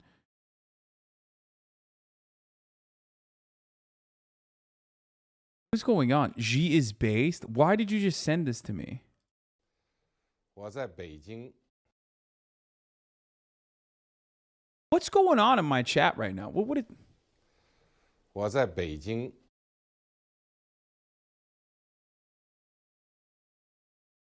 That's it? That's why you sent this to me? Each question is quick enough that there isn't enough time to debating. Really is down to a chat vote in 90 seconds. Will played the trolley problem last night. He said you really like it. It's pretty quick. Okay, fuck it. I'll download it. Where is it? Is it on Steam? The trolley problem? I just get scared of debate pervertry. You know what I mean? Is it on Steam?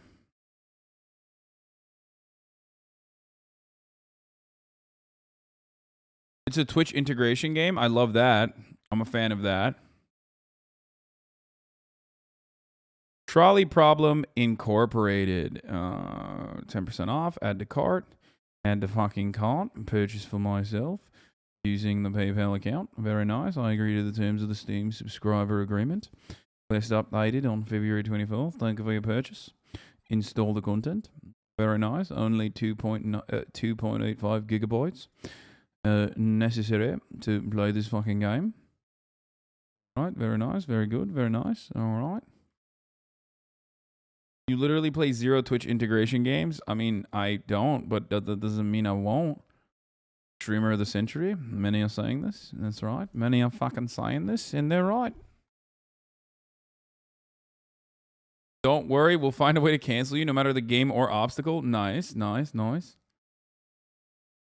Very cool. Talk segment last night was wild as fuck. It's getting really dark. Something really dark is going on. Good evening and welcome to Tucker Carlson Tonight. Here's an interesting story. If the New Yorker were still a real magazine, they might write it up, but of course they won't. Here it is. Last summer, deep in the bowels of the Transportation Department in Washington, some nameless federal analyst came across a highly puzzling trend in a pile of stats on traffic deaths. It turned out that in the year 2020, the number of American motorists who died on the road spiked dramatically. Traffic deaths rose by more than 10% in a single year. Now, in any year, that would be odd and distressing.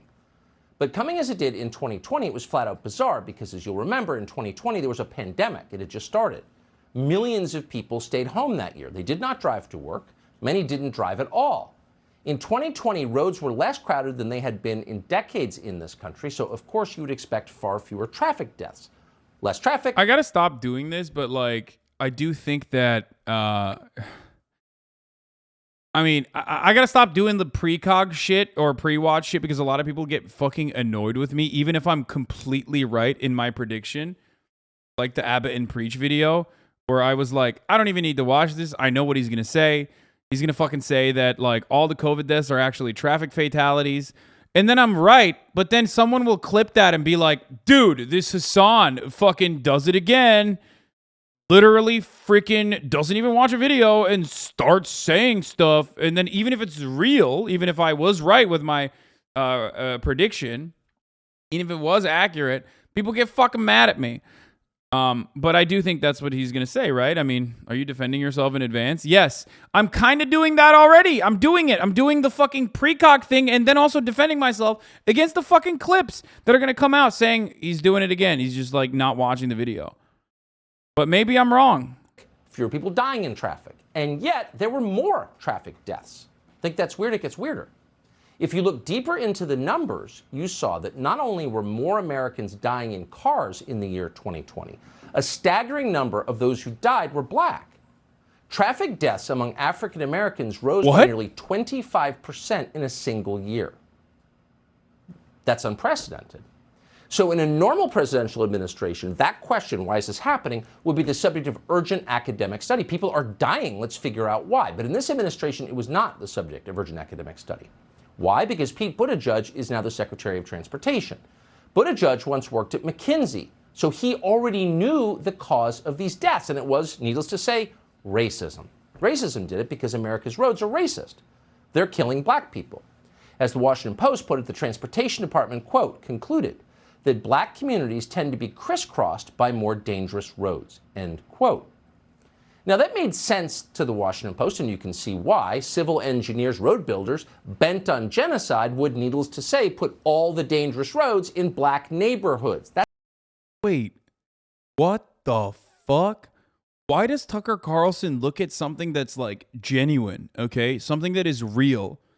And just because it features black people getting like the disproportionately bad side of the bargain, immediately say, oh, how laughable to say this.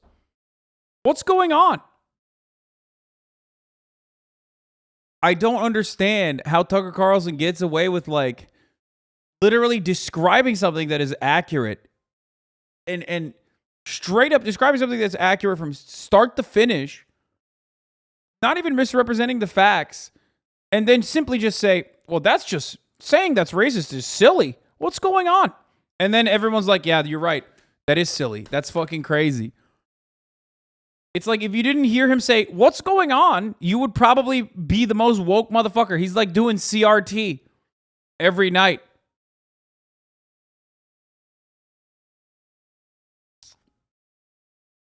That's who they are. And that kind of thing happens all the time in America. This is a racist country. Joe Biden has told us that countless times. But what doesn't make sense is the timing here. Very few of these racist roads are new. Most of them had been there a long time. So why did so many... Yeah, because racism ended in the 60s. So like, you know, new infrastructure projects famously are not going to be beholden to the old standard. But anyway, I don't even know I don't even know how the fuck we got here. Many black motorists suddenly start dying in the year 2020. Pete Buttigieg had no idea. He didn't even bother to guess because honestly, he didn't really care. But we do care, and we've got a theory, and here it is. If you look at the numbers, you will notice that traffic deaths among African Americans in the year 2020 surged in the month of June. Fatalities among black drivers in June 2020 were fully 55% higher than they were in June of 2019. You never see increases like that. What could have happened? Well, let's see. It was in the last week of May of 2020 that a convicted felon called George Floyd died in police custody in Minneapolis. And after that, you'll recall everything. Okay, this video literally turned into never let him know your next move, okay? This is like a never let him know what your next move is video that you see on TikTok, but for racism, okay? It's just like going to such weird direct... I got whiplash, dude. What? I'm sorry. What? George Floyd? How? What is going on? What's going on? What the fuck?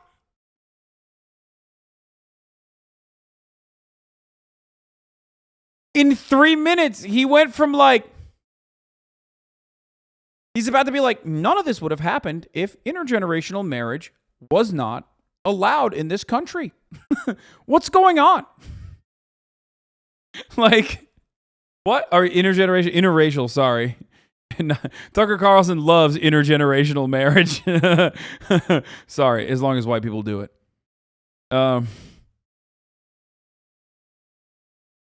Every problem with black communities tied to George Floyd and Tucker's mind. George is a fucking mastermind. I don't even... I don't know how the fuck this conspiracy unfolded right before our eyes. I don't know how the fuck black people are somehow responsible for it. What's going on? I don't know. I'm scared. I want to go home, Tucker. How? I feel like Tucker Carlson's broadcast appeals to individuals who already have the preconceived notions that he is like relying on to make these arguments, and such preconceived notions like white supremacy baked into your attitude already. Or because if you don't, you're like, how are these things? What? How does this make any sense? You have to be blinded by your hatred towards black people's existence to be able to say, hey, you know, at the top of the hour, there is a 60-second ad break. And if you no longer want to see those ads, all you need to do is subscribe. Oh, fuck. Sorry. Yeah, never let them know your next move, baby. You know, what if I run the ad? What if I don't run the ad? You know what I'm saying?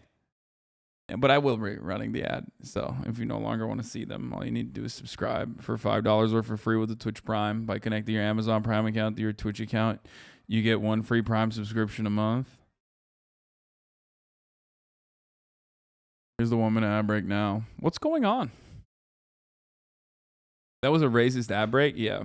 American news seems so weird to have a guy just talking about theories and interpretations of what happened. I mean, it's not. It's just, this is what it is now. This is what American news is all about now. It's the last paragraph explains the rise in traffic deaths. The 2020 fatality data that shows an increase in traffic fatalities. Thank you, the Stoice Park. The NHTSA's research suggests that throughout the national public health emergency and associated lockdowns, driving patterns and behaviors changed significantly, and the drivers who remained on the roads engaged in more risky behavior, including speeding, failing to wear seatbelts, driving under the influence of drugs or alcohol. Traffic data indicates that average speeds increased throughout the year, and examples of extreme speeds became more common, while the evidence also shows that fewer people involved in crashes used their seatbelts. That makes sense. People were driving like crazy because there was less fucking traffic.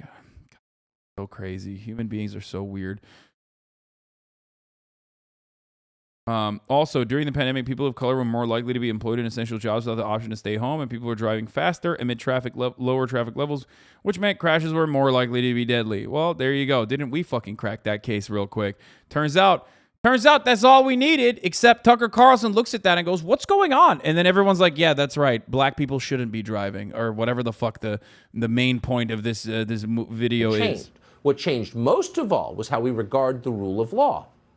As Russ Martin of the Governor's Highway Safety Association put it, Floyd's death, quote, accelerated national discussion about equity in transportation. And that discussion would include, quote, questions about enforcement. Oh, there it is, right there. That's the answer. Cops across the country were told to stop enforcing traffic laws against black drivers. Stop! No! No! No! Is this motherfucker saying it's because cops aren't stopping black people enough? That's why? That's why there's more fatalities? Since when are police stops actually stopping traffic accidents from happening, dude? The only way a police stop actually stops traffic accidents from occurring is because in the process of the police stop, the cop car is not able to run through a fucking red light and kill a homeless person. Okay? That's the only way that traffic fatalities decrease, because there's less cops behind the fucking wheel. What the fuck, dude? What is... Oh my lord, dude. Oh my fucking lord. Something really dark is going on. I'm going to go ahead and assume that's deliberate. There's no shot that is not deliberate. Tucker Carlson is fucking bananas, dude. No one wanted to be accused of arresting somebody for the crime of, quote, driving while black. You thought you knew how racist he was, but the motherfucker's the racism Hashira? I mean, he is, dude. He has been studying the Blade, and the Blade is racism, okay? You were partying, okay? You were out there kissing girls, kissing boys. Tucker Carlson was at home studying the Blade. So in the name of equity, the law no longer applied to huge numbers of people. Result? Thousands of Americans died. This is a trend you may have noticed, and it doesn't just apply to traffic, and it doesn't just cause traffic deaths. Here's a chart that shows the number of black Americans murdered every year from 2010 to 2020. Look carefully and you notice two major spikes. One spike came in 2014. That was exactly the moment the media decided to lie to us about the death of Michael Brown in Ferguson, Missouri. Activists then used that false story to drive police out of black neighborhoods in many parts of America. This would be true if it happened. But that's not what happened. That's just, guys, this is what is called the lying technique, where you just fucking lie and act like there were less police in black neighborhoods after BLM protests when that's not a thing.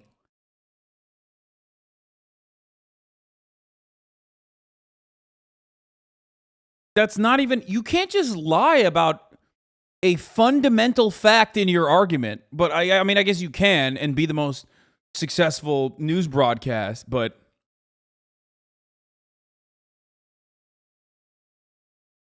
it's, I'm, oh my God.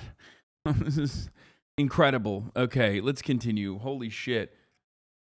But the chart doesn't say what he's saying. It says, the chart just says total number of black Americans murdered each year increased from the rate of total number of black Americans murdered each year increased. Okay, it saw like a spike in 2014. But the second part where he's like, well, that's because cops no longer police black neighborhoods. What's going on? Like that part he just made up. That's not a real thing. He just made that shit up.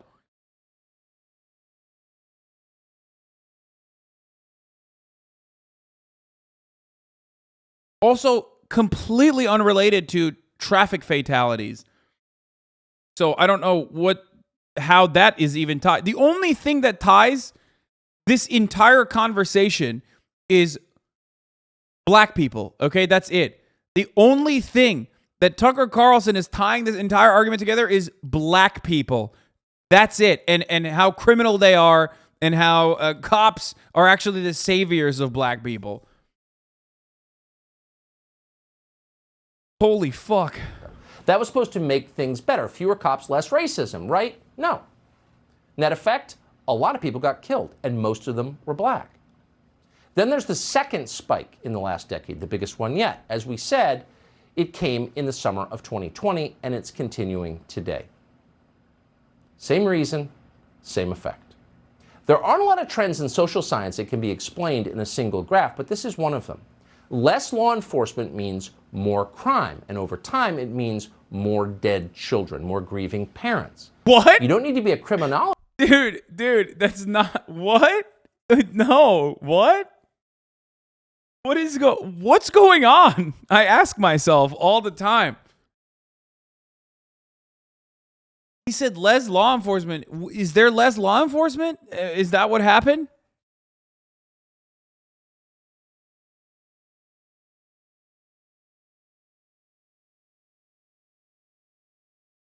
Let's see. Let's look at less law enforcement.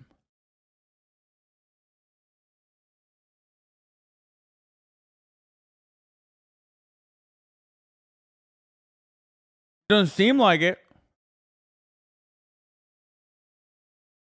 Other than a major dip in 2011, seems like we have same number of law enforcement. Give or take. But even then, the dip is like over exaggerated because of the way that this graph looks.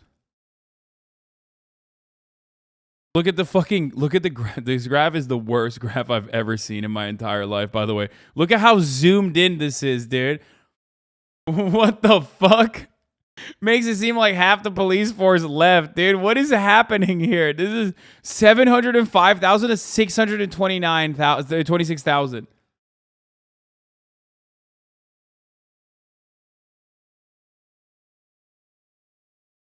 And also, let's go to Tucker Carlson's argument real quick. So 2008, there's 708,000, and then 2013, there's 600,000, right? hold on. I'm sure there's something to show for why this happened, but I want to look at how that data corresponds to girls. Okay, 2010 to 2011, 2013. So 2014, there's a dip in like the murder. Okay. Wait. Tucker Carlson says less cops in black neighborhoods caused more black deaths, except if you look at the actual number of cops in the United States of America from 2014 all the way to 2019, there's just a steady increase of cops. So the exact opposite of what Tucker Carlson is saying happened. Not that like these two data points are even remotely relevant. I'm sorry. Okay, this is not. So the argument, if that was an argument you could conduct, which you can't, that's a bad argument to conduct. You can't make that argument, okay? But if you were to make that, it would be the opposite of what Tucker Carlson is saying.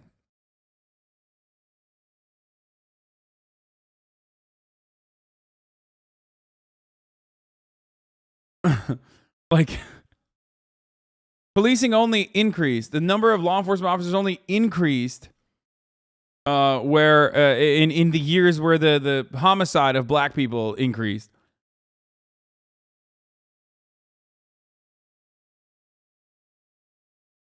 With these two graphs, there's a correlation between more cops and more black deaths. Yes, even though correlation does not mean causation. So I'm not a fucking idiot propagandist who is going to lie to you and be like, oh, no, this is the reason.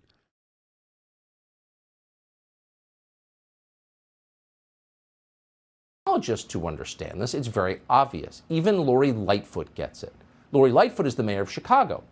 Thanks to her equity-based policies, the city of Chicago... Notice how she's black.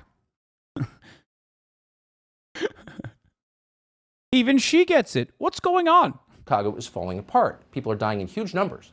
Shootings in Chicago jumped 60% last year.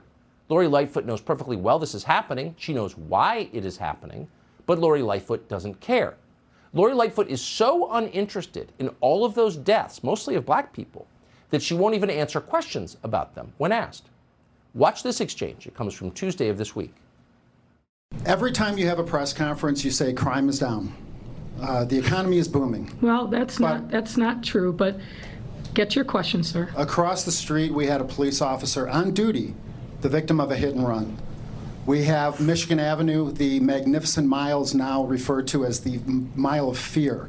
The Water Tower Place has thrown the keys back to the lender. They say they don't want to be in Chicago anymore. Real Chicagoans are asking me, how could you possibly even consider running for re-election as mayor of the city of Chicago? Real Chicagoans. I wonder what he means by that. I mean, Lori Lightfoot sucks too. God damn it, dude. It's just like every... Ugh. The problems in Chicago are just not solvable by neoliberal mouthpieces, okay, for the Democratic Party.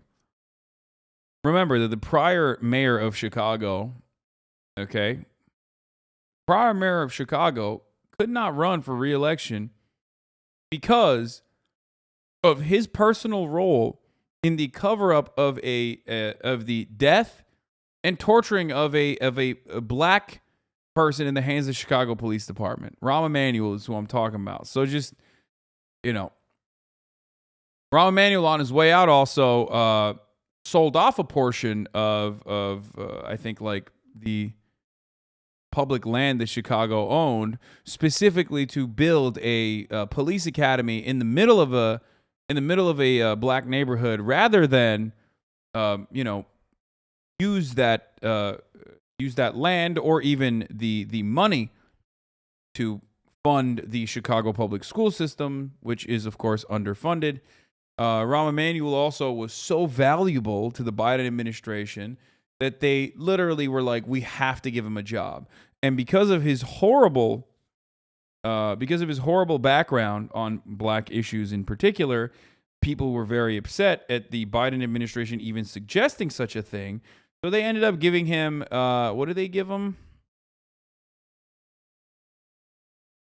What the fuck did they...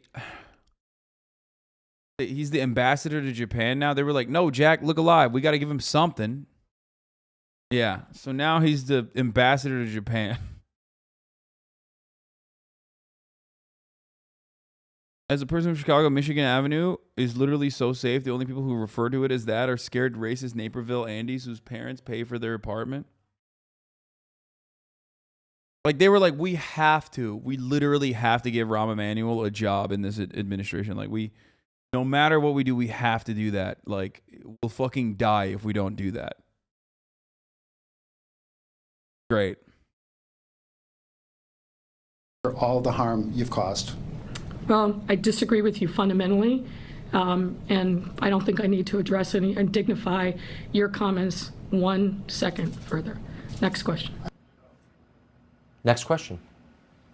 So Lori Lightfoot won't answer the question precisely because she knows the answer. In the name of equity, officials in Chicago have stopped enforcing the law. And not some esoteric tax law that no one really understands. The basic laws, like you can't hurt other people. They're releasing criminals who go on to murder more citizens. This is the triumph of ideology over human life. Here's just one example. It comes from Fox's Chicago station. The details on the offender's prior history does call into question how he was released. This document from the Cook County State's Attorney's Office says in June of 2021, 16-year-old Anthony Brown led police on a foot chase. That's when they recovered a loaded .22 caliber Glock handgun with an extended magazine. 5 days later, he was released on electronic monitoring. 14 days later, the bracelet came off and he was put on a curfew. 6 months later, they say he was involved in a carjacking. This time, police recovered a loaded Glock 9mm handgun with a round in the chamber. That's when he was put back on monitoring. In the case of Tuesday's shooting, the 16-year-old is charged with first-degree murder and carjacking. He carjacked a Lyft driver earlier in the day and took off in that same Infiniti after the alleged shooting of a teen he didn't even know. Stories like this constantly in the city of Chicago, cities across. So here's the thing. Obviously, there's a major problem, okay? Obviously, that's completely unacceptable. But, like, the answer clearly isn't over-policing. Because if you were to look at Chicago and go, oh, man, the cops are just like pussies and they're too scared to fucking enforce the laws on black people, well, then you're unaware of how Chicago policing works. Especially considering that they have fucking black sites. Like, what the fuck more do you want to... Like, when you see a 16-year-old engage in a fucking life of crime like this, in this never-ending cycle of violence and crime, how do you not look to this and go, something is deeply fucked up, like deeply and severely fucked up? How do you look at this and go, we need to do more in the form of policing? When they're already, like, what do you want to do? Should cops just, like, I don't know, torture suspects in black sites? Yep, well, they do that already. Okay. Should they just, kill people on site? Should they have a fundamentally flawed, a fundamentally flawed surveillance system that is triggered immediately and Judge Dredd comes out every single time there's a shot fired? That already exists. So what more do you want to do? I mean, they pretty much do everything but kill on site, and in some instances they do kill on site. So what's up? Should they get nukes? Should the CPD have nukes? Is that what we need? Will this solve the problem?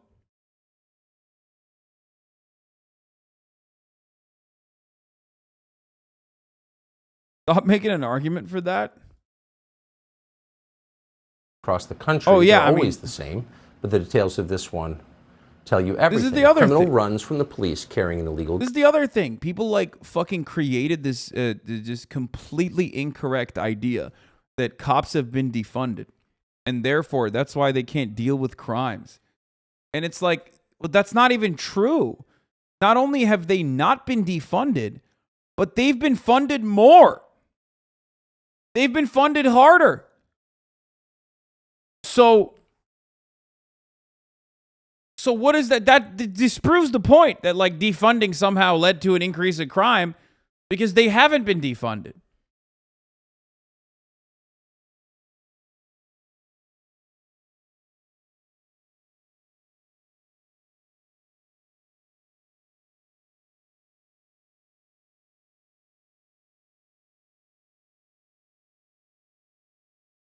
Also, just remember that we came here and the starting point was about car accidents and the increase in black fatalities in car accidents, okay?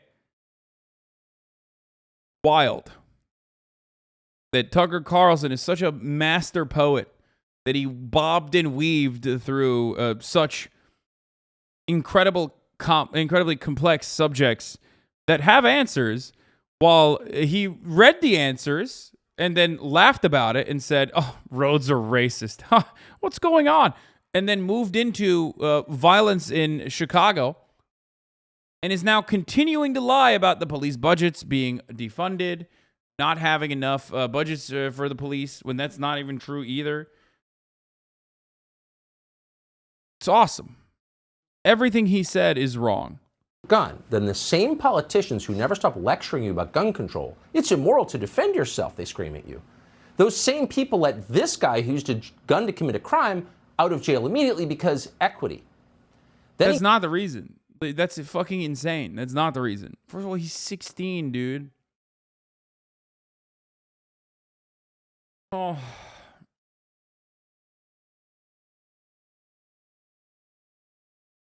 I don't know what the reason was that he was he was just monitored instead of being put in perma-jail. I don't think the advocacy should be around perma-jail regardless.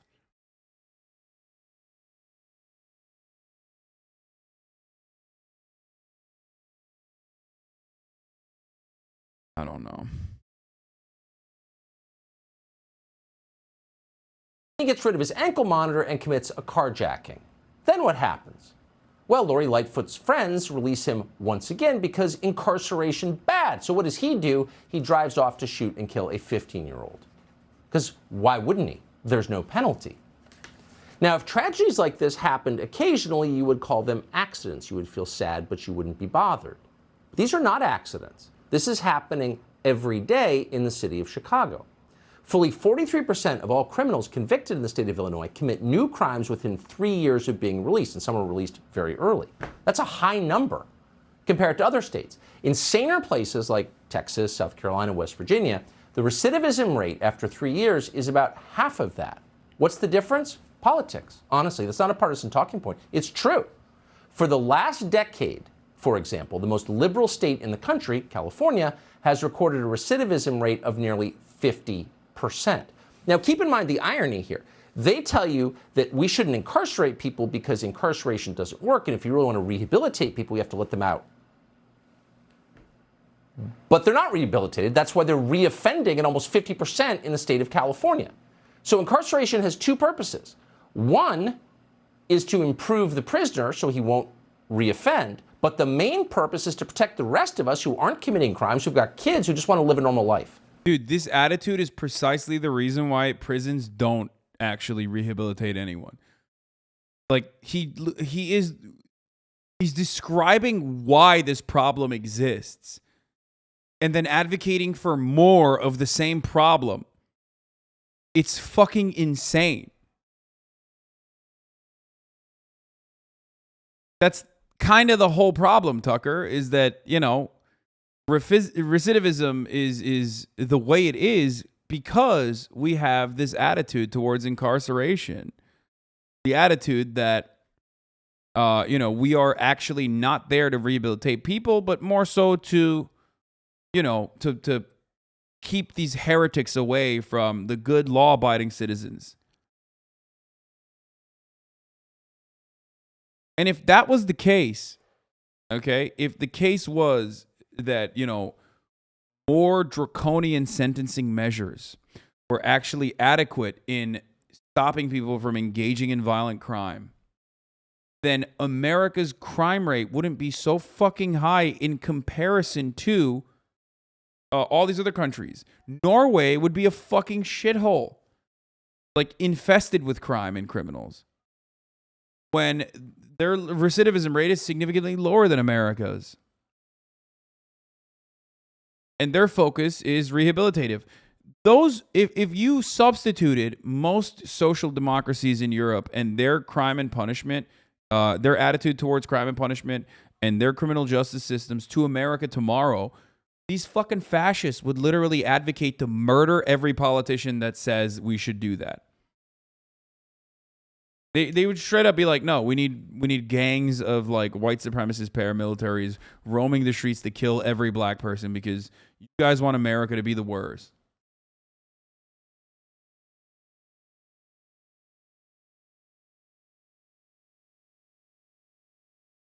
Because if harder punitive measures was successful, then a place like California would already have the lowest recidivism of all time, because California in and of itself is like what? In the top 10 of highest prisoner population per 100,000 citizens on the planet. Like California as a state in and of itself is incredibly punitive and horrible.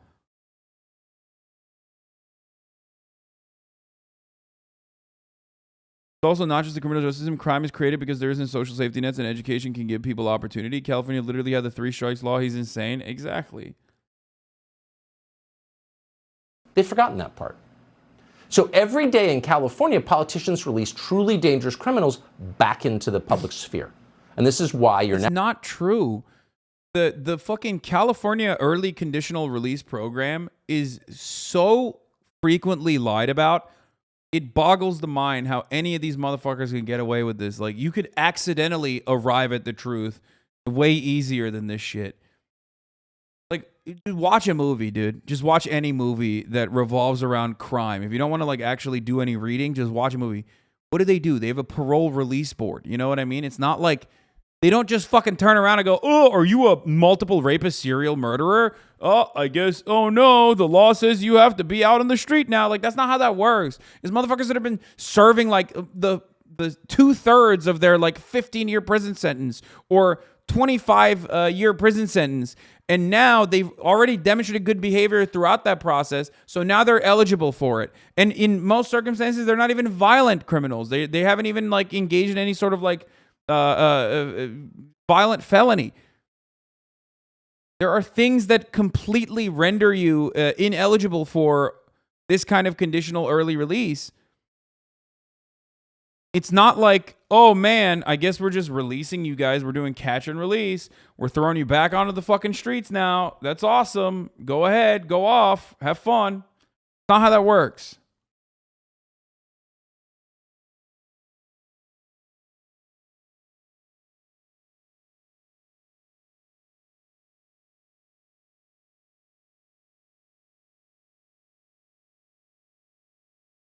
now taking a very big risk if you dare to use public transportation in the city of Los Angeles. You could be shot or sexually assaulted. And we're not guessing. We have the tape.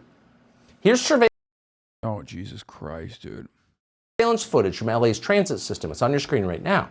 It includes pictures of a woman being raped in public as she's sitting down. We're cutting some of it out. That happened in public. And it happens a lot, that kind of thing. So we went to LA for the premiere of season 2 of our documentary series. We went there because we wanted to understand how one man, a man called George Gascon, a prosecutor backed by George Soros, could have done so much in such little time to destroy the city. And of course, he did it in the name of equity. We talked to the family of a murder victim called Fatima Johnson. It was a bracing conversation. Bro, this is crazy. Oh my God. How? What the fuck? Bro, we started off with...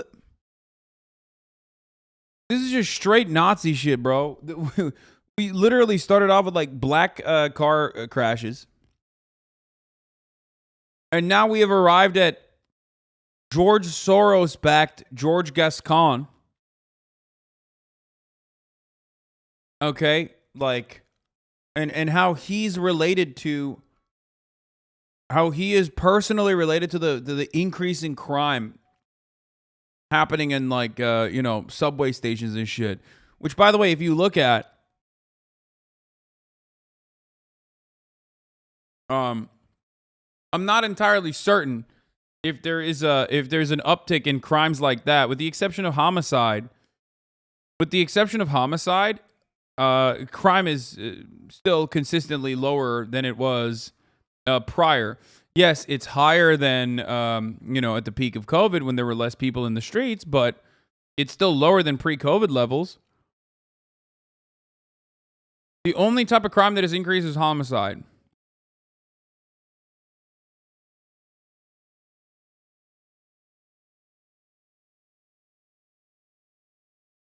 Fatima Johnson, a mother of 6, was found brutally murdered in her apartment.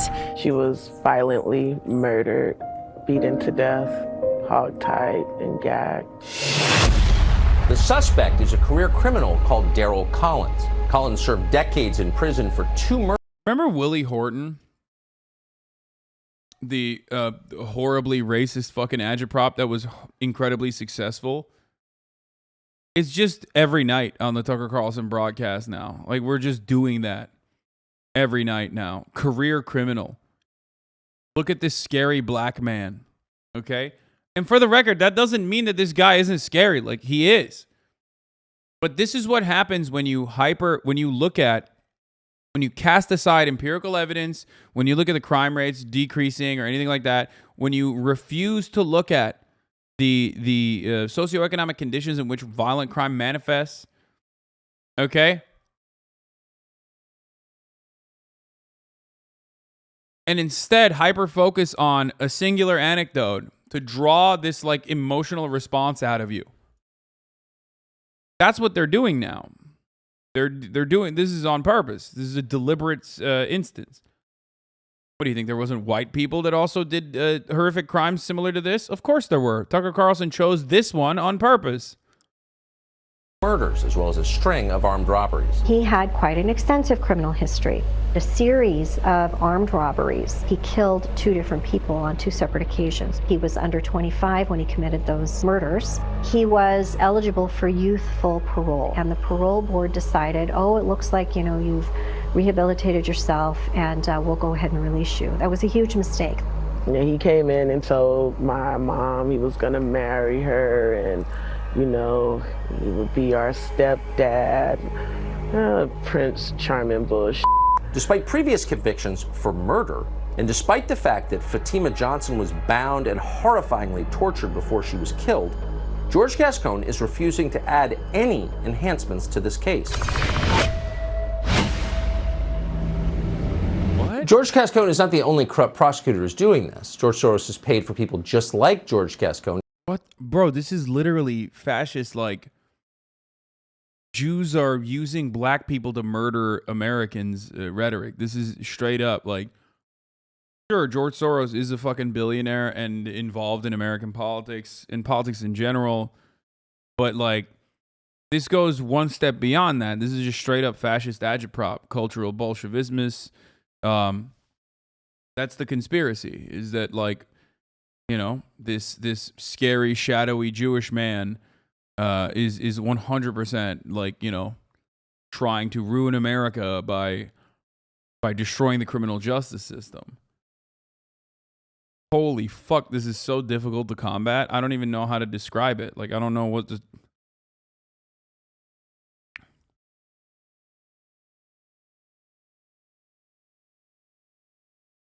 Anyway, I don't think so. You're reaching, in my opinion. You think I'm reaching? I mean, there are instances where the people lose their minds every time George Soros is brought up. But you have to understand that, like, this is exactly verbatim a copy of fascist propaganda. I gave you the name of it. I told you cultural Bolshevism. That's what the Nazis used to call it. Jews want to destroy the Western civilization that is supreme and superior to all other kinds of civilization. That's where the folk live. And the Western civilization is more superior because legacy Americans, or I guess the folk, the Aryan people lived in such places, but Jews, for a nefarious purpose, wanted to destroy this beautiful legacy through cultural degeneracy, moral decay, through immigration from, immigration from the colonies, immigration from black and brown places that ruin the beautiful supremacist Western culture. Shithole nations. I mean, all of this is 100% Nazi rhetoric. The only difference is now they say cultural Marxism instead of cultural Bolshevism, right? That's what Tucker Carlson's doing now.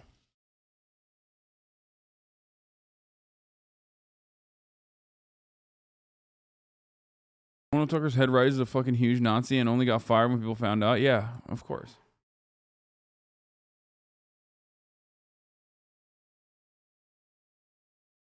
in many American cities. Kim Fox in Chicago, Larry Krasner in Philadelphia, Alvin Tucker's literally blaming a rich, scheming Jew for letting violent black people ravage the streets. How is calling him a Nazi a reach? Yeah, 100%. And also singling out like a one-off instance of a violent reoffender to completely fucking to make the argument that basically, you know, the whole parole eligibility system should be abolished.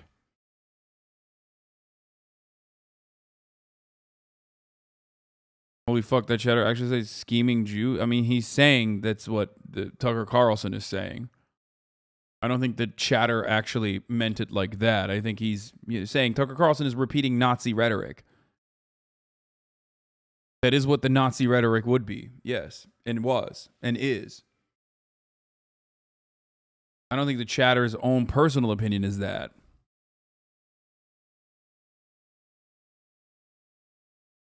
Right.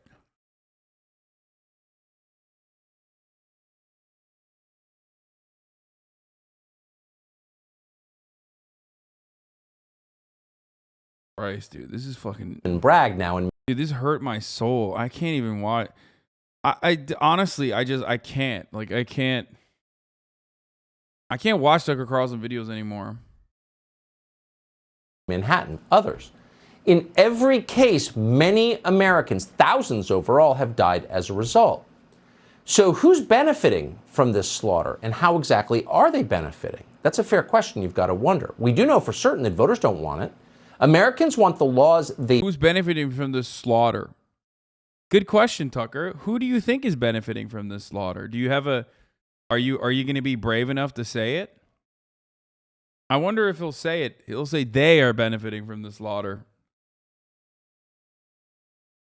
They voted for to be enforced. And that is true of black voters just like any others, because why wouldn't it be? Sorry, white liberals, black people don't love crime, actually. You're not helping black people by increasing the amount of crime in their neighborhoods. And a new Pew poll proved... Dude, there's no... Like, what? Increasing the crime in black neighborhoods? Like, who is advocating to increase crime in black neighborhoods? How are they advocating to increase crime in black neighborhoods? Well, in Tucker Carlson's world, he already made that argument. He said, you're advocating to increase crime in black neighborhoods by decreasing police. We already showed that, like, policing has not decreased in areas where black murders occurred. Okay, it actually increased. Not that there's a direct, not that that correlation means anything beyond just being simply that correlation happening side by side. Does not mean causation. But it doesn't matter. Police budgets have increased throughout this process. Policing has increased in black neighborhoods throughout this fucking process. And yet, for some weird reason, Tucker Carlson still makes the false argument that or incarcerations have increased, and for the record, incarceration got to such an unmanageable state that is the reason why they now have like they've lowered the parole eligibility for people who are less likely to fucking re-offend, right?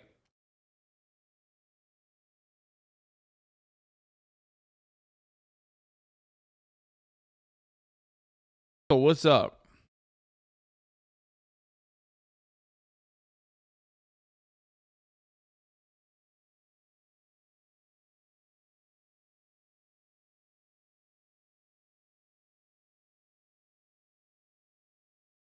Does watching Tucker Carlson make you doom-pilled? I do. Yeah, it does make me doom-pilled.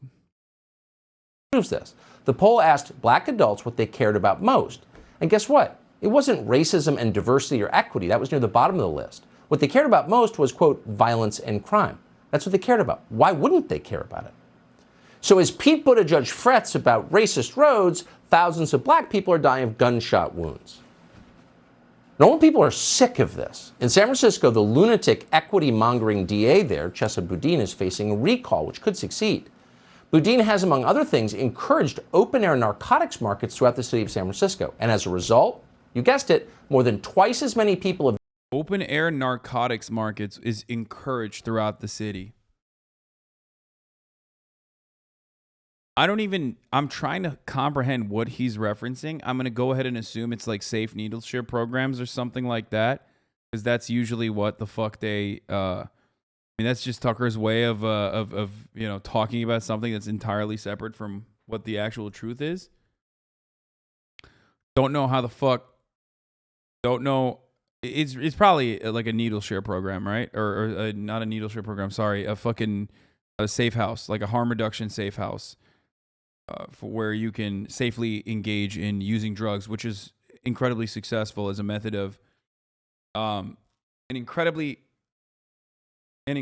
successful method of not criminalizing, safe injection sites, or needle exchanges, or that happen at safe injection sites, which is an incredibly successful method of harm reduction, which literally only has upsides, no fucking downsides whatsoever.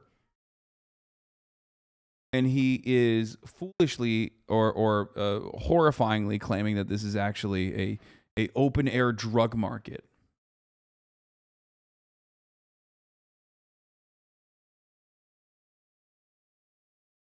Have died from drug ODs in San Francisco than from COVID. Who could support something like that? You'd have to be pretty out of touch. Well, singer John Legend does, quote, "I endorsed Chesa for DA when he ran for election," Legend tweeted, "and I support him now." Of course you do, John Legend. The Biden administration supports him too.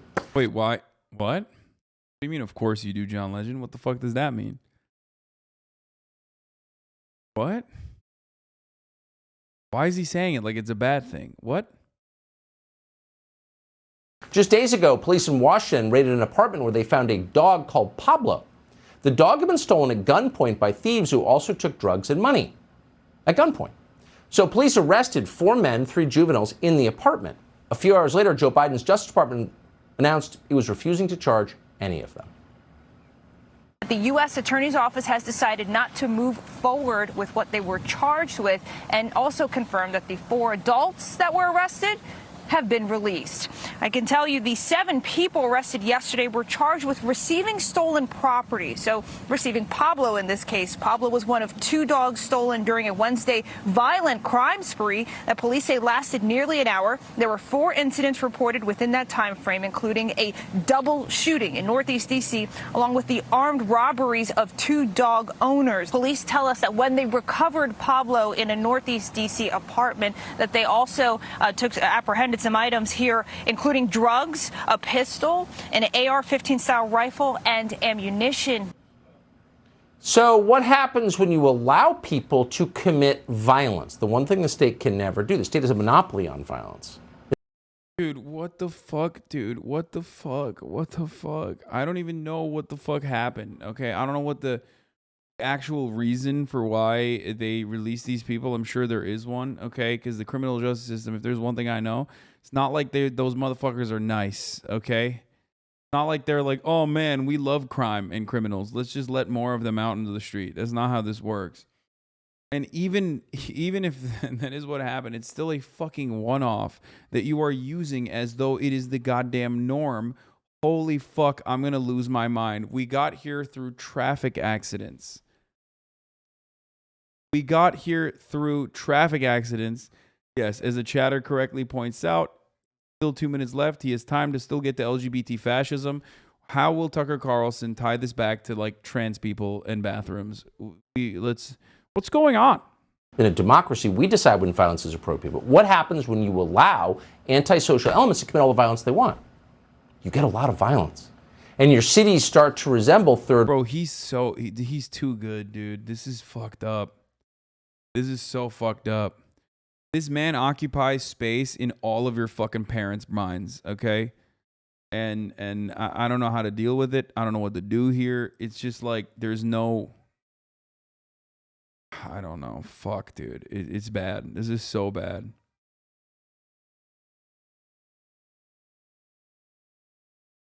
This is the most watched political commentator in the country. It's holy fuck.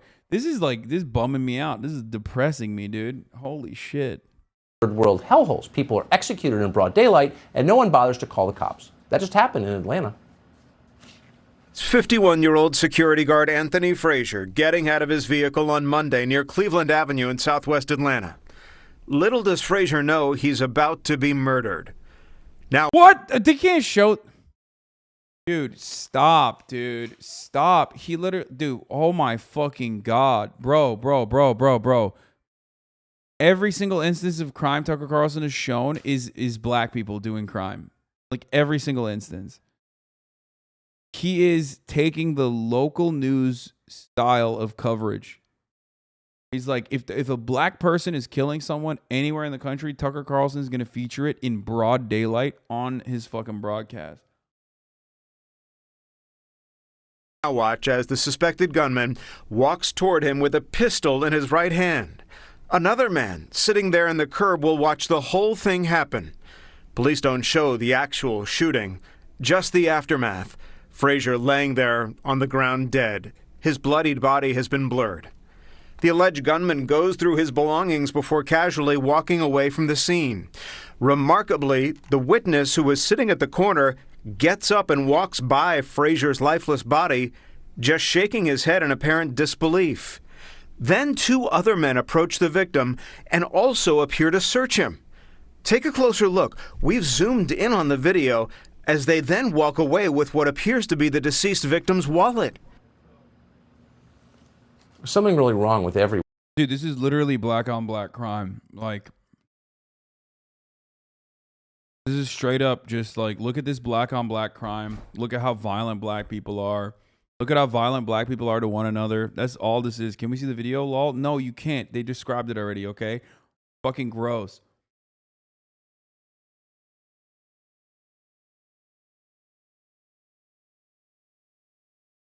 It's also perfectly crafted in a way where it's like, look, the victim is black too. So you're not even racist. Like,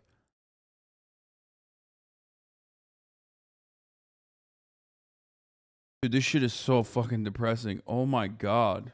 Everyone in that video except the dead man. There's something really wrong with the rest of us for putting up with this and not figuring out why exactly it's happening. It's a little more complicated than racism and mass incarceration. Something really dark is going on. But we can say that these sorts of things happen a lot more than they otherwise would when you decide that law should be applied on the basis of skin color. When you decide that, a lot of people die. They bleed out in gutters on city streets as the rest of the neighborhood hides indoors in terror. And as it happens, most of the dead... To be at a loss of words. Bro, this is like 16 minutes of some of the most horrifically racist shit I've ever fucking seen. Written in a way for like people who already have such racist opinions or people who are in the margins to look at and go, why do you think this is racist? Like, he's just showing what's happening in America without even thinking about how this is Atlanta, Chicago, and I forget the third place that is thousands of miles apart, okay, that has millions and millions of inhabitants living in said cities. And these are cherry-picked, in Washington, D.C., sorry. Notice how the three, San Francisco as well. Notice how the three areas that I was mentioning, not San Francisco, but D.C., Atlanta, Chicago. Do you feel like there's something important there? What is the unifying factor in all of these cities? Oh, that's right. It's the unifying factor in those cities is that they are black neighborhoods, or they have a high density of black people living in them, showing black on black violence in these cities. Okay, these are cities with significant black populations. They are that he's talking about while cherry picking singular acts of violence. Okay, singular acts of violence over the course of millions of people doing horrible shit to one another. Okay, across multiple different avenues, and he's using this to create a narrative that like black people hurt themselves all the fucking time and they need cops to fucking stop themselves from hurting themselves. And some black people actually want cops to stop other black people from hurting themselves. Like, police are the saviors in this circumstance. Black people can't help but be brutal and violent and savage to one another. There's a Jewish guy involved in like, destroying the black community or American society in general by putting in like a woke DA that refuses to fucking, again, through cherry-picked singular instances, creating this narrative that there's a woke DA backed by a Jewish shadowy billionaire, a scheming Jewish shadowy billionaire that is like personally unwinding the criminal justice system on purpose so that black people will continue being scary and killing one another and killing you, a white person watching. It's completely psychotic. Every part of this is insane. This entire thing. He hit every fucking trope, dude. This is just 16 minutes of him saying the N-word with a hard R over and over and over again, okay? That's it.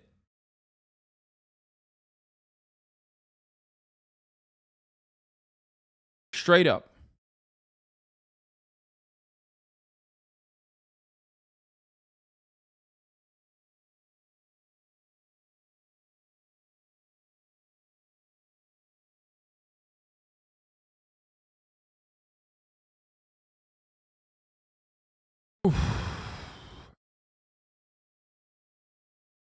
Only lip syncing? Yeah, dude. If he only, I mean, look, we would get him if he lip synced the N-word, though. You know what I mean? That's how we would get it. This is the most popular news broadcaster in this country, dude. Holy fuck. Out of the estimated number of murders in the United States, 48.7% were reported in the South, 20.8% were reported in the Midwest, 19.3% were reported in the West, and 11.2% were reported in the Northeast.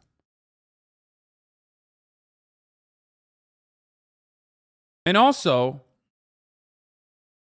I mean, look at the fucking title of the video. Something really dark is going on. Holy shit. Let me just describe something to you, okay? Let me describe something to you here as well. Like, and his solution is to, you know, throw more people in jail. Obviously, who are the people we need to throw in jail? Black people. Those are the scary guys, right? And he's literally fucking saying, he's saying this as though we're not already doing that. Like, it's not enough that we have been doing that. It's not enough that we have already this policy set in place for so many years now. We need to do more of it. That's the only way to stop this.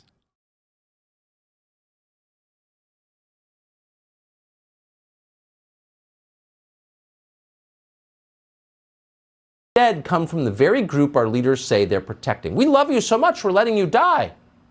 That's the equity agenda. Too bad BLM never told us how it was going to end. Subscribe to... Oh, okay. Well, he hit the BLM note too. Yeah, Black Lives Matter is responsible for this. Dude, that killed me. That killed my mood. That killed my brain. Holy fuck, that was awful. That was so bad. Holy shit.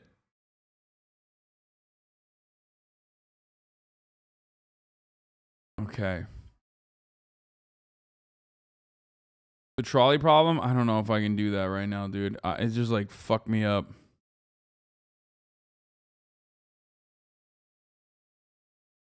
Veritasium video. Man who accidentally killed the most. I think I'm done. I'm done. I'm done for the day. I'm done. I'm sorry, guys. I'm never watching a Tucker Carlson video again. That was so depressing. Here you go. Here's the 3-minute ad break. I'm going to go hang out with my friend. I'm going to I'll do interactive gaming tomorrow, okay? We'll do interactive gaming tomorrow. I'm sorry.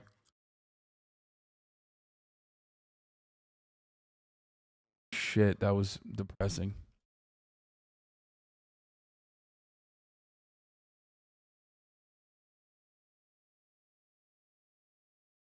We'll do the trolley problem tomorrow, okay?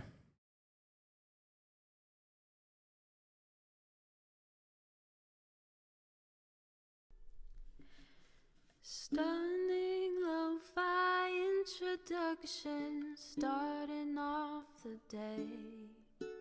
Fuck. All the shadows trick this. Anyway. All right, ladies and gentlemen, it's Friday. You know, go enjoy yourselves. I need to do more fun shit, dude. Dude, it sucks. I gotta say something, dude. What the fuck? Before I log off, I don't know what to do about this, dude. I don't know what to do. Like, when I have a guest over, I lose viewership. I think I might be the only fucking streamer whose community's like, ew, it's not just you talking about the news, or it's not just you on your own. Like, fuck off. We're done. Every time I have a guest over, people leave. I don't know what to do. I don't know what it is. We just don't have like anyone who likes to have fun in here. It's very weird. Anyway, that's just like totally random and unrelated. But like, I had an awesome guest on today, and people were just like, fuck you, I'm out. It's wild.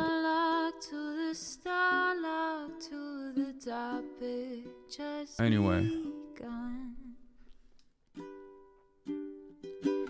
I think it's just my community fucking hates fun. I've decided. I think a lot of people in this community just fucking hate fun. They hate guests. They hate fun. They're just like, only news, only depressing shit. Anyway, have fun, guys. Okay, it's Friday. Bye.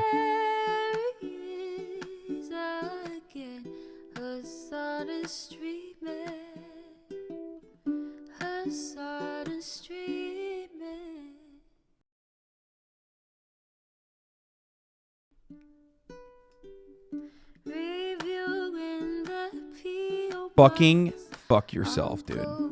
Fucking dumb bitch. Suck my cock. Fucking piece of shit, motherfucker. Dumbass. Sudden discord at your prop. Great names take on breaks. Tiny Bernie Sanders, LGBTQ Air Force. The whole left at your fingertips. Ane at your door. H3 crowded debate, the Young Turks online show. 3 full fucking years of this, plenty more to go. 90-day fiance, talks of champagne bourgeoisie. A Trump rally live reaction, a mass riot at DC. There he is again, Hasan is streaming. Hasan is streaming.